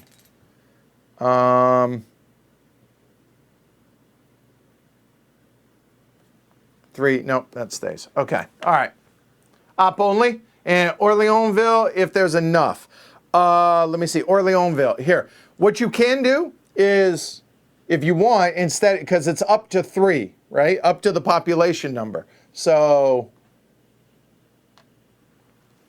that makes sense, I think. Instead of placing all 3 there, you could place 2 there and 1 there, or 2 there and 1 there. Whichever you feel better about, and that's op only. So that was obviously multiple, so there, okay? Got it? Let me know if you want to change that number around. So I can pass, not going to do that, so instead I will do a limited op, okay? Yep, leave it as is, okay, roger that. So, limited op. Ugh. That was ugly. What are we trying to do now? Ooh. I am hating my life right now.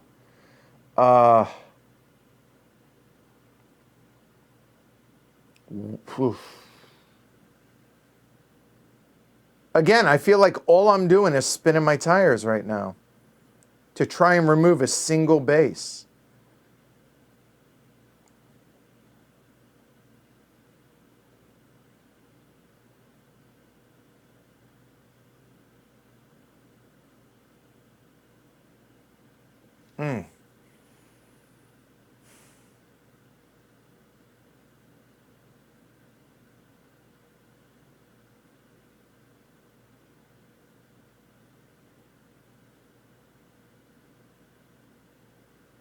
Well, okay, hold on. I can do a limited op, right? I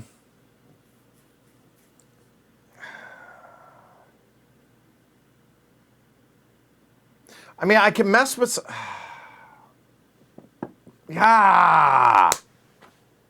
let's see. You guys... Oh, bases. So you should be at 11. Sorry, hold on. 11 and opposition. So we can check real quick. 11 bases. Make sure I didn't miss anything. 11. 12, 13, 14, 15, 16, 17, 18, 19, 20, 21, 22, 23, 24. Am I missing some? Did I miss one? 11, 12, 13, 14, 15, 16, 17, 18, 19, 20, 21, 22, 23, 24. Did I miss something? How are you guys at 26?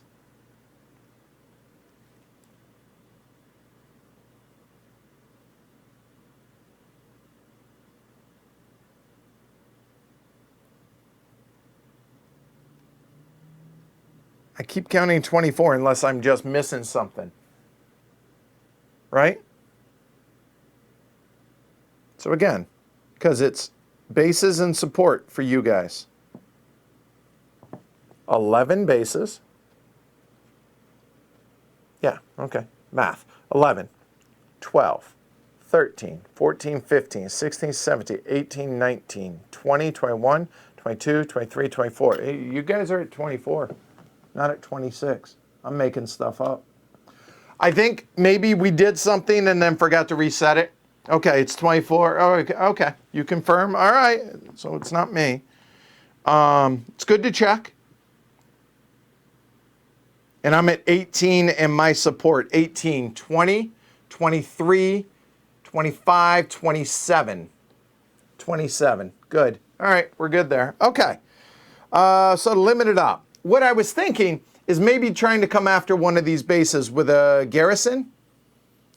I can move 6 police cubes up to here, max, and activate a guerrilla for each, but I can just activate that guerrilla without having to move.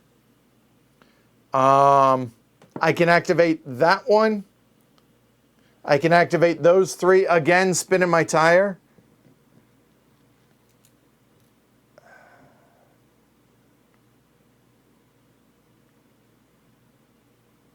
Or I could train. So let's look. I mean, I haven't trained yet, right? Yes, I have 1 Algerian cube I can do. However, I can remove terror. And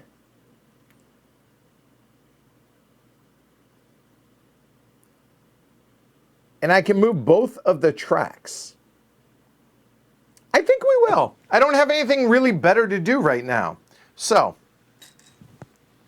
there, and then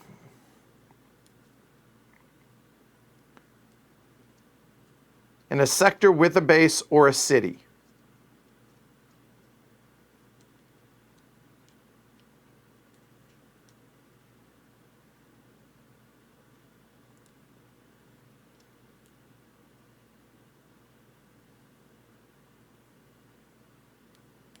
You know what? Let's go there. So it's going to be 2 resources per location. 2, 4, 6 resources down to 20. All right.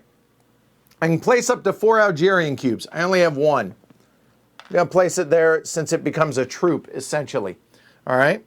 So that's done. Oh, whoa. Limited op. I can only do 1 of these. Hold on. I apologize. Give me back 4 resources. Limited op. I will put that, but I can remove the support.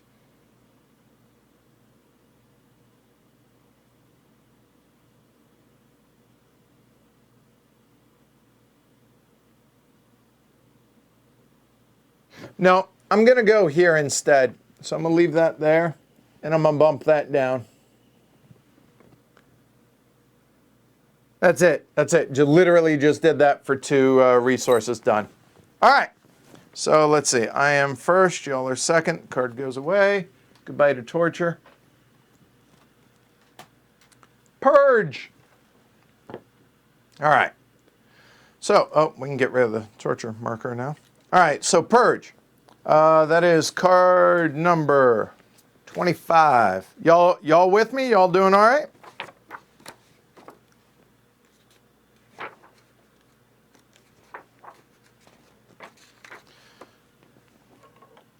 Purge is background.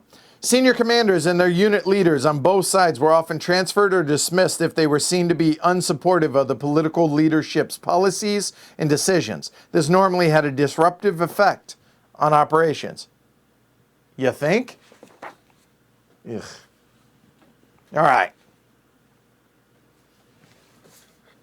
So, what is the card? Disloyal commanders. 1 to 3 enemy pieces.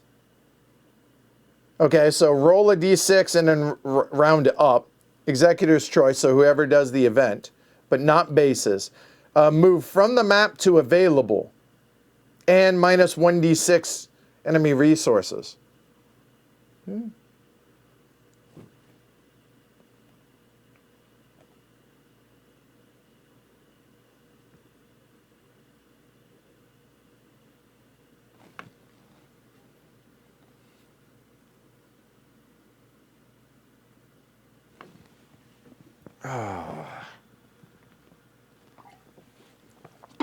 Oh, gotta take the tea bag out. Hold on.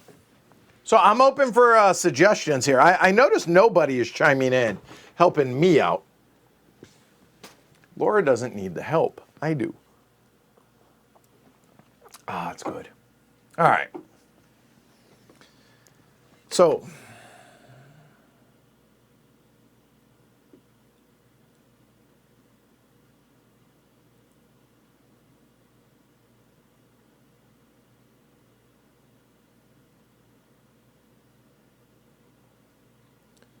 I could do what I was trying to do last turn, but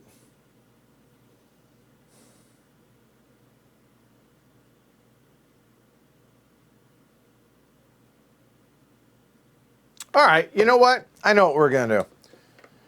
We're going to do a troop lift, and we're going to sweep. We're going to do everything. Here we go.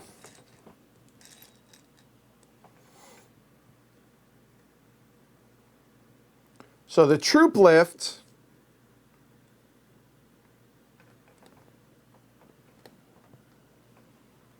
is 3 spaces. So that's 1, and that's got to be 2. Oh, sorry, wrong color.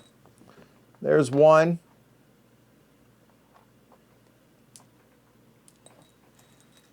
That's 2 to be able to move the troops anywhere in between, right? And oh, it's a mountain space. Son of a biscuit.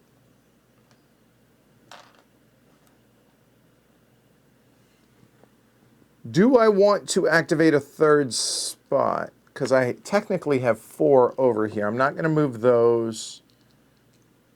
I'm not going to move anybody in. Am I? Hold on.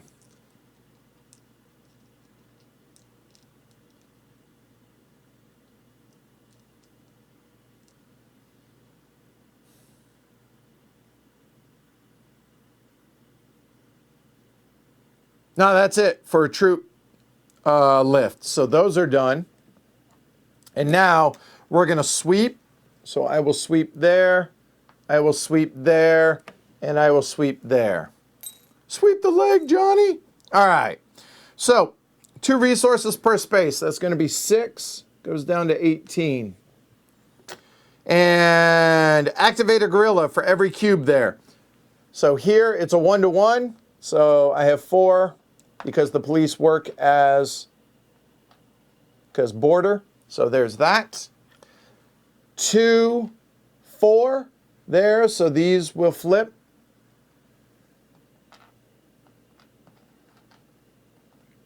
There we go.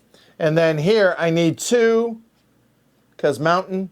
just like in TZ Uza. Done.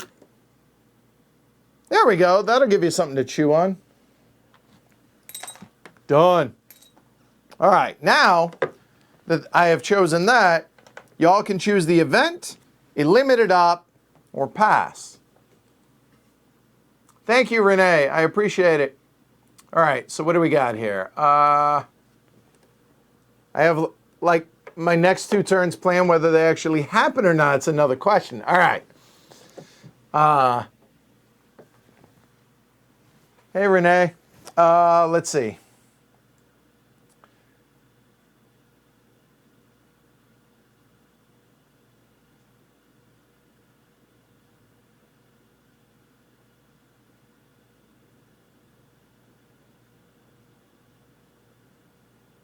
All right, so what are we doing, Laura? Make sure I didn't miss it. Hold on.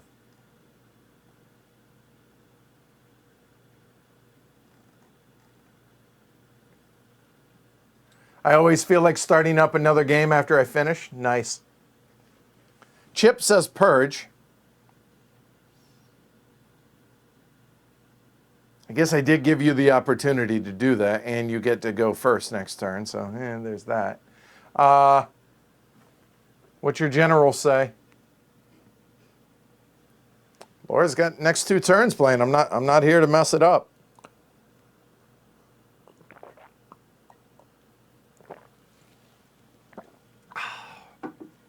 Hey, you're the one that has a plan. You do it.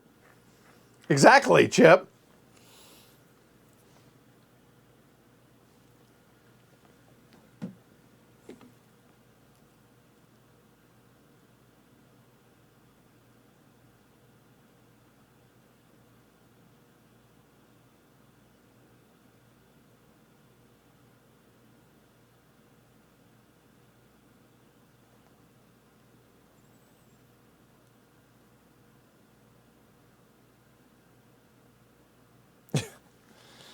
No good deed goes unpunished. Oh, I did kind of mess with it just now. Good! That's kind of the point. Because right now, I wanted to make it to where you had to fear base here, and expose there. So that was the whole point of doing that, right?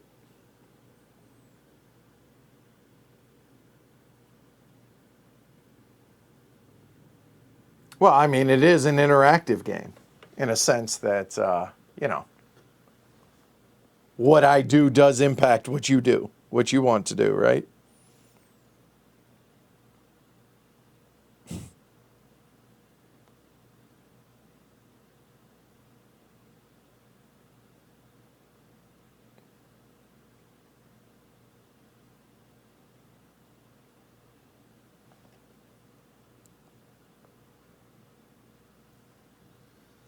All right, well, if nothing better, then we will do the event.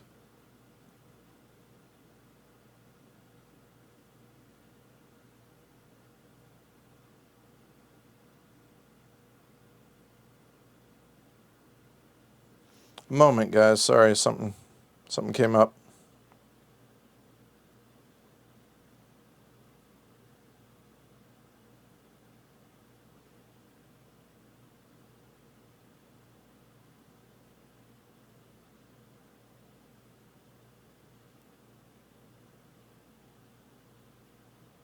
Okay. Whew. Whew. Okay, sorry about that.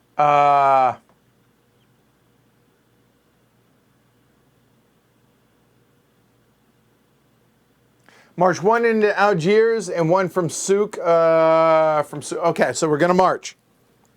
All right, we are marching. Oops. All right, so marching. So 1... Oh, okay, hold on. Yeah, no. All exposed, all exposed, all exposed. There. So I will say, thank you, Gaurav. I appreciate it. So, I mean, doing the event, you can eliminate 3 people. Well, you'll roll. And then you'll get first dibs for next action. Fine, do the event while I think. All right. So the event says, you guys are going to roll and round up, okay? You just can't remove my bases from the map to available. All right, so.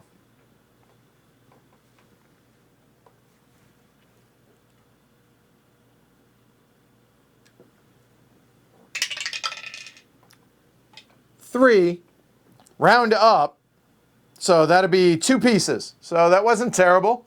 So you get to remove 2 pieces from the board, but it cannot be bases. And they go to the available. And then remove 1d6. So while you think about where you're going to remove those, we'll roll for how many resources I'm going to lose.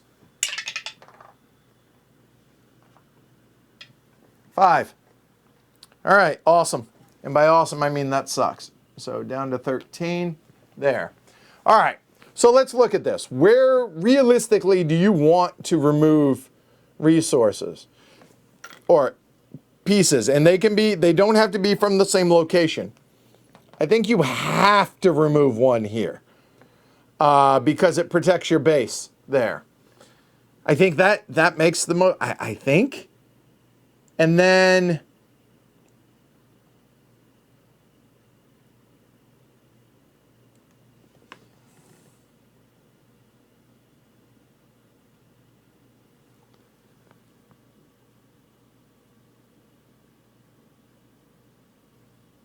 anywhere I have troops, I think you don't want police. The reason I say that is for support during propaganda. Now, granted, probably a while till the propaganda, but I don't have any that I can bring out.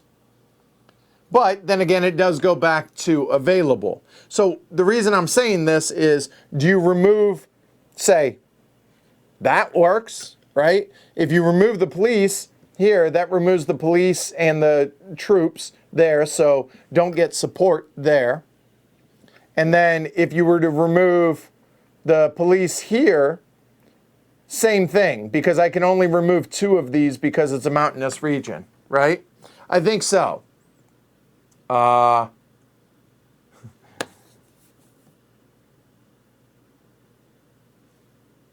think the police actually make the most sense, more so than troops, because of the fact that you're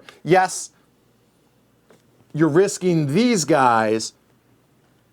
Well, one each, but it alleviates the fact that it makes it harder for me to be able to get support. I think that makes the most sense, so unless I hear otherwise, we'll go with that. So y'all are going to be first. I will be second. Okay? Oh, give me a second.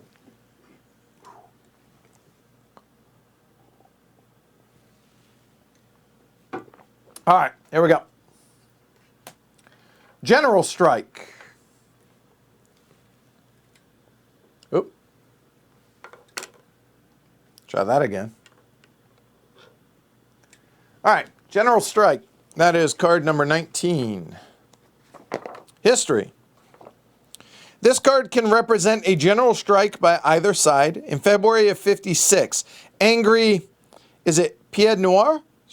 Welcomed the then Prime Minister, Guy Mollet, with a strike and mob violence, which led him to change his stance on the war and become committed to France's civilizing mission, quote, end quote, in Algeria. This resulted in the government gaining special powers to suppress the FLN, and both a recall of conscripts and an extension of their military service. Meanwhile, the climax of the Battle of Algiers in 1957 was a general strike by the Muslim population of the city, meant to demonstrate the influence and authority of the FLN, but which crumbled under the heavy-handed response. All right, troop from TZ instead. Roger that. Okay, got it. All right, so the actual event is on my side, set one selected city to neutral. Ew. Add commitment equal to the population of the city.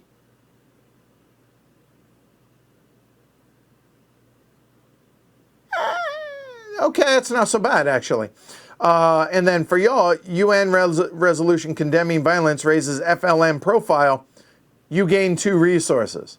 You're probably not going to do the event, I'm going to gather, because you still have 9 resources. Now, the question is whether or not you allow me to do that. Because, I mean, if I were to change that to neutral, I would gain 3 commitment. And then during the next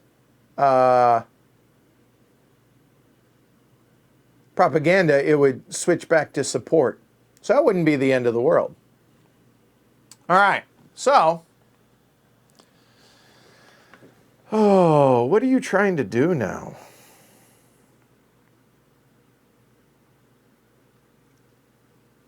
I mean, did you rally? But rallying just feels like all you're doing is trying to stay ahead of me, but you're not.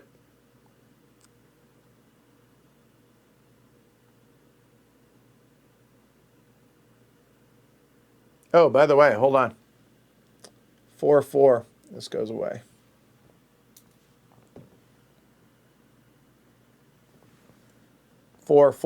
This goes away.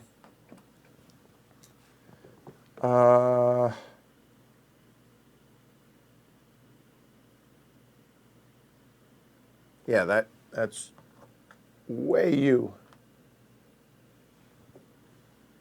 3 to 4, yep. Ugh.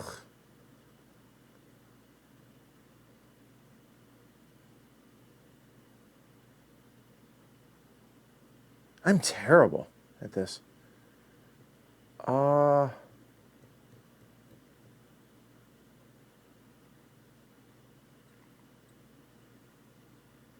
right, gonna rally? Laura says, yep, gone defensive now. All right, so gonna rally. So again, it's 1 resource per space, okay? And then you guys know the drill at this point. All right. Op only. Keeps me away from the event. That makes sense. I don't like it, but it makes sense. All right, so rally a base in Mustaganum. Okay, so here, let's do this one at a time. So it's going to be 1 there. 2 of these come off. Put a base out. That's going to bump that 1. Okay. So there's that. Then hide in Sukaras. So flip these because there's a base. It's going to be 1 more.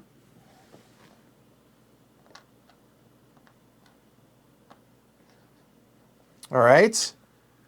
Then a base in Bougie there. So it's going to be 1 more. Remove 2 of these. Put another base out. Ugh. There. Done. Hide in Tizi Ouzou. So that will drop down, and I am in such bad shape right now. You're killing me, Laura. Congrats. All right. Sorry, I'm not sure it's it's not very exciting right now, but I want to win, damn it. Hey, that's how you should be playing this. Where?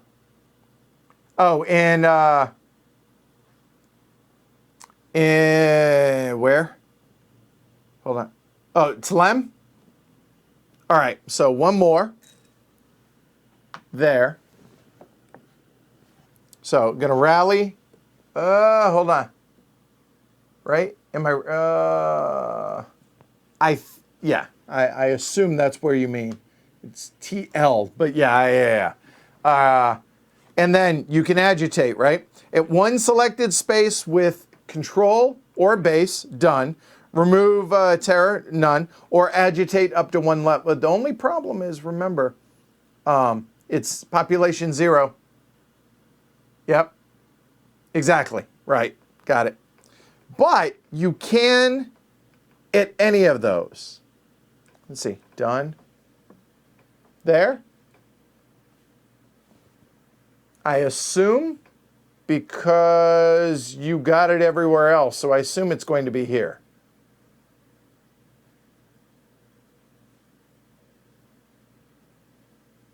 You don't have control, but you have a base. No, you're fine, you're fine, you're fine. And I don't want to jump around and just keep it moving around. So I assume one resource, let me see, hold on. Remove the terror marker, then shift it 1, and it costs 1 each. So to remove that, and that becomes opposition there. That would be 1 more resource, but you get 2 away, triggering the end of the game. Okay. All right. Well, it sucked. Good job. I have no idea what to do, man. I feel like I'm completely on my back foot, and all I keep doing is doing something, then you undo it. And I'm just not able to manipulate things into the way I want, which is kudos to y'all and to Laura, right? So hopefully you guys are, all this is making sense to you guys, and you can see how it's, you know, jab, parry, jab, parry.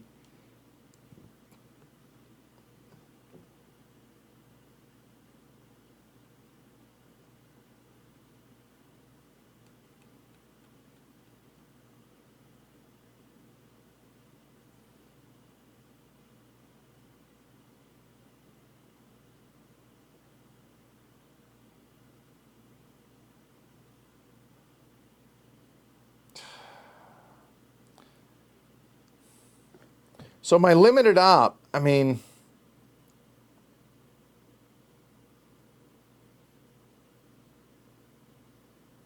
oof. Do I do it again in Sukaras? Oh, let me clear these, sorry.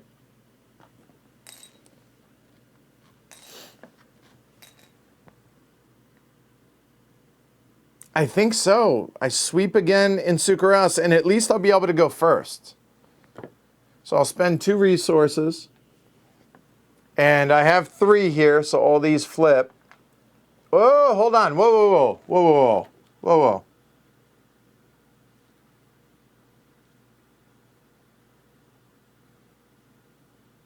Better yet, I'm going to train. Now I am going to train. It's only 1 area, but I'm going to train, so I already paid the 2 resources for it. And going to go ahead and place up to 4 Algerian cubes. We're going to do that over here in Sukaras.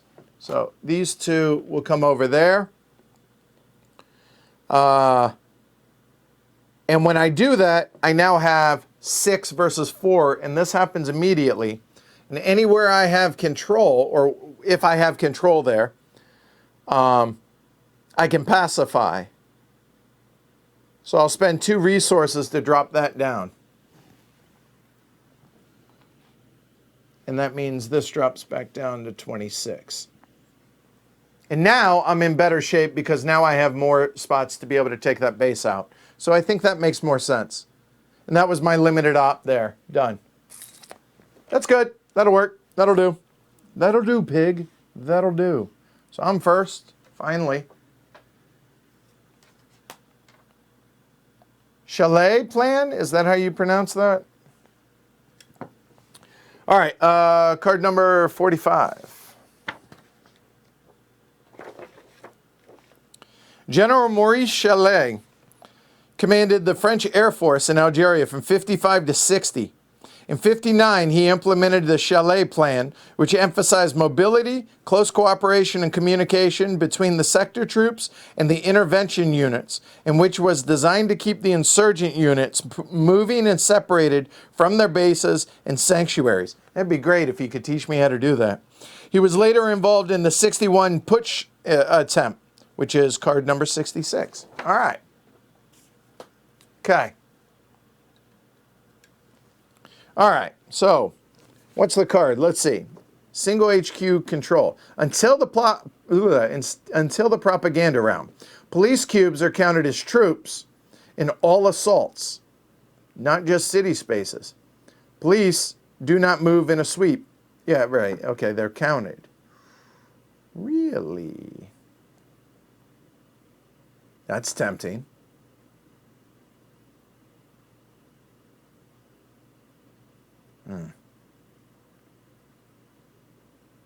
Oof. All right. And until the propaganda round, troops and police may not combine in sweep or assault.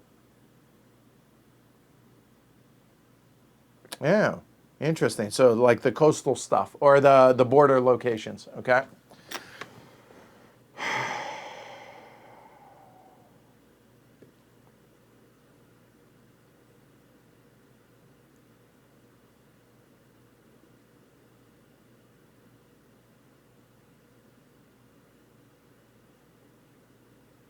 Space control 4, no.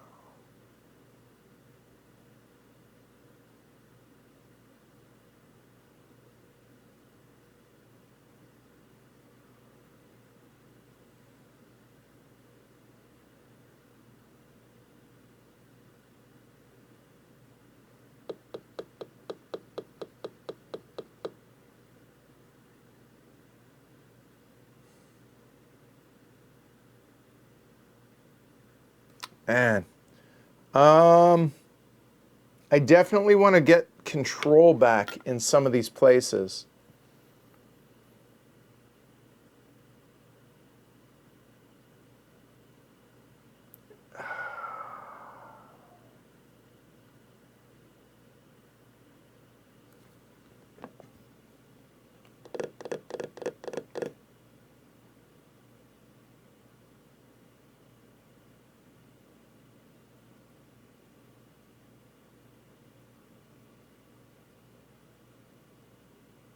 This is really hard.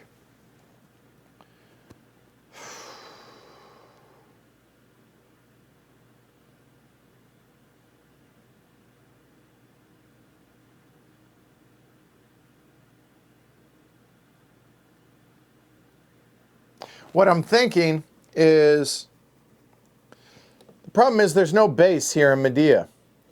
So I could eliminate all 4 of those since they're exposed, but I mean, it keeps a base from coming out, but it just doesn't help.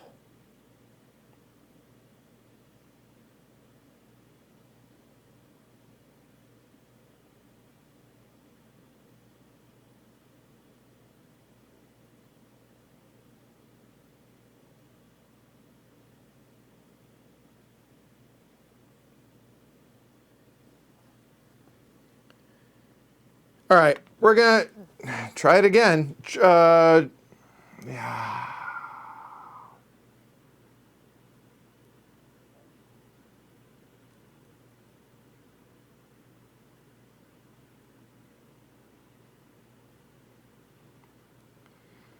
I know we're going to sweep again.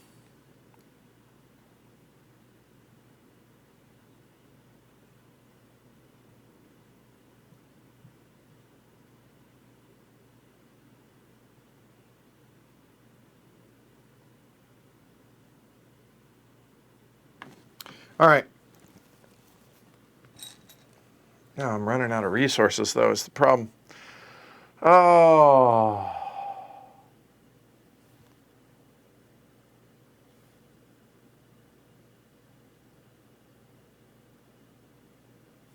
Shuttle.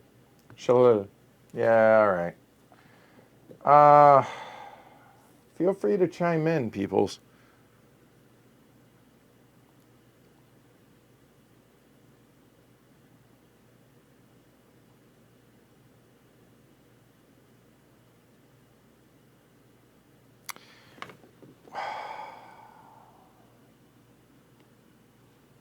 I do not know what to do.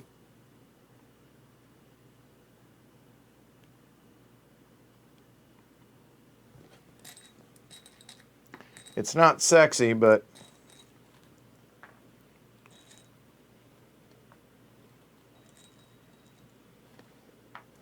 troop lift, I'm guessing, we'll go 2.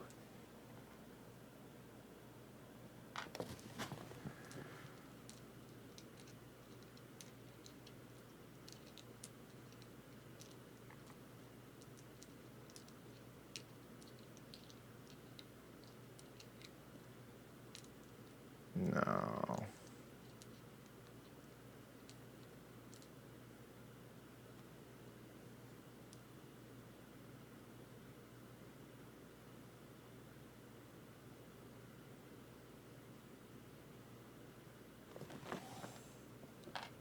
Three, 4.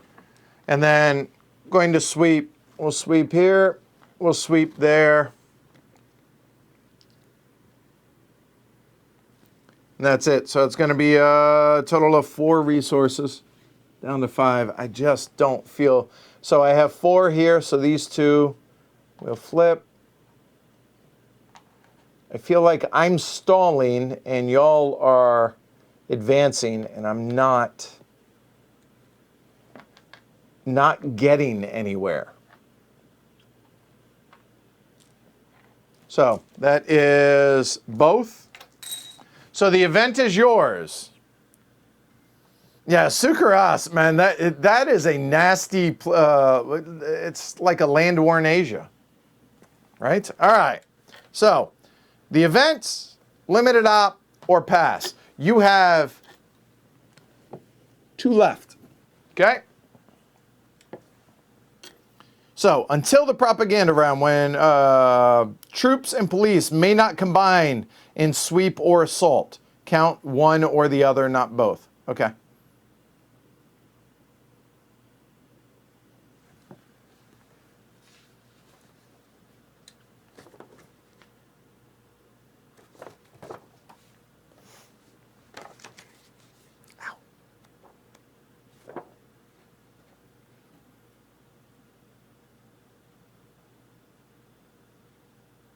Count one or the other, right?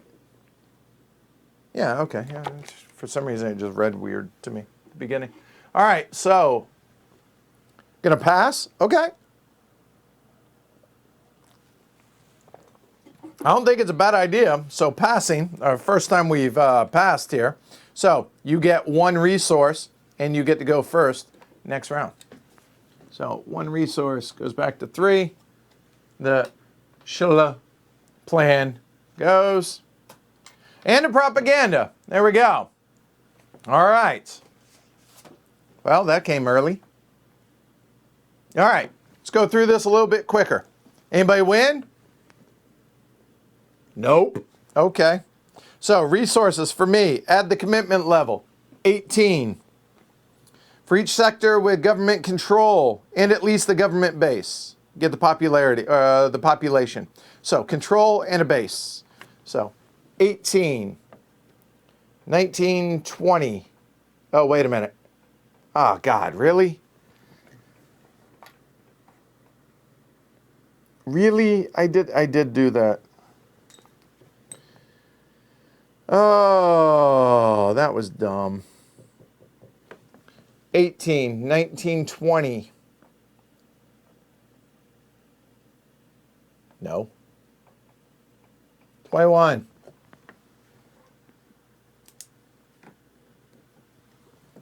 Then, let's see. Add total support. What do we got? 2, 4, 7, 9. Looks like 2, 4, 7, yeah, 9. So that's 30. Subtract number of resettled sectors, 3, so that's 27. 27 and 5 is 32. That's considerably less. All right, FLN resources now. Bases and number of resources on the French track, which is 4. So 17 minus, okay. So 4, 17 minus 2, that's 15. 15 and 3 is 18. There we go. Do Algerians count for control? They do. Oh. I had it right. Thank you. 1, 2, 3, 4, 5 versus 4. That gives me 2 more.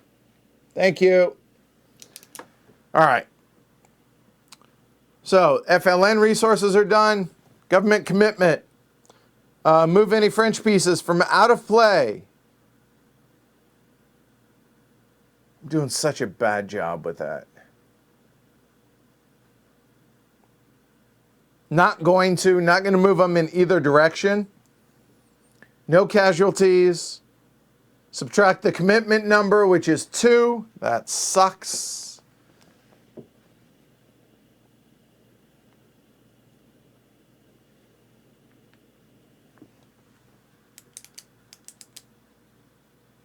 Thank you, Laura. All right. All right, support. I can pacify in any space I have control, police, and troops. Police, control, and troops. There. Let's mark them.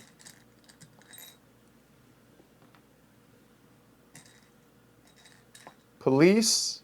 So I got and control. I have control 4. Yes, I have control there. So that'll be here.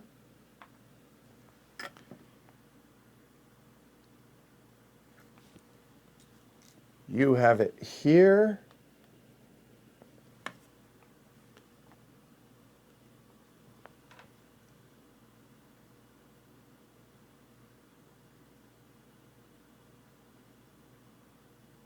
That's it. All right. So it costs, I can move 2 resources per, right? So to get this is going to be 2.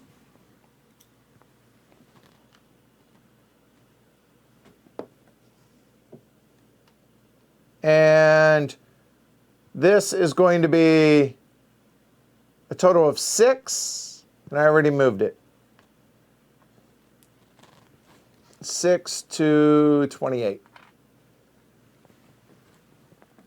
Okay. Now, the FLN can agitate in any space with pieces and no government control. So anywhere I do not have control, that you do not already have opposed. So let's see. That matters. Doesn't matter. That I don't have control.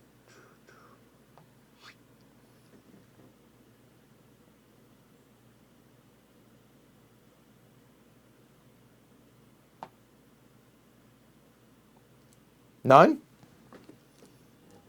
I don't see any spot. So you have pieces and I don't have control. Here, but it's population 0. So it doesn't matter. Already got it. Already got it. Already got it. Already got it. I control. Already got it. Doesn't matter at 0. Already got it. All right, I guess none. It's 0 though. I mean, you could, but I don't know why you would.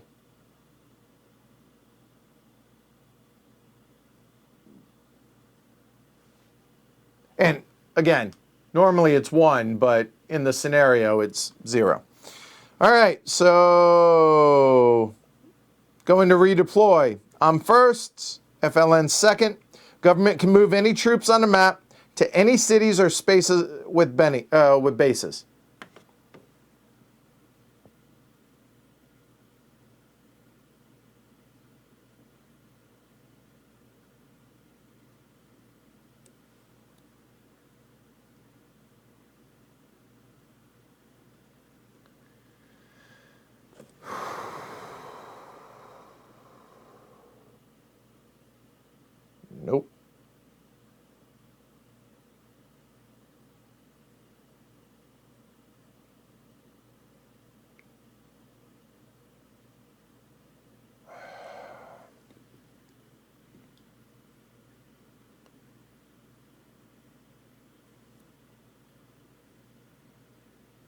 I don't think I'm gonna.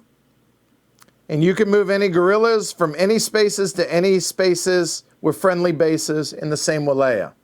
So, here we go. Walaya 1 here, no bases. Including down here, no. Here, you can move Satif into Sukaras. Which might be worth it to you because that's population 0. Okay, you want to. Sorry, I missed that. So 1 there, and this will become... And I don't know if there is a card that will do that. Just in case. So there's that. Well, if that's the case, you could also do it here in Satif if you wanted. So you can move this over here to Sukaras because that would protect the base then. Yep, do that there as well.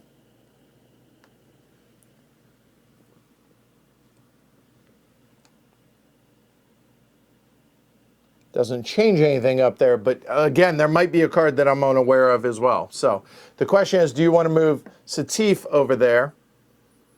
Then you can freely move these around.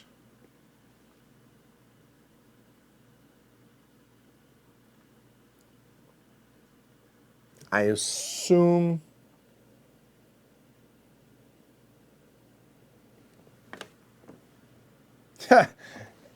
can't you do this? Because you... I mean, can't you do that and bring those over like that? To where now these 3 are...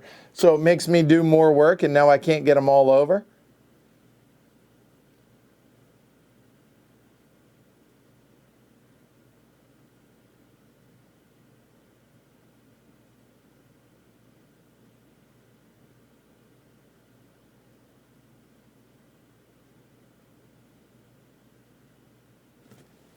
Or you could even do that if you wanted, right?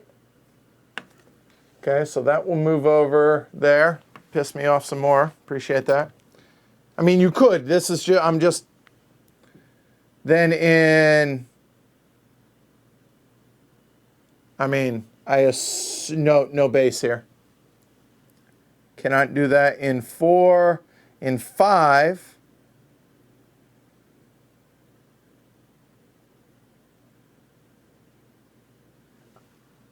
I don't think you want... I mean, you could do something like that. I mean, this has got to be the target, and then you start going after the cities, right? And I guess that's it. I mean, assuming you want to do that, you said yes, switch that. That makes sense. And then...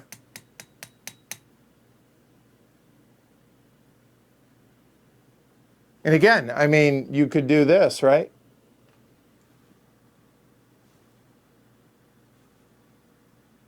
No, you can't because no base.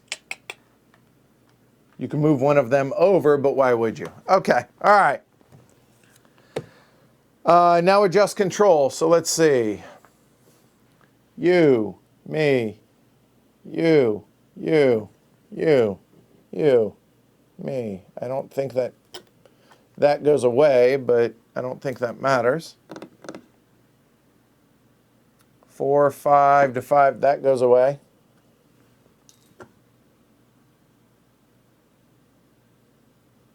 Done. All right. Okay, reset. Put a third casualties. There were none because it was so quick.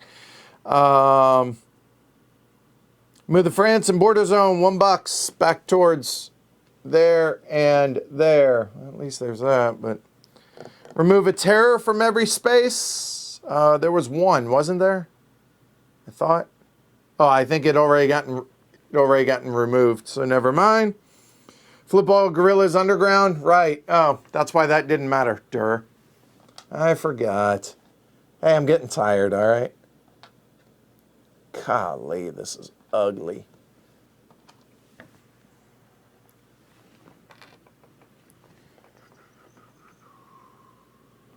Okay. No momentum cards. That goes away. You were going to be first. You stay being first. Here we go.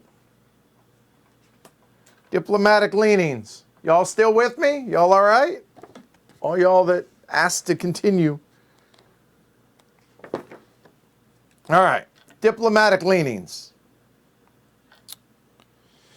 Background. Even though Morocco and Tunisia have been given independence, France still exerted considerable influence over the new governments and retained military bases in both countries for some time. You get 6 more resources, which less important to you this second, right? Remove up to 1 base in each of Morocco and Tunisia if independent, and they are. No increase in commitment. But still.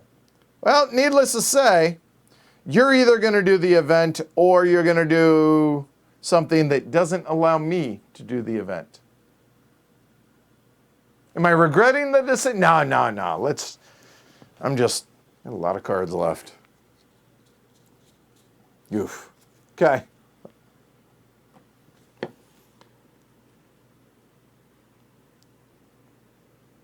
I just don't know how to dig myself out of this.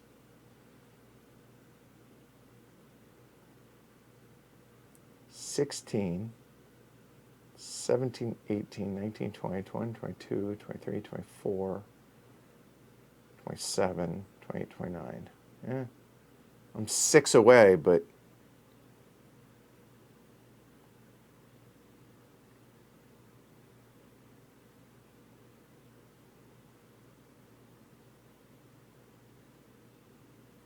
all right.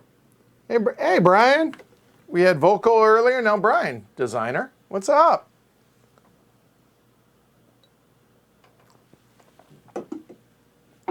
All right. So, all right. What are y'all going to do?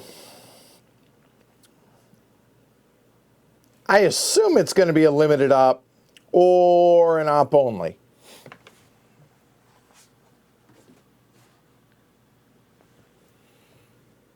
Oh, no worries. Oh, okay, Laura. Op only. Okay. So, March 1 to Sidi. All right. So, you guys are... Hold on. Get the other one. All right. So, y'all are... You're going to march.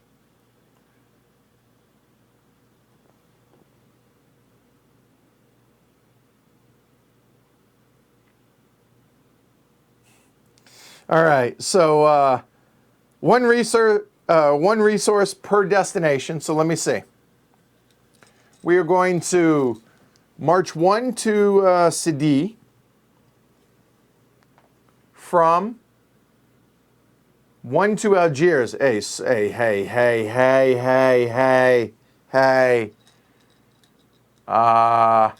And 1 from Souk to Philippeville.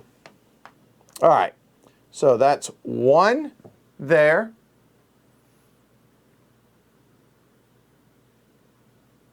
Yeah, oh, Laura's whooping me. So there's 1. So that's going to be 1, 2, 3. So let's drop that down 3. So 1 here. I'm going to assume from Tlemcen. March 1 to Sidi, 1 to Algiers, so that's got to be from here. Only 1. Interesting that it's only 1. Okay, all right. You know what you're doing. All right, so Algiers from Medea, right? It has to be. Sidi from, right, got it. Okay, all right, good job. All right. So that sounds like that is going to be the op only, right? So paid for that. Paid for that, done. Good job. Yeah. Okay, limited op. Stop me if you've heard this before.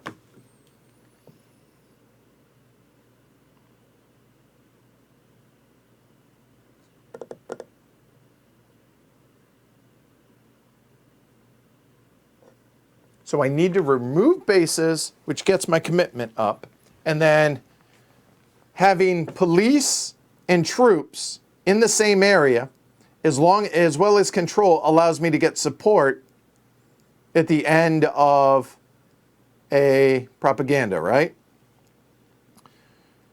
Oh boy.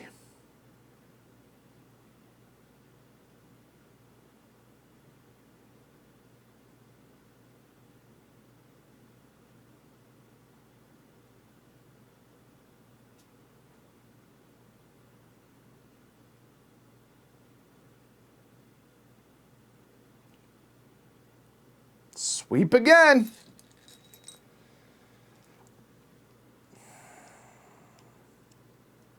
Unless, hold on. That's the definition of insanity, right? And I feel like I'm not getting anywhere on that.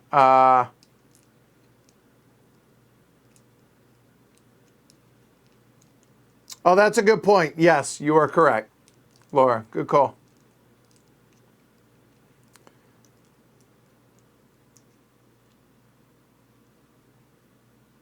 Hey, Brian, while you're here real quick, I got a question on the on a garrison action, and this again, this could be a brain cramp. So the location is only the destination that matters, right? So I can move police from anywhere to population 1 or higher location, right? Because if that's the case, we're going to do garrison action instead of sweeps. Because I can start moving some of these guys out of here, and I should have been doing that already if that's the case.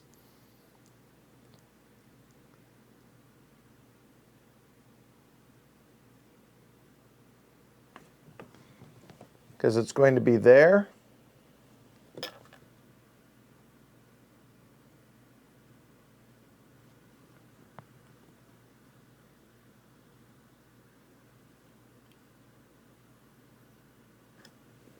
There.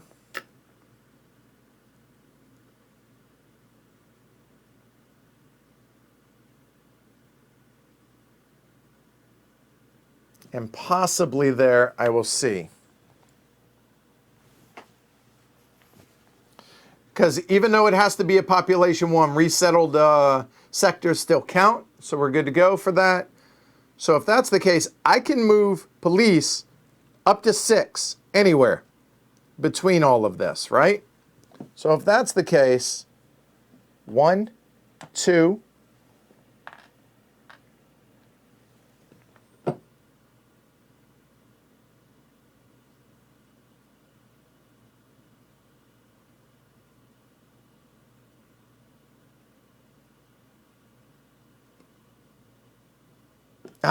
I did it again. It's a limited op. Gah! That's twice I've done that now. That was there. And I think that was there. No, where was that? Shoot. Aha! All right. You move them among selectable location. Oh, okay. So, thank you for. So I have been doing this right. Thank you. But it's a limited op. I forgot. Grr.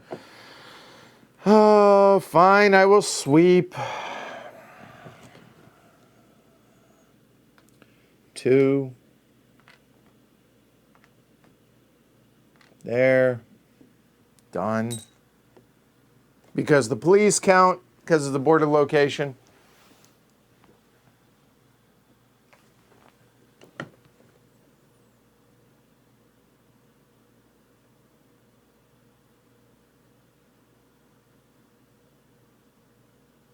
All right. Well, I'm glad I've been doing that right, so that's good. All right. So we did the sweep. We're done. Moving on. Next action, cabinet shuffle every day. 52. Background. Until the events of May 58 brought Charles de Gaulle back into power, the government of the Fourth Republic of France was unstable. Presidents and ministers came and went in a matter of weeks or months. All right.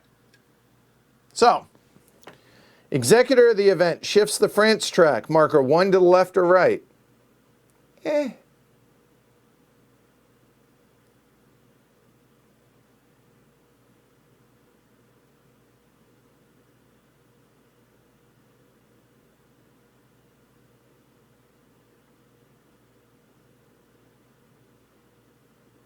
I finally got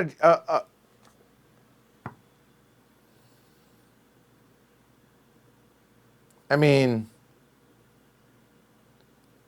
I'm finally going to take over Sukaras. So I'm going to assault. There's no doubt about that. There. Finally. By the way, that's 5, right? 5 to 4? Yeah. All right.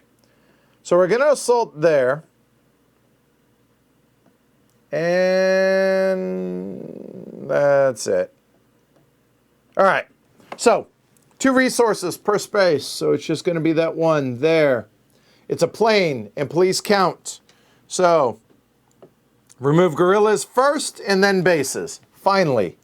1, 2, 3. So 1 there, 1 there, 1 there. That's 2, 3, and finally 4. Commitment goes up 1. Sorry. Yeah, commitment goes up 1.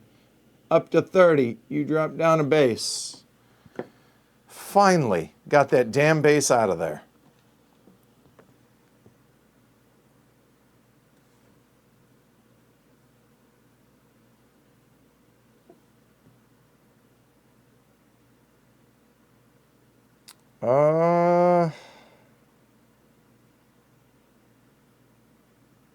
That's it. It's going to be a limited op. All right.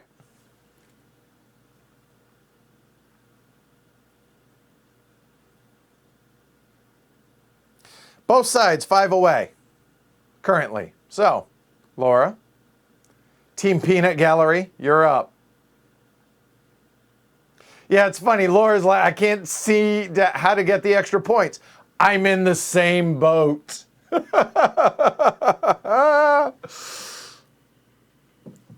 All right. So what's it going to be? The full Monty or just the op?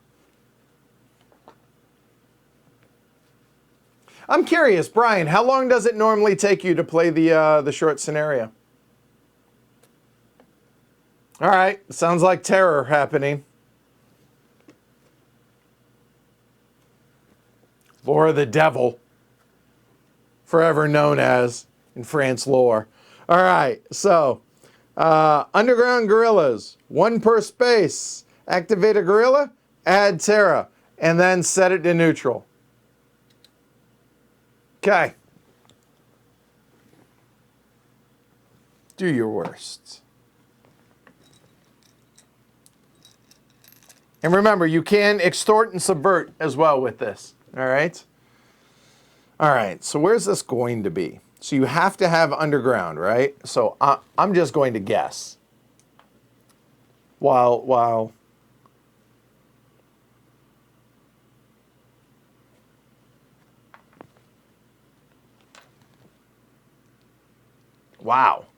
In 2 hours in playtesting? Wow.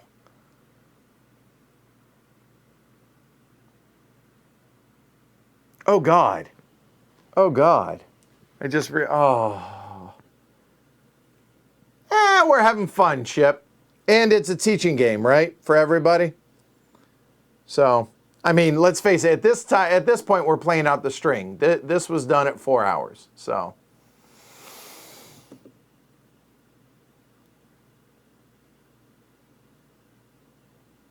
I don't know about that, but honestly, I'm not positive about any of those, but okay.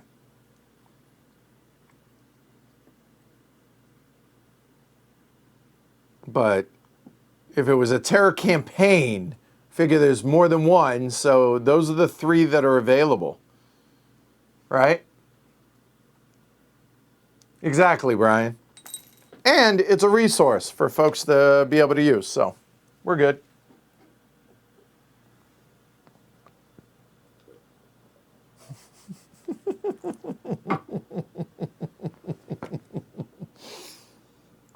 I'm assuming that's the case. So 3.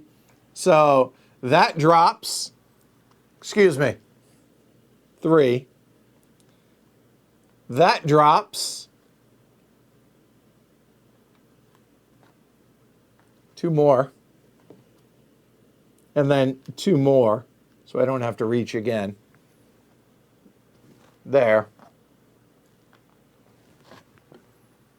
And 3 terrors out there, huh? Yep. I guess I did say do your worst, damn you. Let's see, that's why we have the markers, right? I mean, it's Algiers, after all. So there, there, and there. And that was there. All right. So now the question is, do you want to subvert? Let's see. Where can you subvert? Without, oh, God.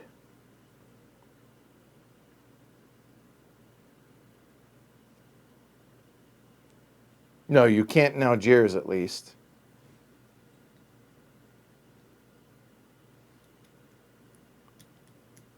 Well, right now, the insurgents are winning. So extort or subvert or op only. I mean, it's free to do it either way, right?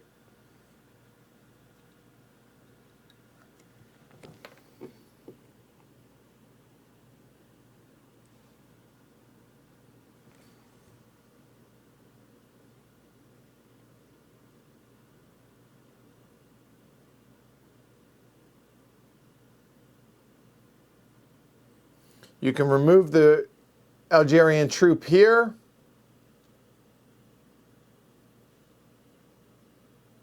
For a subvert. I'm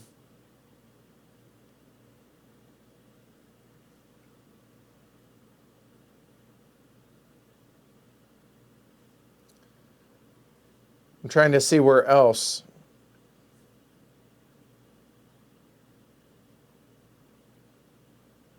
Oh, or you could just turn that into another there. So those 2. You could replace the Algerian police with an underground guerrilla.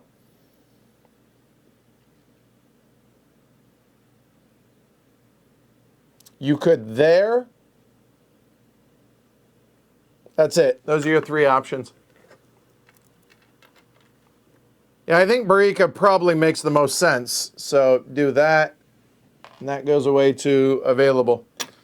All right, so that was both, but didn't matter. There, done. Peace of the Brave. Card number 5. All right. Background. In October of '58, de Gaulle promised amnesty for thousands of existing FLN prisoners and eventually to commute all death sentences. He also offered the Pays de Braves a fresh amnesty offered to FLN members who would desert. All right. Until propaganda, so till the end of the game, in each selected sweep or assault space may also pay an extra resource to remove 1 guerrilla to available, may be underground, maximum of 1 per space.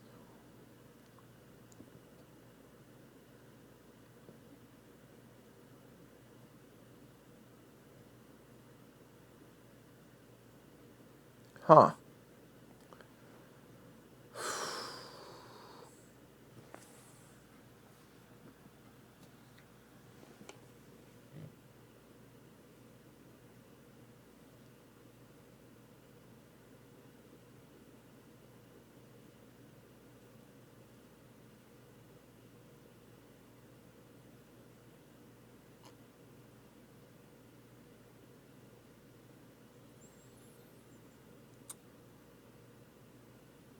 Well, I think we got to get rid of that person in Algiers.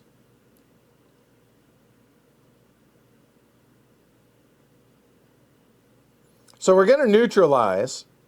So we're going to do an op and a special activity.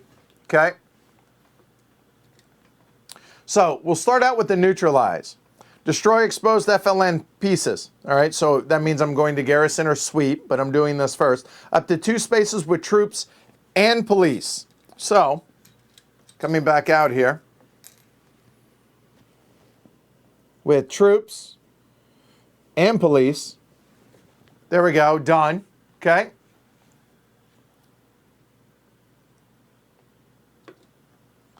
Remove a total of up to 2 active guerrillas or bases from among all the selected spaces. They go to available casualty alternating, right? I would say that they both go to available because they're going from different locations.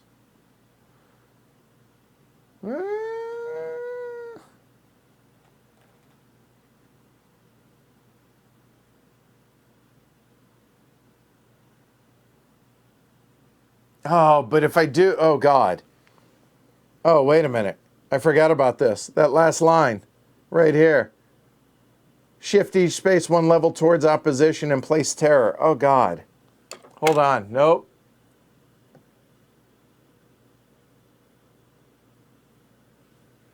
Oh, maybe I don't neutralize it. Ah. All right. Then I guess I have to assault instead.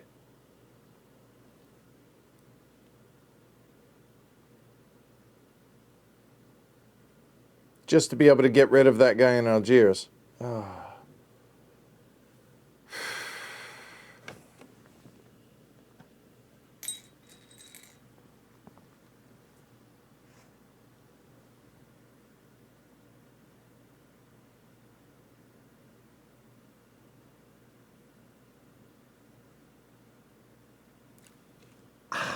I feel like I feel so dirty.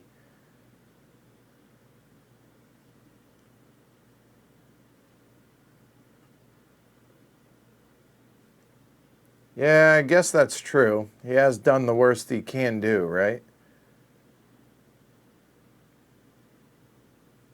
He's got to be underground to be able to do terror, right? So if that's the case, maybe we train instead. Yeah, that makes more sense. All right.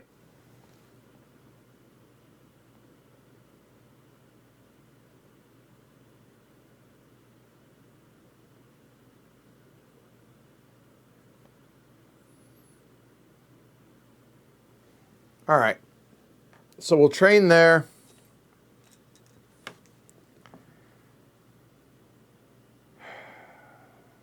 I've got to do something with that. So we're going to do here.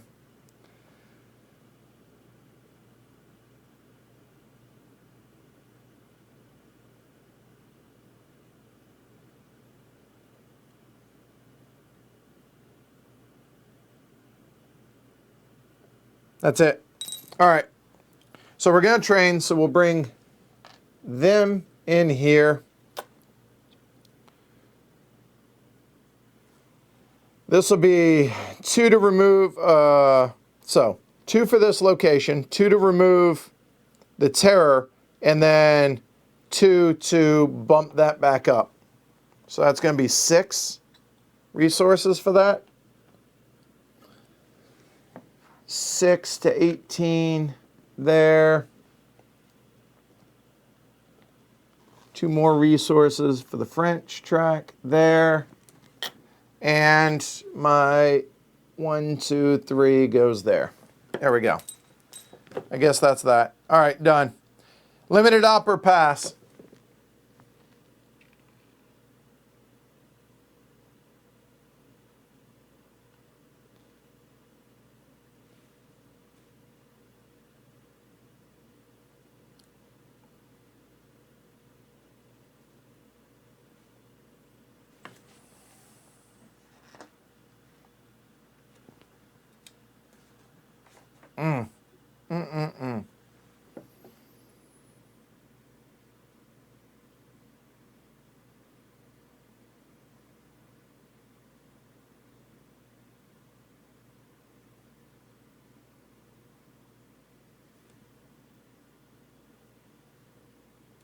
So let's see. Limited op. Would allow you to rally. Where would you bother? You can place a base in Barica, which actually makes sense. That's actually not a bad plan right there, honestly. Yeah, I think that's probably the best bet, but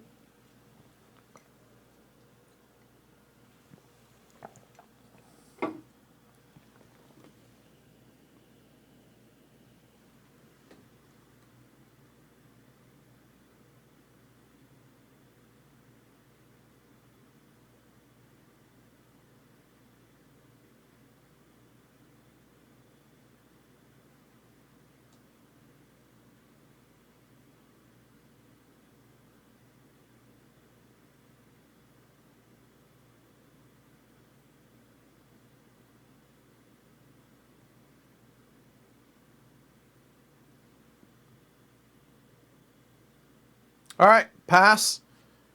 Get one resource. Want to go first? Understood. Also, I don't think I did a really good job of explaining this earlier. I don't know if I went over the. This is not the action. This is the event. This is the FLN pivotal event. Kind of feel like this is important at this point. The Recall de Gaulle is in play, so either player can use this capability anytime in place of any special activity. Place one terror marker in any non-terrorized populated space in Algeria.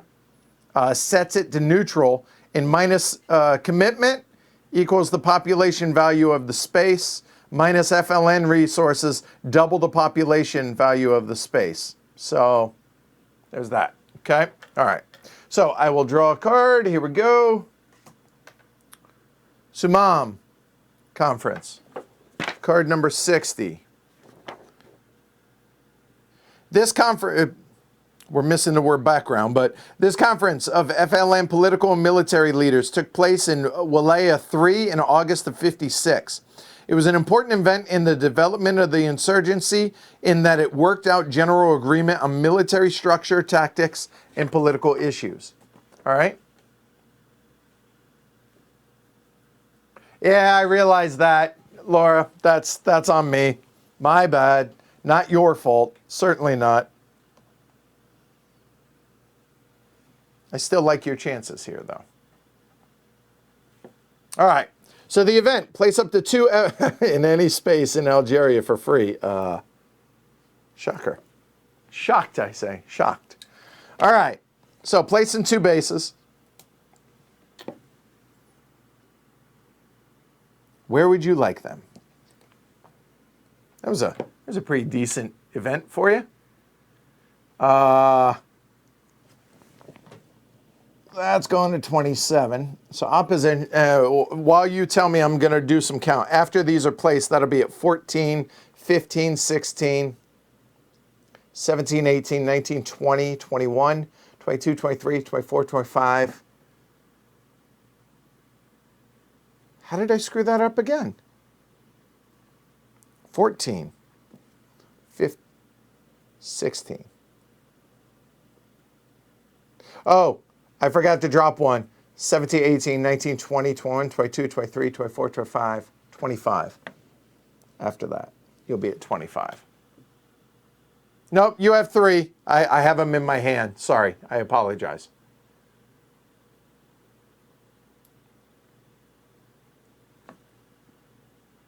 Yeah, my bad. I had them in my hand. Sorry. I'll put them back on the track until you decide. My bad. Where makes sense?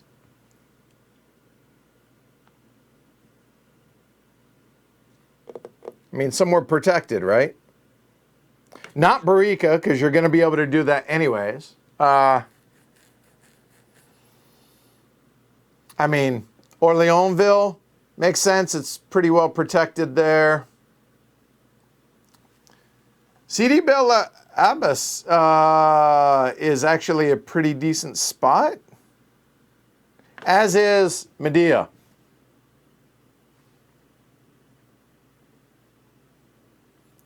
Definitely, I think Medea is a no-brainer. Yes, you could remove it, but now you don't need to rally there. And it gives you a base now just outside of Algiers. That makes sense, right? Gives you a base right outside of Oran. Okay, Orleansville and Medea. Okay. All right, there we go. So now, oh God, I am so far away right now, it feels like.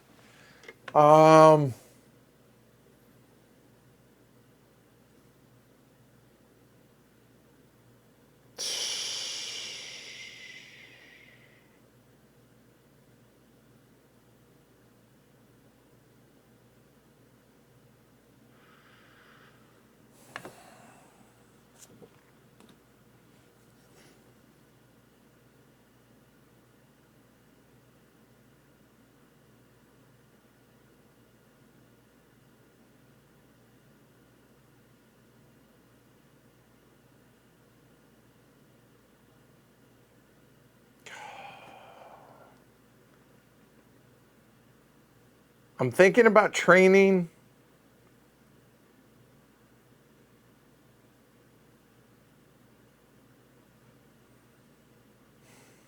Or I think I'll sweep and troop lift.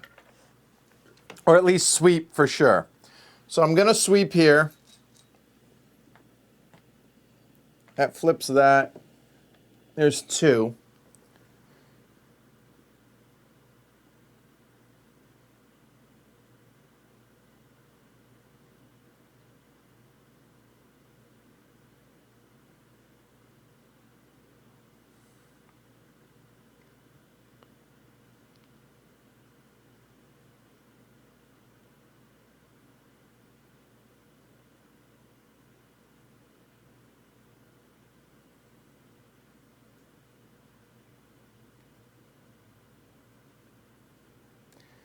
Then, there's so much I want to do right now.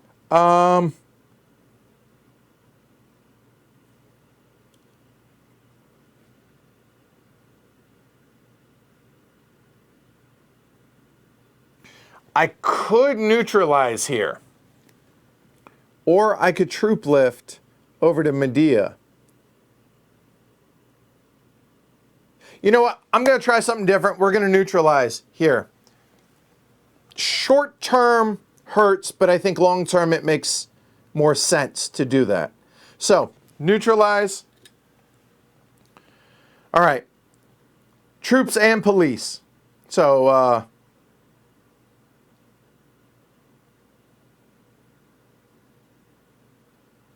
so we sweep and then neutralize. There we go. All right. Did I pay for my 2? I don't think I did yet. So let me do that real quick. So I'll pay the 2 for this, and then we're going to neutralize there. You know what? And we'll neutralize there.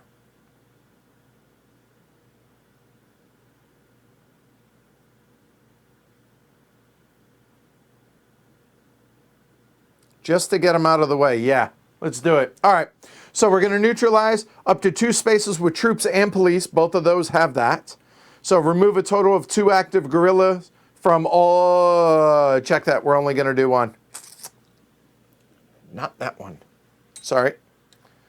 2 total active guerrillas. However, shift each one towards opposition and place a terror. Sorry. If it's already at a post, place a terror. So just going to move 1 towards opposition. So let's try it. So that hurts for me right now temporarily. But those, 1 there, 1 there.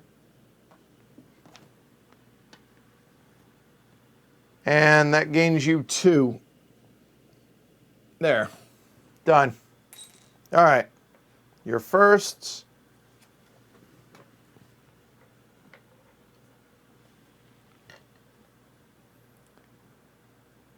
At least it clears it out, right? And it leaves the bases exposed now. So that's the thinking, at least.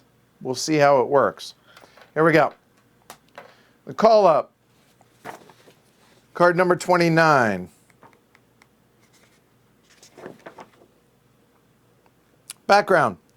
Bedas is and I'm probably pronouncing that wrong, is French military slang for a conscript recruit or draftee. A more polite term is les appelés, or those who have been called. Over 1.25 million Frenchmen served 2-year terms in Algeria, most of them as sector troops. This card can precede or follow the mobilization. Okay, yeah. All right, cool. Done. All right. Move any number of French police from out of play to available. Subtract commitment. Right. Until propaganda round. Train. Get it? Train. Places no more than 2 cubes per space. There we go. All right. So while you decide, I will be right back. Laura, let me know.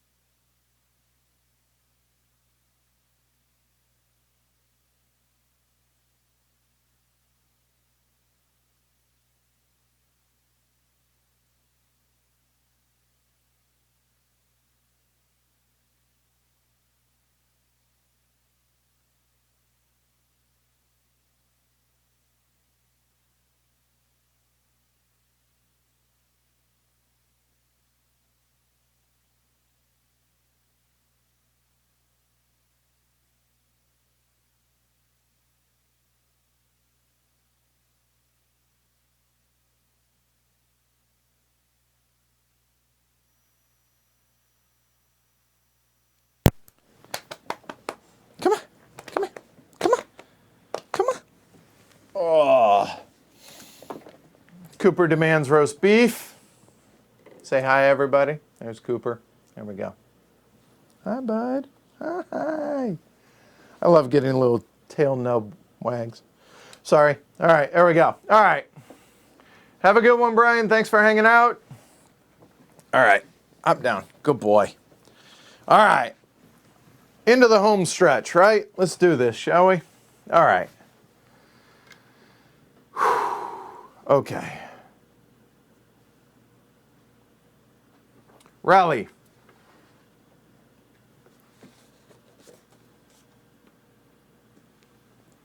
All right.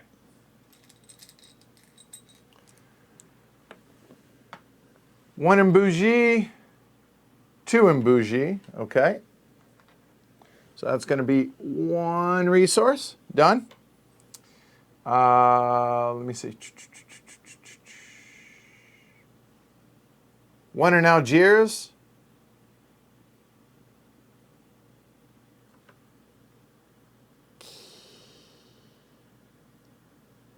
You cannot in Algiers because it's a supported city.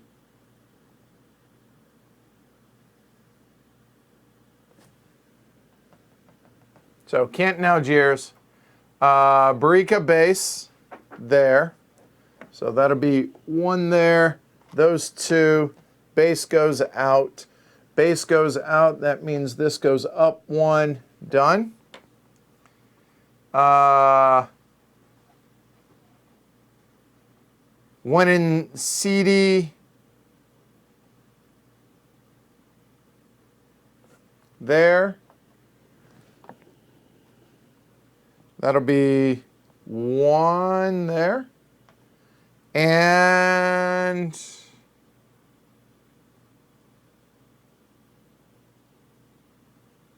agitate. Let me see. Because I lose that. That goes away.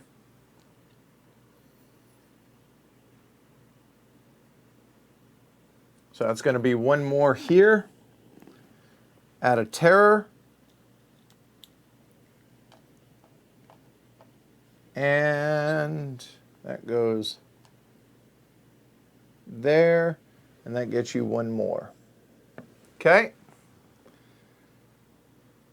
Did I miss anything on that? You have two others. If you want to bring them in. Oh, you're totally fine. No. You're fine, Laura. You did, yeah. Here, let me show you. Just any sector, any non-support city, Morocco or Tunisia if independent, and the French track. French track is kind of interesting in this case because that would bust it one more support down, because then that would give you an even closer, but it's more, it makes more sense to try and get to the 30, right? And one in Philippeville, there, and one there. Done. That is op only. All right. So limited op.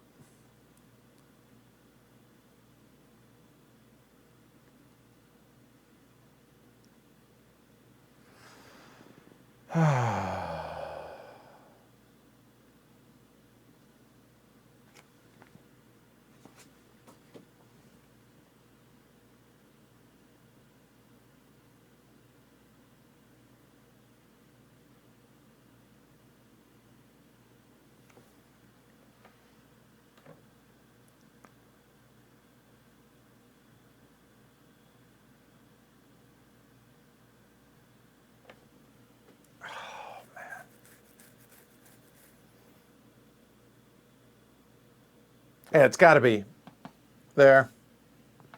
So that'll be 2. Sweet.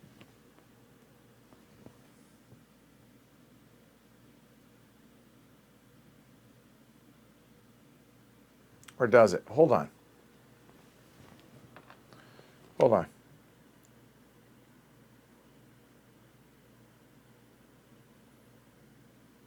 Yeah. No, we're going to sweep this turn. So that'll be there. Done. All right. Card goes away. First, second. Draw. Ultras. Card 48. Background. Fearful of being abandoned by France and aware of their likely fate, the Pierre Noir community harbored a number of militant groups who were responsible for many acts of violence, either to provoke or take revenge on the Muslim community. Later, members of these groups would join the OAS and resist the French government itself. Yeah. All right. Here we go. So remove up to a guerrilla in each city space to available. Or remove 1 to 3, rounded up, Algerian cubes to available. Yuck.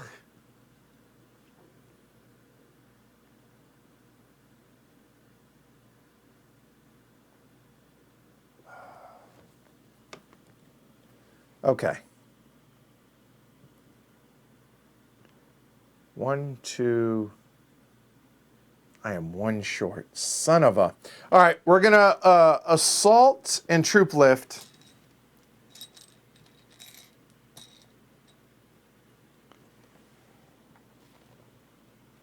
I think. Yeah, because I want to get rid of the... I think. Yeah, we are.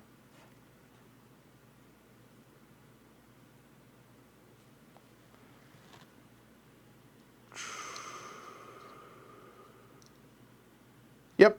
All right. So there's that, and then the troop lift will be there, there,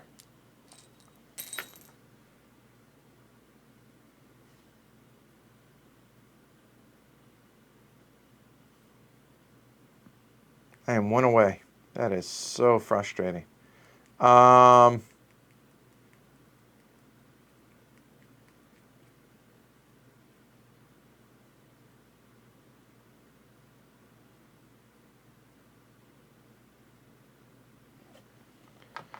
there. I think that's it.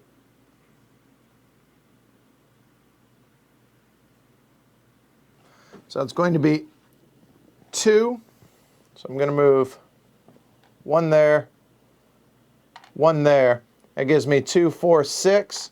That's 2, 4, 6.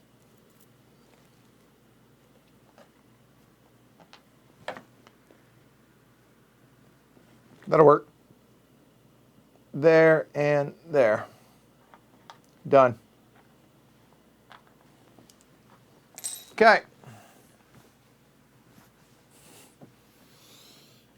So now you may have the events or limit it up or pass. You have 6 remaining. Okay. Remove 3 Algerian cubes. Keep that in mind from anywhere on the board. All right.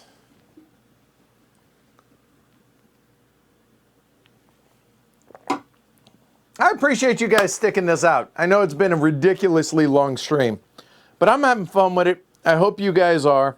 I'm frustrated, but that's frustrated from within the game, not at anything else. So obviously Laura and I are enjoying this, but hopefully y'all are as well. So passing for 1 resource there. Oops. And I will be second first. All right. Third force, 47. Background. In 1957, Mohammed Belonoui, a former commander in the MNA, the FLM's main rival insurgent movement, rallied to the French with the several hundred guerrillas under his command. This private army, called the Armée Nationale Populaire Algérienne, operated in Wilaya 6, but treated the local population harshly in its efforts to find the FLN guerrillas. It reached a strength of up to 3,500, but melted away quickly after Mohammed Belounis became uncontrollable and was killed by the French in 1957. All right. Oh no, I'm enjoying this. I'm enjoying this the most I have of any coin game, in all honesty. All right, so what do we got? Replace up to 3 guerrillas in 1 sector with an equal number of Algerian police. Or set any one sector with Algerian police in it to opposition. Ooh. Wow. Wow.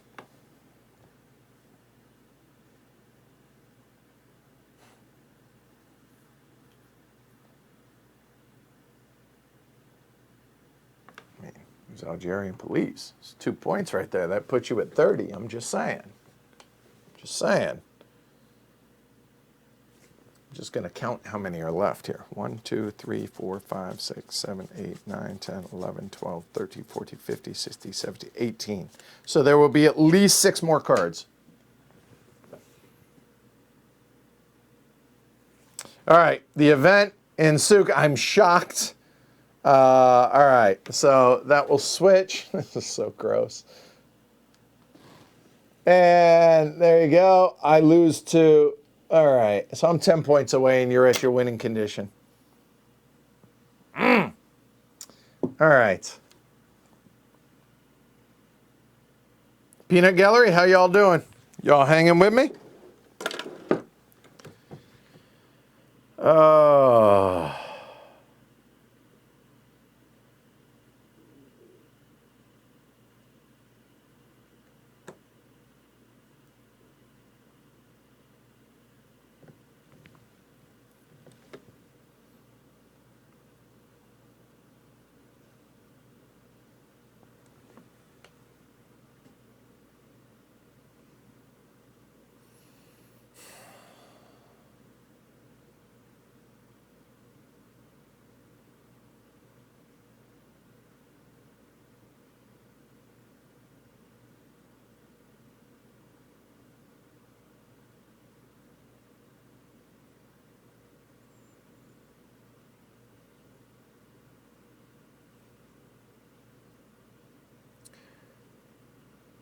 I think...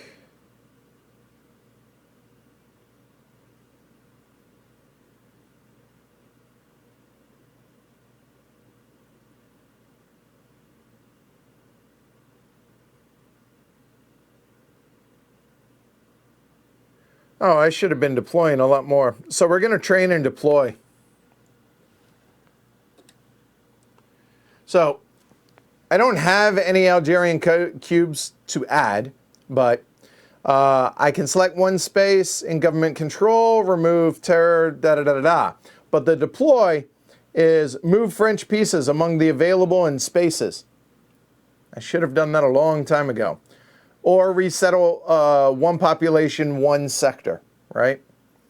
So up to 3 spaces, so either with a base, a city, or something under government control, and the available box. Move up to 6 pieces among the selected spaces, French pieces specifically. All right? So...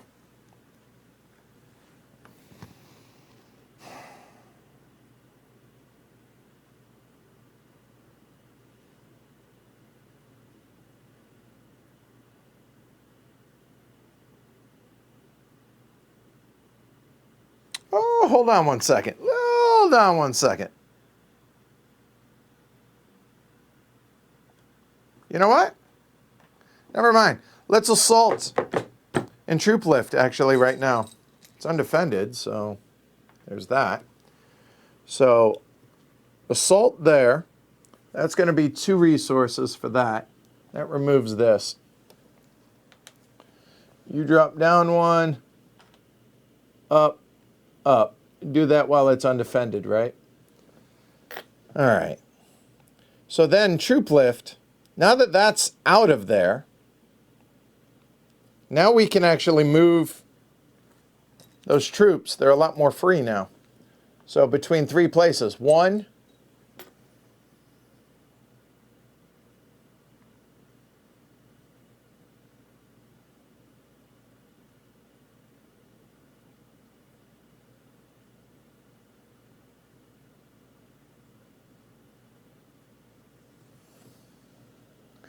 2,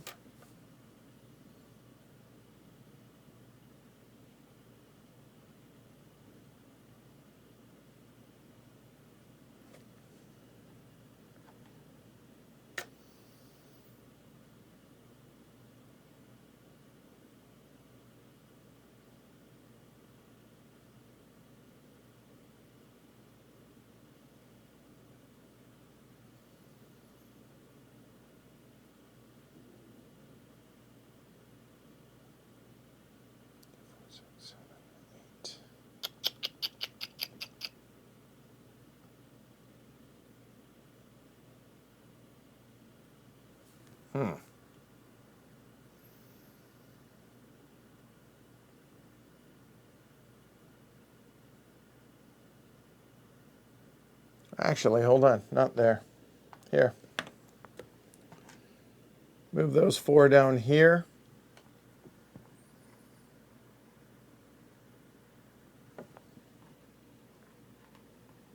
There.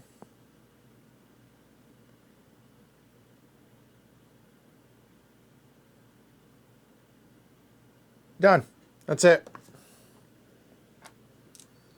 All right. Well, I'm second. Paranoia.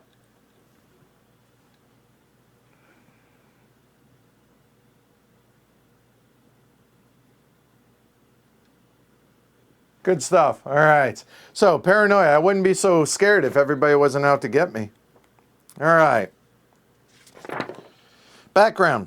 Even without the activities of the 5th Bureau and other false flag operations, the leaders of the different wilayas found it difficult to communicate and plan well with each other, leading to a chronic lack of trust. All right.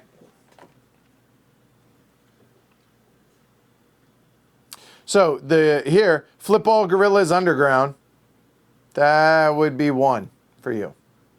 So probably not that, but for me, until propaganda round, so the end of the game, FLN may not march into a sector in a different wilaya, But you can, oh, ooh, that's kind of tempting. So different wilayas. So like being able, you wouldn't be able to march doing that. Okay. You wouldn't be able to march across that. Oops. All right. All right. Well, I'm glad you guys are enjoying it. Because either this is going to be really good or really not good. So I think I'm actually playing it right. However, strategy-wise, maybe not. There might be quite a bit there lacking. Laura's doing an amazing job. I, on the other hand, as expected, it's all right.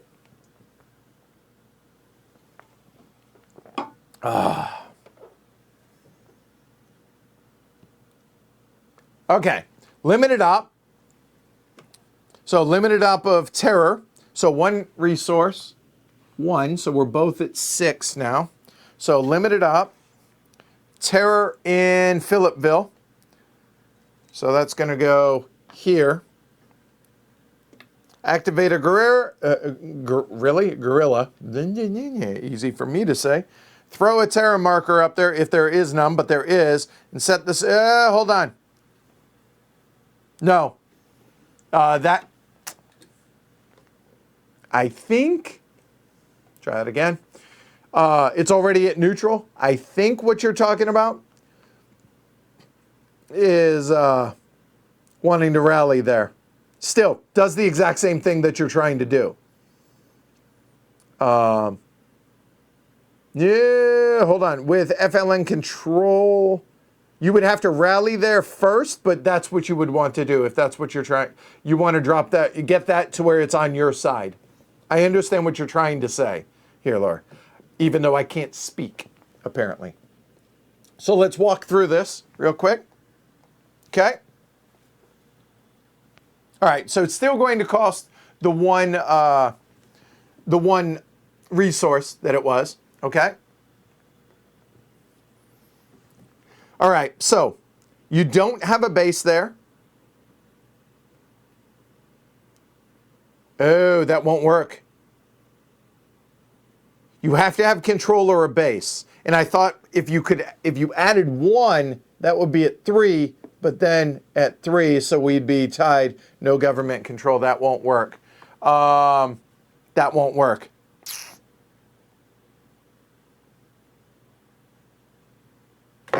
No, I thought it would. Let me give you your resource back. Because you have to have either control or a base. Put you in a position to do so, but... All right, let's see what else.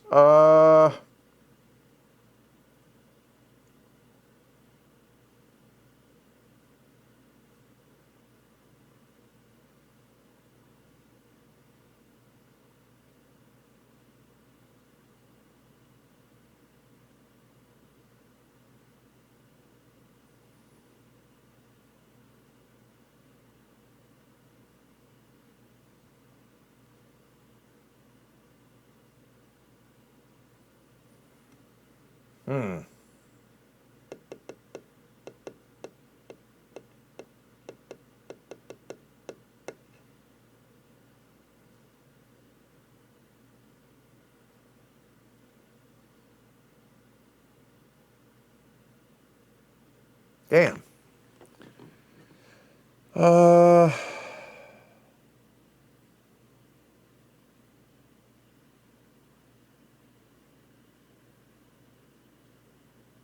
Gotta go after a city, right?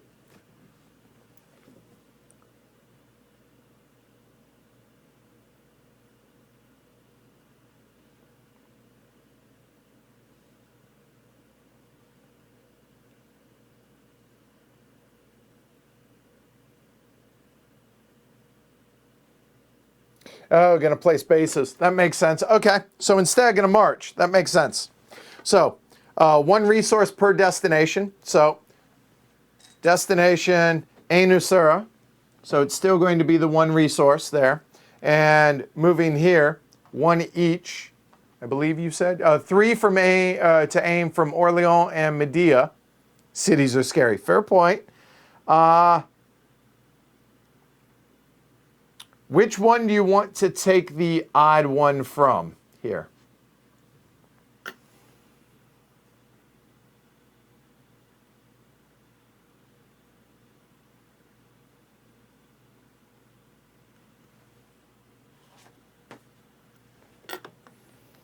While you think about that, I will figure out what it is I'm trying to do. I think I know. Oh, I'm almost out of... Oh.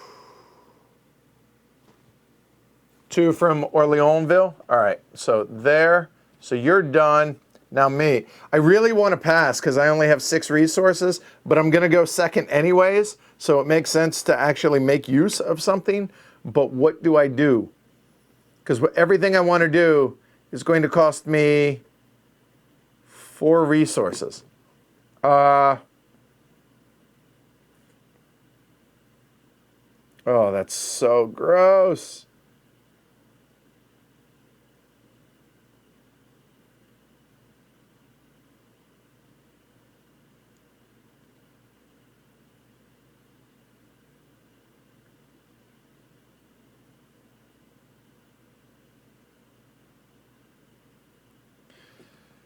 All right.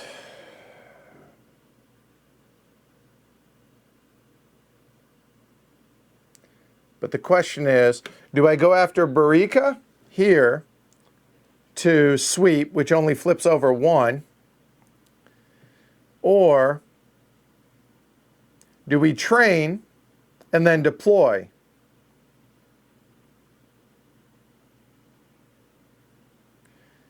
It would cost me 4 resources to get rid of both of those, but it doesn't help me, it only hurts you. Gets me 1 step closer, but...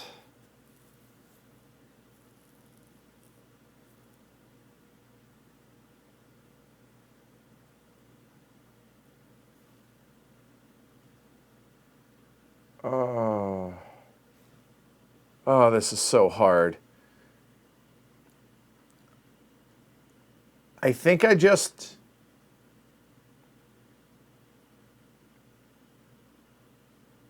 Oh, damn it.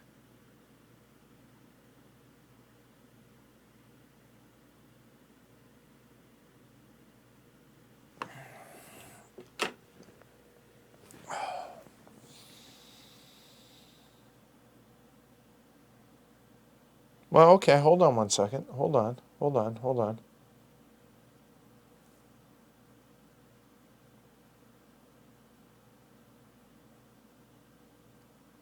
Train and deploy. Yes, there you go. All right, so I'm going to train and deploy.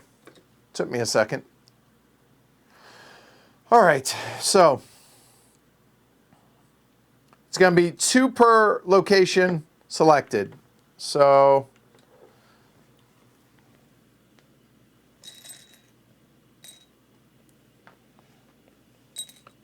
two to remove that, 2 to remove that for the train.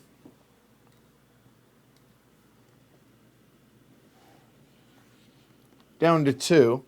That drops this down 2. And then deploy allows me to go any 3 spaces with base or government control. Oh, God. Yeah, we're going to go with it. It's going to be able to allow me to move French pieces. All right? Up to 6 of them. So now that that's done, I'll actually use white for this since they show up a little bit better. So 1 there.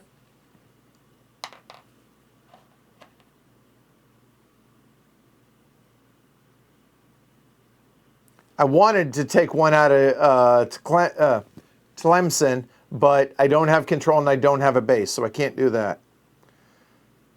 But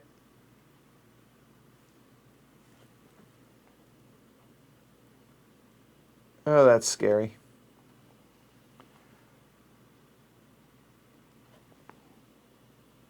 Don't have control, don't have a base.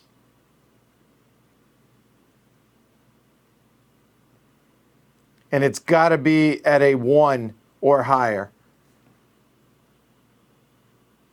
Or does it? Wait. that should be there. So if that's the case, there.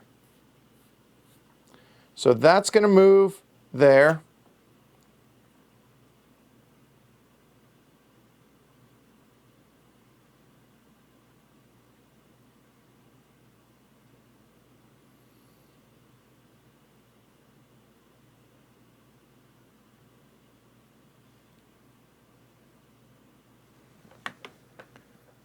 Is that it, really? I mean, I got all this movement I can do, but I don't know.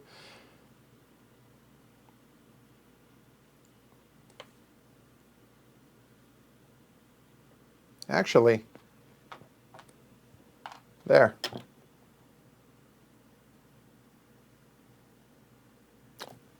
Or better yet, instead of that, out of available as well. So here,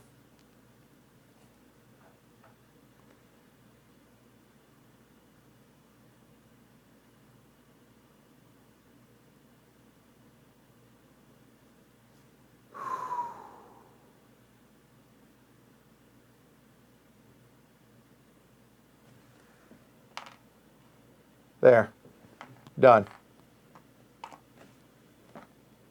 That was underground. There we go. All right, cool. All right, there. Paranoia, gone. Refugees.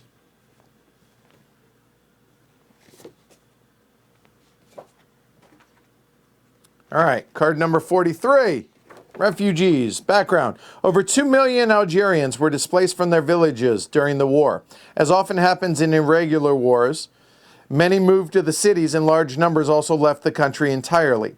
Once established in camps in Morocco and Tunisia, they became a source of recruits and support for the FLN, as well as a burden and threat to the stability of the governments of the two countries. All right. So what do we got? Place a +1 population marker in any two cities. Really? Each city now has one more population. Oh, let me have that, please. Flee the country. The stacking limit for bases in Morocco and Tunisia, if independent, is increased to 3.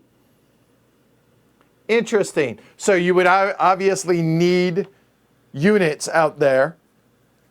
So that might be a reason if this card were to come out, right, to leave 2 over there. Remember, you can put units. You are allowed, with the rally action, you can put into Morocco and Tunisia. So just throwing that out there as well, okay? All right.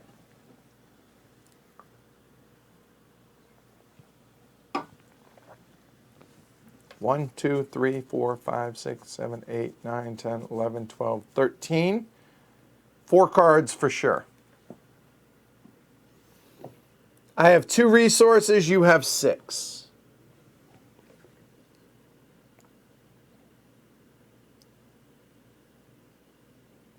Well, you may take the event since I have almost no resources, right? That's an interesting idea. I think there's enough time to be able to then be able to rally and then be able to build.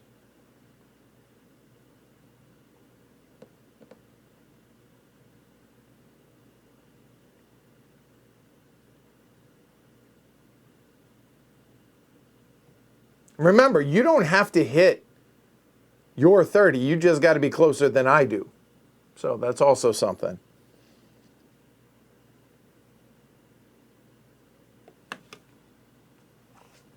Okay.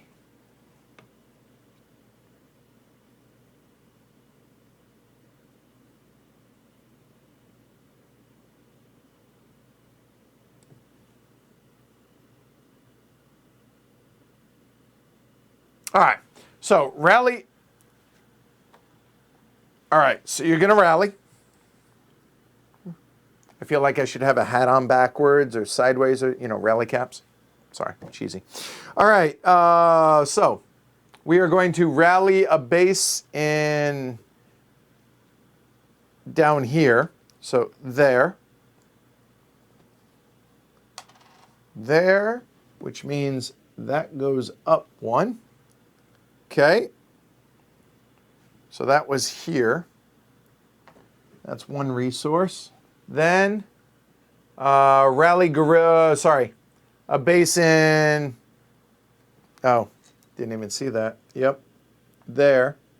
So there, and there's 15. So there's that, and there's that. Okay. Fair point, Laura. Fair point. Then rally somewhere. Well, I would rally here because I'm about to take out that base. That would give you 2, and that would protect you. So here, the reason what I'm trying to do, or what I was trying to do, is if I sweep, I would be able to flip over that one, and then neutralize has to have troops and police.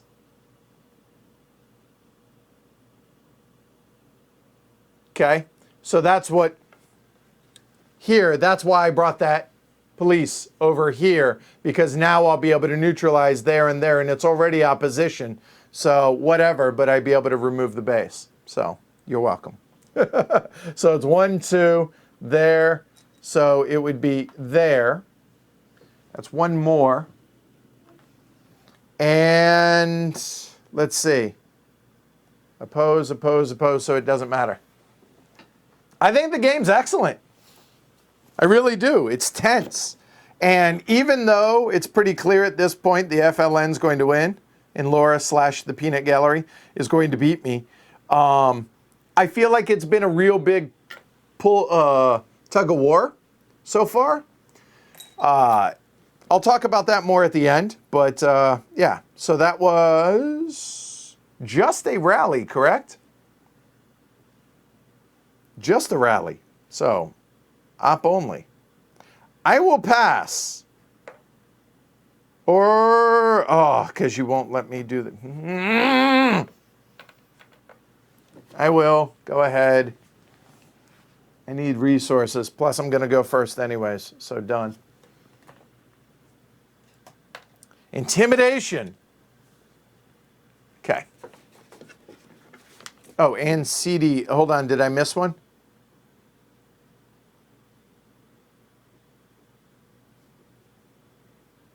Oh, going to rally. Hold on. Drop that down to 2 and rally here as well. So that would have been 1. Okay, good. Got it. All right.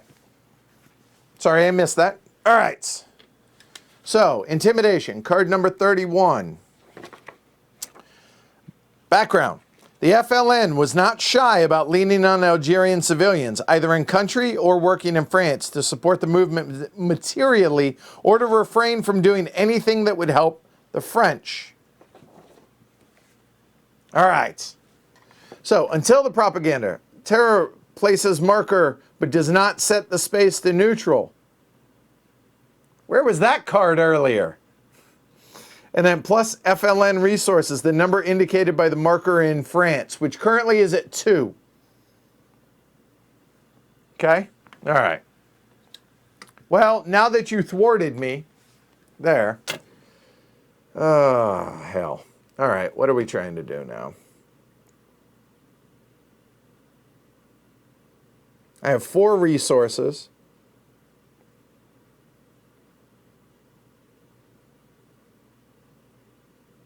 All right, I'm going to do a limited op. Really simple. I'm going to train. I'll train in Bougie. So that will cost me 2 of my 4 resources. And that will allow me to pacify there and get me back up 2 spots. Done. Tag, you're it. So you get the whole full Monty, but you only have 2 resources, FYI. This would get you to, you cannot do the event. Never mind. Sorry. You know, for as long as this has been, you know, going on 7 hours, surprisingly coherent, you know, and like sticking with it. given how much streams are way more involved than just the game, right? I'm glad you guys are enjoying this and y'all are sticking this out. This is amazing. Oh, and because everyone and their mother is going to yell at me, hey, what's wrong? Why does the stream start halfway through? Just while I got you guys here, if a stream is over 4 hours, it takes hours for YouTube to process it. Come back in a day or two and it'll be fine. So there we go. All right. Somebody can make that comment down below, not in the chat, but in the actual comment after we're done streaming. I'd appreciate it. All right, so you're marching from Philippeville to Constantine. Uh-oh, I missed that. Yeah, we streamed Cataclysm, Redbox. All right, so marching. The destination is going to be Constantine. Watch it. So that's going to be one resource. Marching both. So, move guerrillas into adjacent spaces. If space moved into has support, it does, or guerrillas moved across an international border, and moving pieces plus the government cubes exceeds 3. 1, 2, 3. Activate moving guerrillas. It doesn't, so I don't have to activate that one.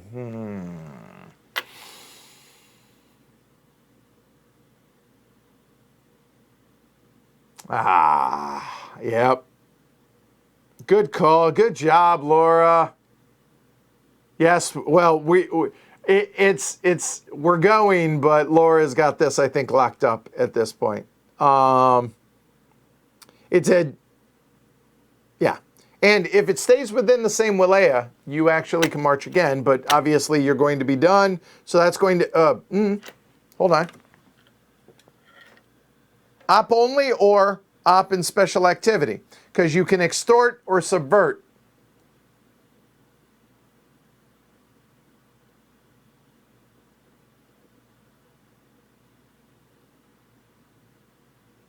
Ooh, interesting. If you, so let's see. Does not have an Algerian, never mind. So extort. Do you wish to extort? I mean, you can afford it. I think so, right? I mean, one here, one here, one here. That gives you 3, right? I assume 1, 2, 3. It's still safe. That makes sense, right? So that's going to give you 3. Well done, you. All right. Assuming that's right, we'll move on. Change in tactics. Yeah, get Laura to play your side. All right, change in tactics. Measures and countermeasures are an enduring aspect of insurgency, and so not all tactical or technical innovations maintain their battlefield impact for long. Remove any one capability marker that is in effect. Okay, so there you go. That's how we're able to remove any capabilities that are up here, but we haven't had any. Okay? All right. 1, 2, 3, 4, 5, 6, 7, 8, 9, 10, 11, 12, 13. So there will be at least 2 more. There could be more, obviously, up to 13. I'll be honest, I hope not. All right. God, having 2 resources is brutal. Oh, you know what? Pass. And I still stay in first for that. Done. Because, right? So, I do not. That's not, hold on then. Hold on. Good call. Thank you. Ooh. Ooh. Oh, God.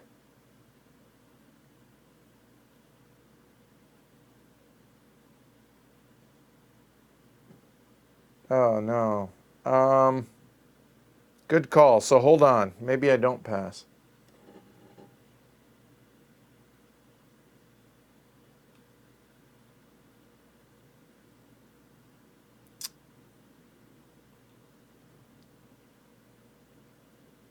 Yeah, we'll stick with it. All right. So, Terror in Constantine. Gotta have underground guerrilla. It spends 1 resource. And activate a guerrilla. That drops me down 2 and puts a terror up there.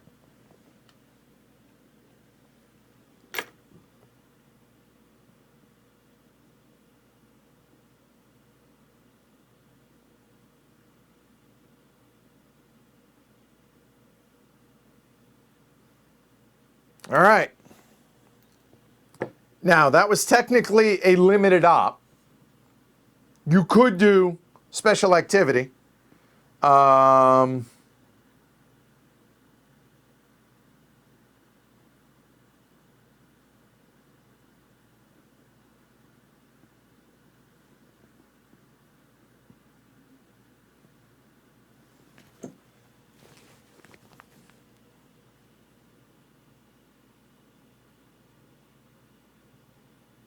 Oh, well, you know what you could do, because it doesn't matter. You're going to go second anyways, right? If you subvert and subvert in Tabessa, just remove 1 Algerian police and put a right here. Right? Because it will be that then. It gives you control, which I don't know that it matters, honestly, because you already have opposition there.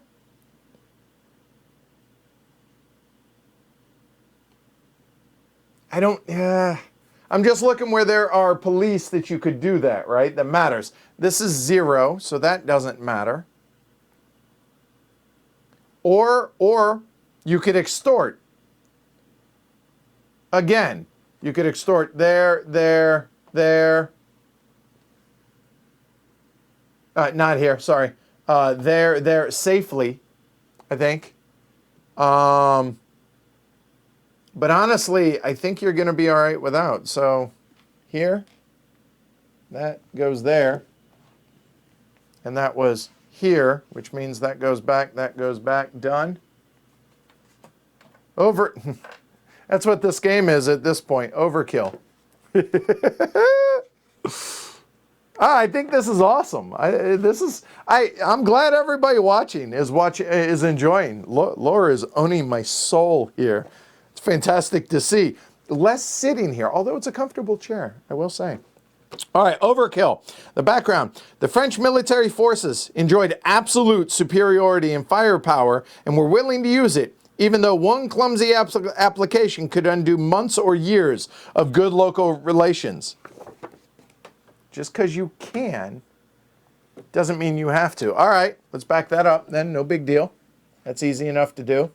So I wouldn't here. I guess you still actually could, couldn't you? Yeah, you can. So extort there. I think you can extort there, and I think you can extort there safely. I think. There might be people out there screaming at their TV saying, no, not really. So that would give you 3 more resources, put you at 6. You know? So 1, 2, 3, I think. Because here, I can remove 2, but you're still, it doesn't help, right? Have a good one, Rocky. Have a good night. Well, it's only 10 o'clock, old man. Sheesh. All right. Cool. Neutralize removes up to 4 pieces. Well, really?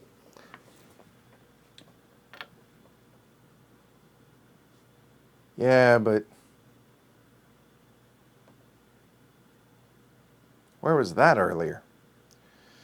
After an assault, FLN may place one guerrilla in any of the assault spaces from available. Ew, that's gross. And that's an ongoing thing. Oh, golly, really? Sheesh. Oh. All right.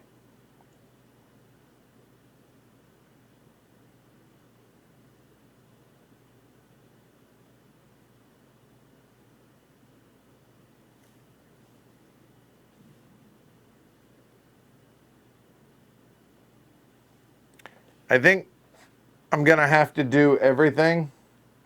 I mean, it's a cow's opinion at this point. I tried that, it didn't work. So we're gonna troop lift. We're gonna bring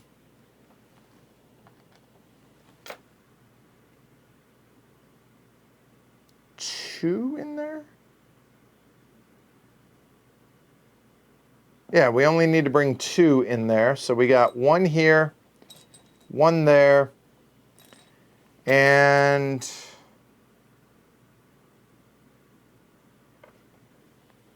three, that's four. That basically punts on that. There.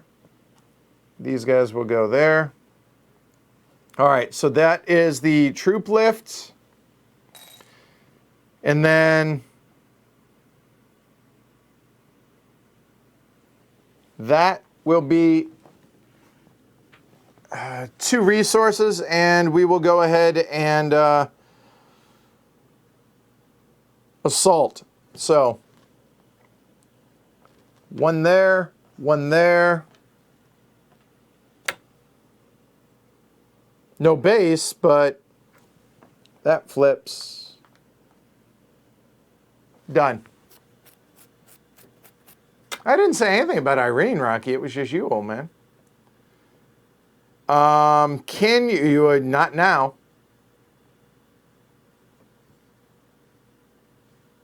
Could you have, here, just to answer that question.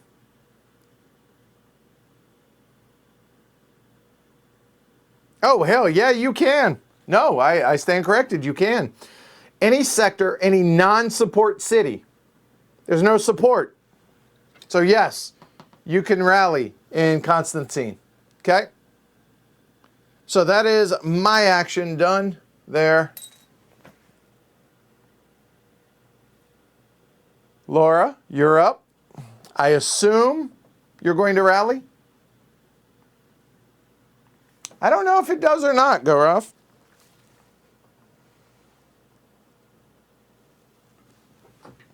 There we go. Yeah, that's better. So if you rally, you'll be able to put one there. Where else would you want to rally?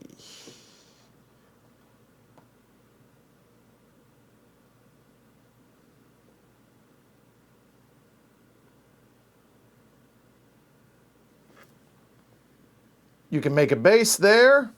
Oh, you have no bases. Oh, wow. There's a first world problem. Limited op to do just that. All right. Limited op. So, rally in Constantine. That'll be 1 resource. Down to 5. Done. Boo. All right. Cool. All right. That goes second. That goes first. And here we go. Taleb, the bomb maker. This should be an interesting history on this one, the background. Oh boy, I'm going to butcher the first name, but Abdurrahmane or Abdurrahmane Taleb, who's pictured here, was a chemistry student who became an explosives expert for the FLN and built many bombs for the insurgents during the Battle of Algiers. He was captured in June 1957, executed in April of 1958. A set of markers has been provided for you to place into 3 city spaces as a reminder of the capabilities effect. So, amateurs, now I do want to show you guys this. There are 3 markers and they are double-sided, one on Talab and one on Amateur Bomb, depending on which side of the marker you choose if either of us do the event. Terror in City requires activation of 2 underground guerrillas. Again, I ask, where was that earlier? And here, Terror in the City costs 0 resources. Sheesh. All right. Now, there's that. All right. So what's it going to be?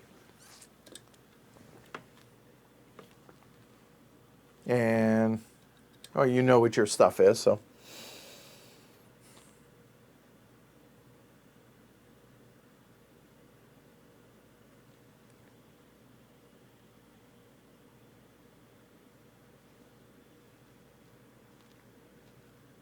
Wow, can't believe you have no basis. Just making sure. 15, 16, 17, 18, 19, 20, 21, 22, 23, 24, 25, 26, 27, 28, 29, 29.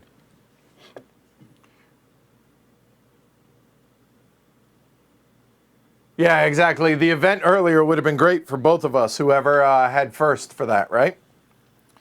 All right, so gonna rally. All right, so rallying Constantine drops that down 1.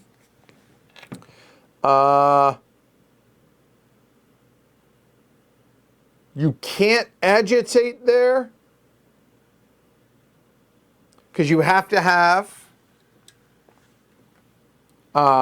controller or base, and it's 2 to 3 right now.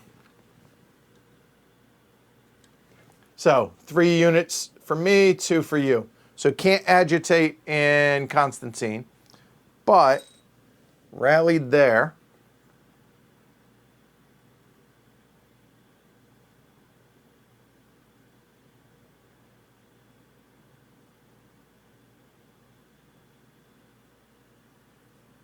Oh, no, you're totally fine, Laura. Hey, I mean, hell, it's what, 3, 4 in the morning there? Phew, you're doing amazing. Totally fine.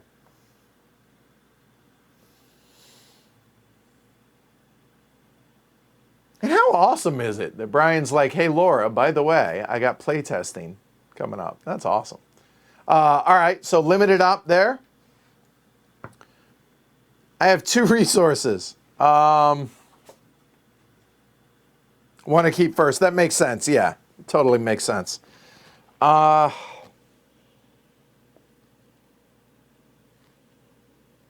it.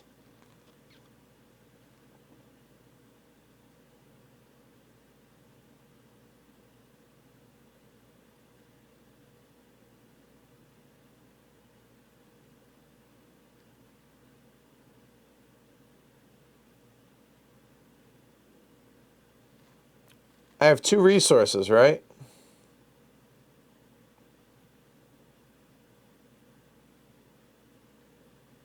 Oh, man, what do I do? So what I'm thinking is I could train here to get that to my side. Gives me 2 points. Or I could sweep to try and flip them over to be able to remove them. No, we're going to go ahead and train. So that's going to be my last 2 resources. So training gets support. That'll be 2.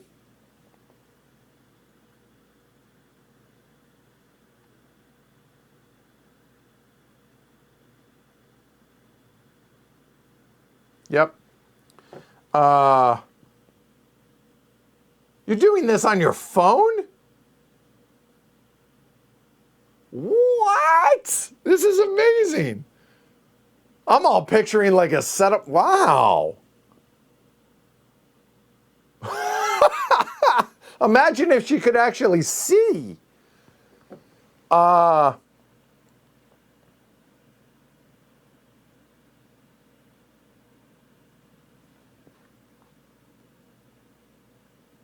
no, you are totally doing great. Wow.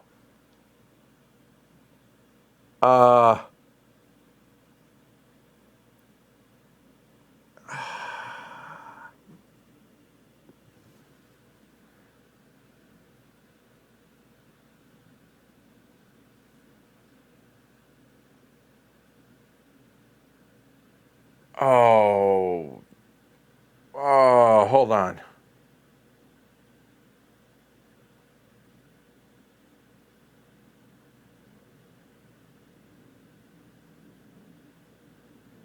You know what? That cost me 4. I can't do that. And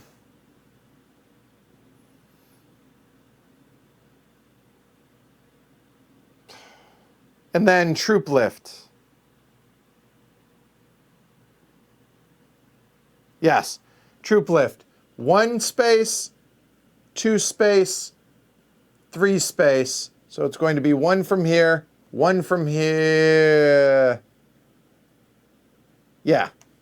And those will go into Orleansville to there for troop lift to go along with the train. Done.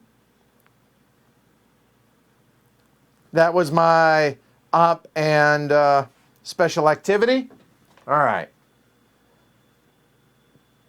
You're going to win, but at least it's close. But man, the fact that you're doing this on your phone is ridiculous. Seriously. I'm fully aware, Tony. Thank you. Well, don't worry. It's all for moot. There's the final propaganda. I'm kind of sad for Laura at this point, honestly, because of the fact that she's been doing all of this on her phone and she didn't get to 30. But she's still going to win. All right, let's go. A player met their condition. No, I'm at 28. You're at... All right, you get the idea. So we make it all the way through here. We don't do the redeploy and we don't do the reset phase, okay? So here we go. So neither of us won straight out right there. So we go into resources. And do resources matter? Hold on. Just trying to say, really? We're going to do it right. I mean, seriously, it's 7 hours. Really? We're going to take a shortcut now? No. All right, commitment level. Commitment level's at 18. And for each sector, government control and a base. Government control and a base. I get to count 2, 4,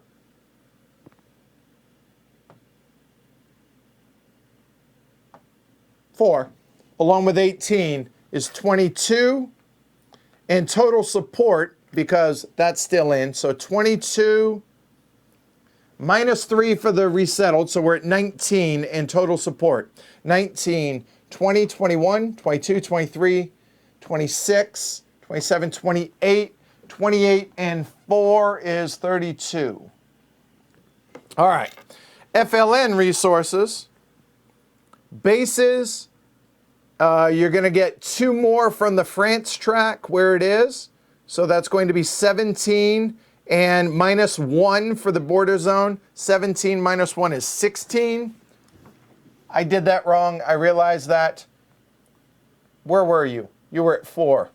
17, 21. 21.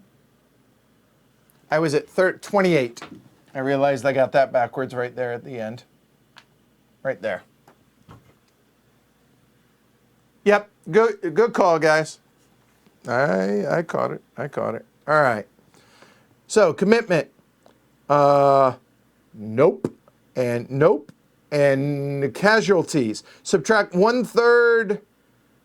Nope, never mind. Subtract commitment number from the box. That's going to be 1 more for me.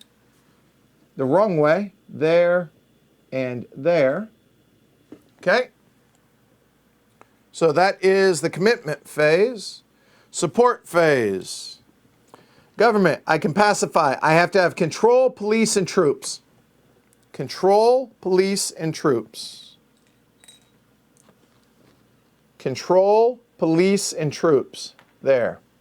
Control, police, and troops. It's almost like I kind of planned that. Hold on. Control, police, and troops. I already got it. Never mind. Got it there. I do have control here. Didn't flip that. Control, police, and troops. There. I think that's it. Okay. So it's 2 resources per everything. So 2, 4, 6,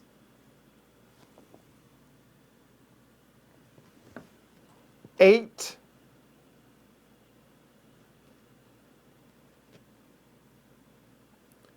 10, 12. So it's 12 resources from 28 down to 16. That goes up 2, 4, 6 for support to 33. Okay.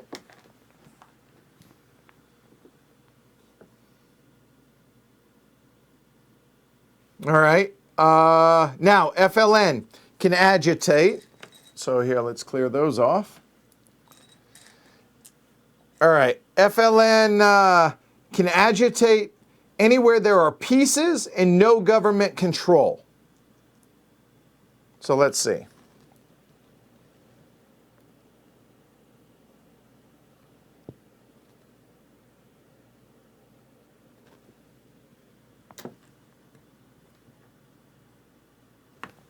I see none. That you don't already have opposition. Welcome, Milton. Glad you made it. Am I missing anything? So you have to have something, and I can't have control, and obviously don't already have opposition. So that applies, have opposition. That applies, have opposition. That applies, have opposition. That applies, have opposition. Same. Same. Yep, that's it. All right. If the final propaganda round determined victory, 7-3. Here we go.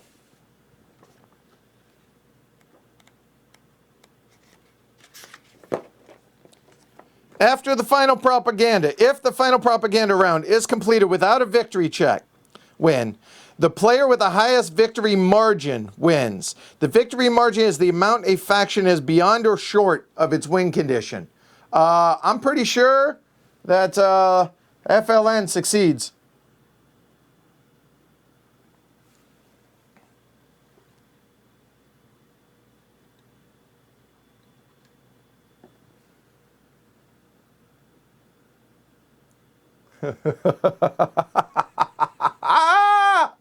That was totally worth it. So, I was short of my mark by 2. Laura / the Peanut Gallery was short 1. 1 by 1 point.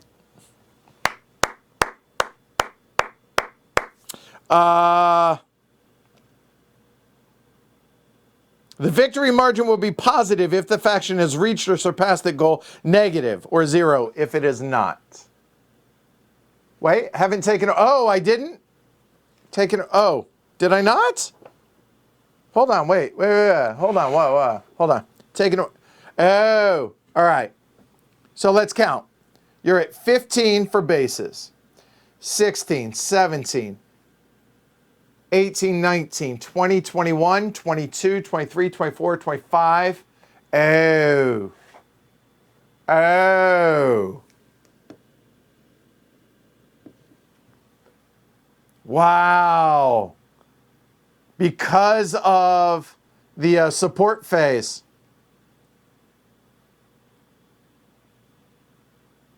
Make sure I did that right. 15, 16, 17, 18, 19, 20, 21, 22, 23, 24, 25, 20. There, yep. So, technically, there we go. You know what, though? Laura won, as far as I'm concerned. She absolutely outplayed me. There is no doubt. So, hey, kudos to you. Well done.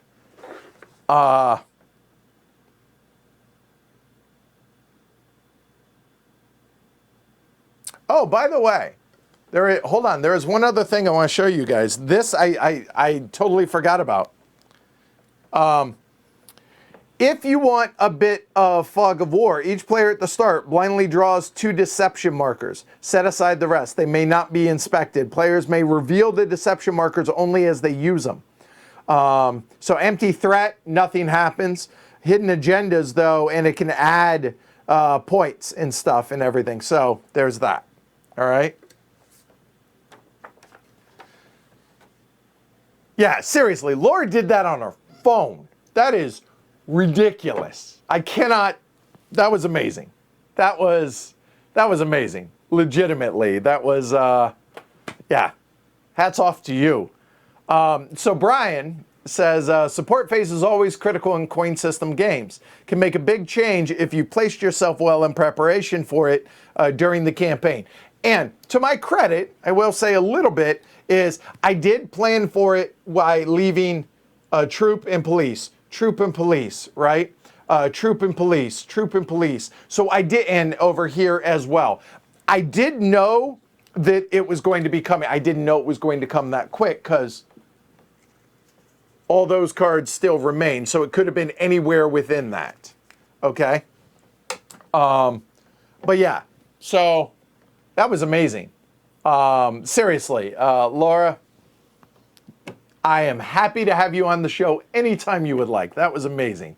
Legitimately. And you know what? Next time we'll have to do it proper. You on a computer screen and we'll Skype you in. I'm down for that if you are. How's your schedule for next week? I'm in if you are. I think that'd be amazing. That'd be fantastic. I would love to do that. Because that's the awesome thing about this. And I guess I didn't realize it until actually we got started tonight that this actually plays really well over Zoom, this would, or Skype, or whatever it is that you want to use. I think there is somebody mentioned Tabletop Simulator or one of those. I know there's Vassal, there's all that. You can play online. But if somebody has an actual physical copy, there's no hidden information. You can actually just play it on there. Yeah, Laura, you tell me. You let me know, and I'll make it happen. That was awesome. Tabletop Simulator. That's another option as well. All right. Yeah, that was awesome. That was legitimately fantastic. And I previously, for those that have followed the show, happy birthday, Heavy Cardboard, 6 years. Woo!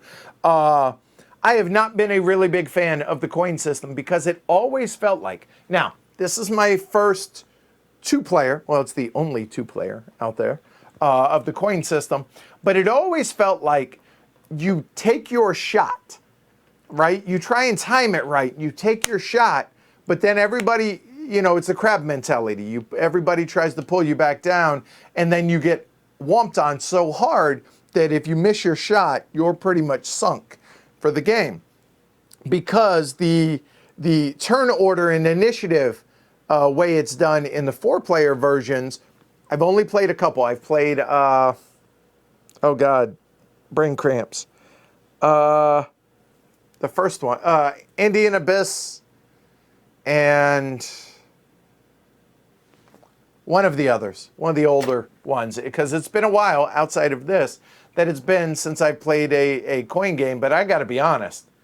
At times, I mean, clearly I did not maximize. It was not a very good strategic game on this guy, outside of the manipulating the police along with the troops.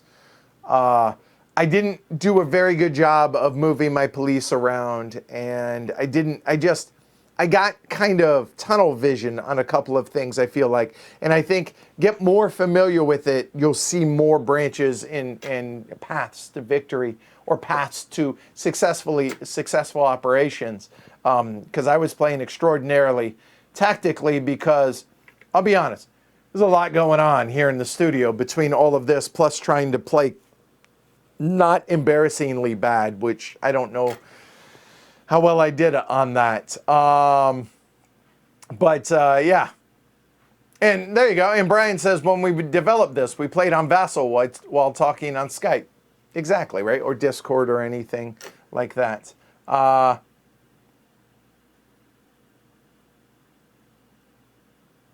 Yeah, and Brian says bucket of crabs playing style is the way it goes if players want it to go that way. A player who can do something clever deals a player who can do some clever deals in negotiation can subvert this and make it more interesting for everyone. 100%. And again, a lot of my experience with the coin system in the past was all of us learning this together. So none of us were really experienced. And so we were more pulling levers, and it just was like, hey, they're close, stop them. And then everybody just jumps on you. And so that kind of soured my first few forays into the coin system. And I haven't been able to get back to it because of the show, except for this.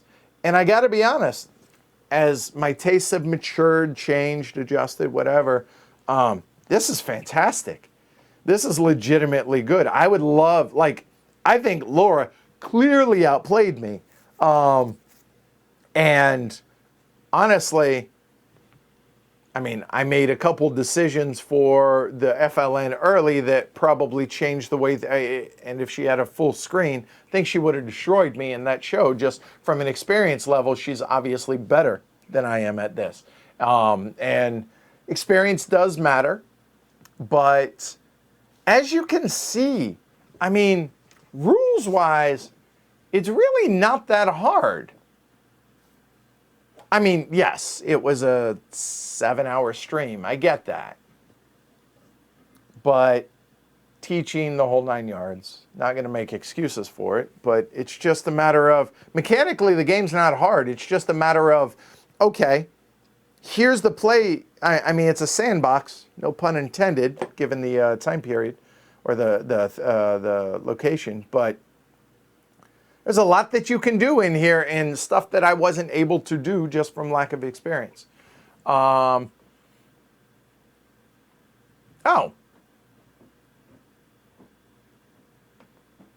So there you go. And Brian says, bucket of crabs is the boring way to play. I will defer to you, Brian. Let's see.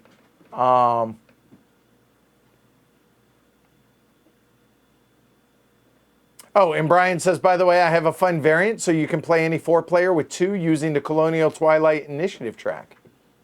All right, I'm in for that. All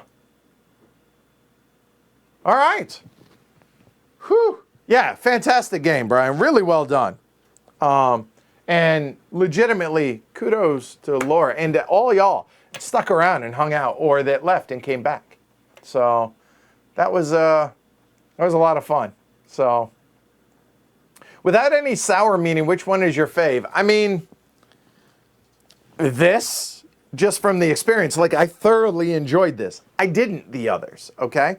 I will say that I mean, pick a theme in a time period that interests you and go with that, right? Indian Abyss, the first time we had played it, 2 days later, the insurgents in Colombia actually did something, and it's the first time I ever heard about them in real life, and I was like, wow, it's art, or real life imitating art and all that. So that was one of those really cool moments. Desert, oh God, A Distant Plain. I think you have to be very careful in the way you implement modern things, so that interests me. Vietnam, my dad served there, so that always has a special place in my heart. By the way, that's the other one that I'd played, I forgot.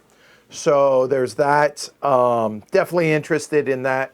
But favorite? Yeah, it's gotta be this, just because I thoroughly enjoyed my play of it. So small sample size, I've only played 3 of them now, but even so, all right?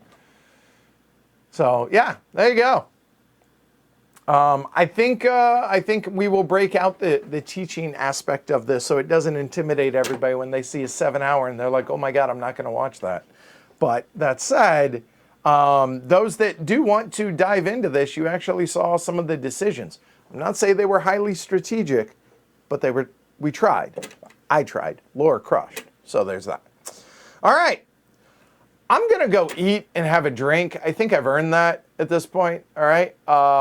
Tomorrow, technically is not my birthday, but Jess and I are going to celebrate my birthday tomorrow, so I'm taking a day off tomorrow. Then Monday, 1862 is not here, so I'm going to delay that indefinitely until it arrives. Then I will put it back on the schedule. That's on me. That's not and on UPS, to be honest. It's not on GMT. It's 100% on this guy, so I apologize to everybody for delaying that. So we'll fill in next week. We'll figure out some other stuff. I'm going to do a stream on Monday, probably an Ask the Elephant, and I'll be drinking because it's my birthday and I can. It's 45. Come on, right? So hopefully you guys hang out with me. Join me Monday for the weekly look ahead. I'll figure it out between now and then. That's going to be at noon. Ask the Elephant sometime after that. All right. So join me for those. Thank you again to everybody. Like, subscribe if you guys enjoy this. Give it a thumb. Subscribe if you don't already. Support the show. If you guys were entertained, support the show. Would you please? I certainly would appreciate it. Go to pledgehc.com. Support the show there. Again, a big thank you to GMT for the review copy, to Vocal for designing the first and many and having a hand in a whole bunch of these, Vocal Runke for the coin system, and Brian Train for designing this one, among others. This is awesome. Well done. How awesome is this stuff? And it's a really, I had no idea about this time period or about this conflict ever until a couple of weeks, well, until I first heard about it, but I dove into it a couple weeks ago, and wow, huh? So, well done, everybody. Thank you. Happy birthday, Heavy Cardboard. 6 years down. What, 60 more to go or so? Maybe not, but you get the idea. Have a great rest of your night. Be safe. Continue social distancing. Wear your mask. Be kind to one another. Black Lives Matter. I will see you guys on Monday. Take care, everybody. This is probably the worst win I think I've ever had in a sense of fulfilling. I feel like I didn't earn this. I think Laura earned this way more. Coming. Oh, but still. All right, try this out. Amazing job. Woo!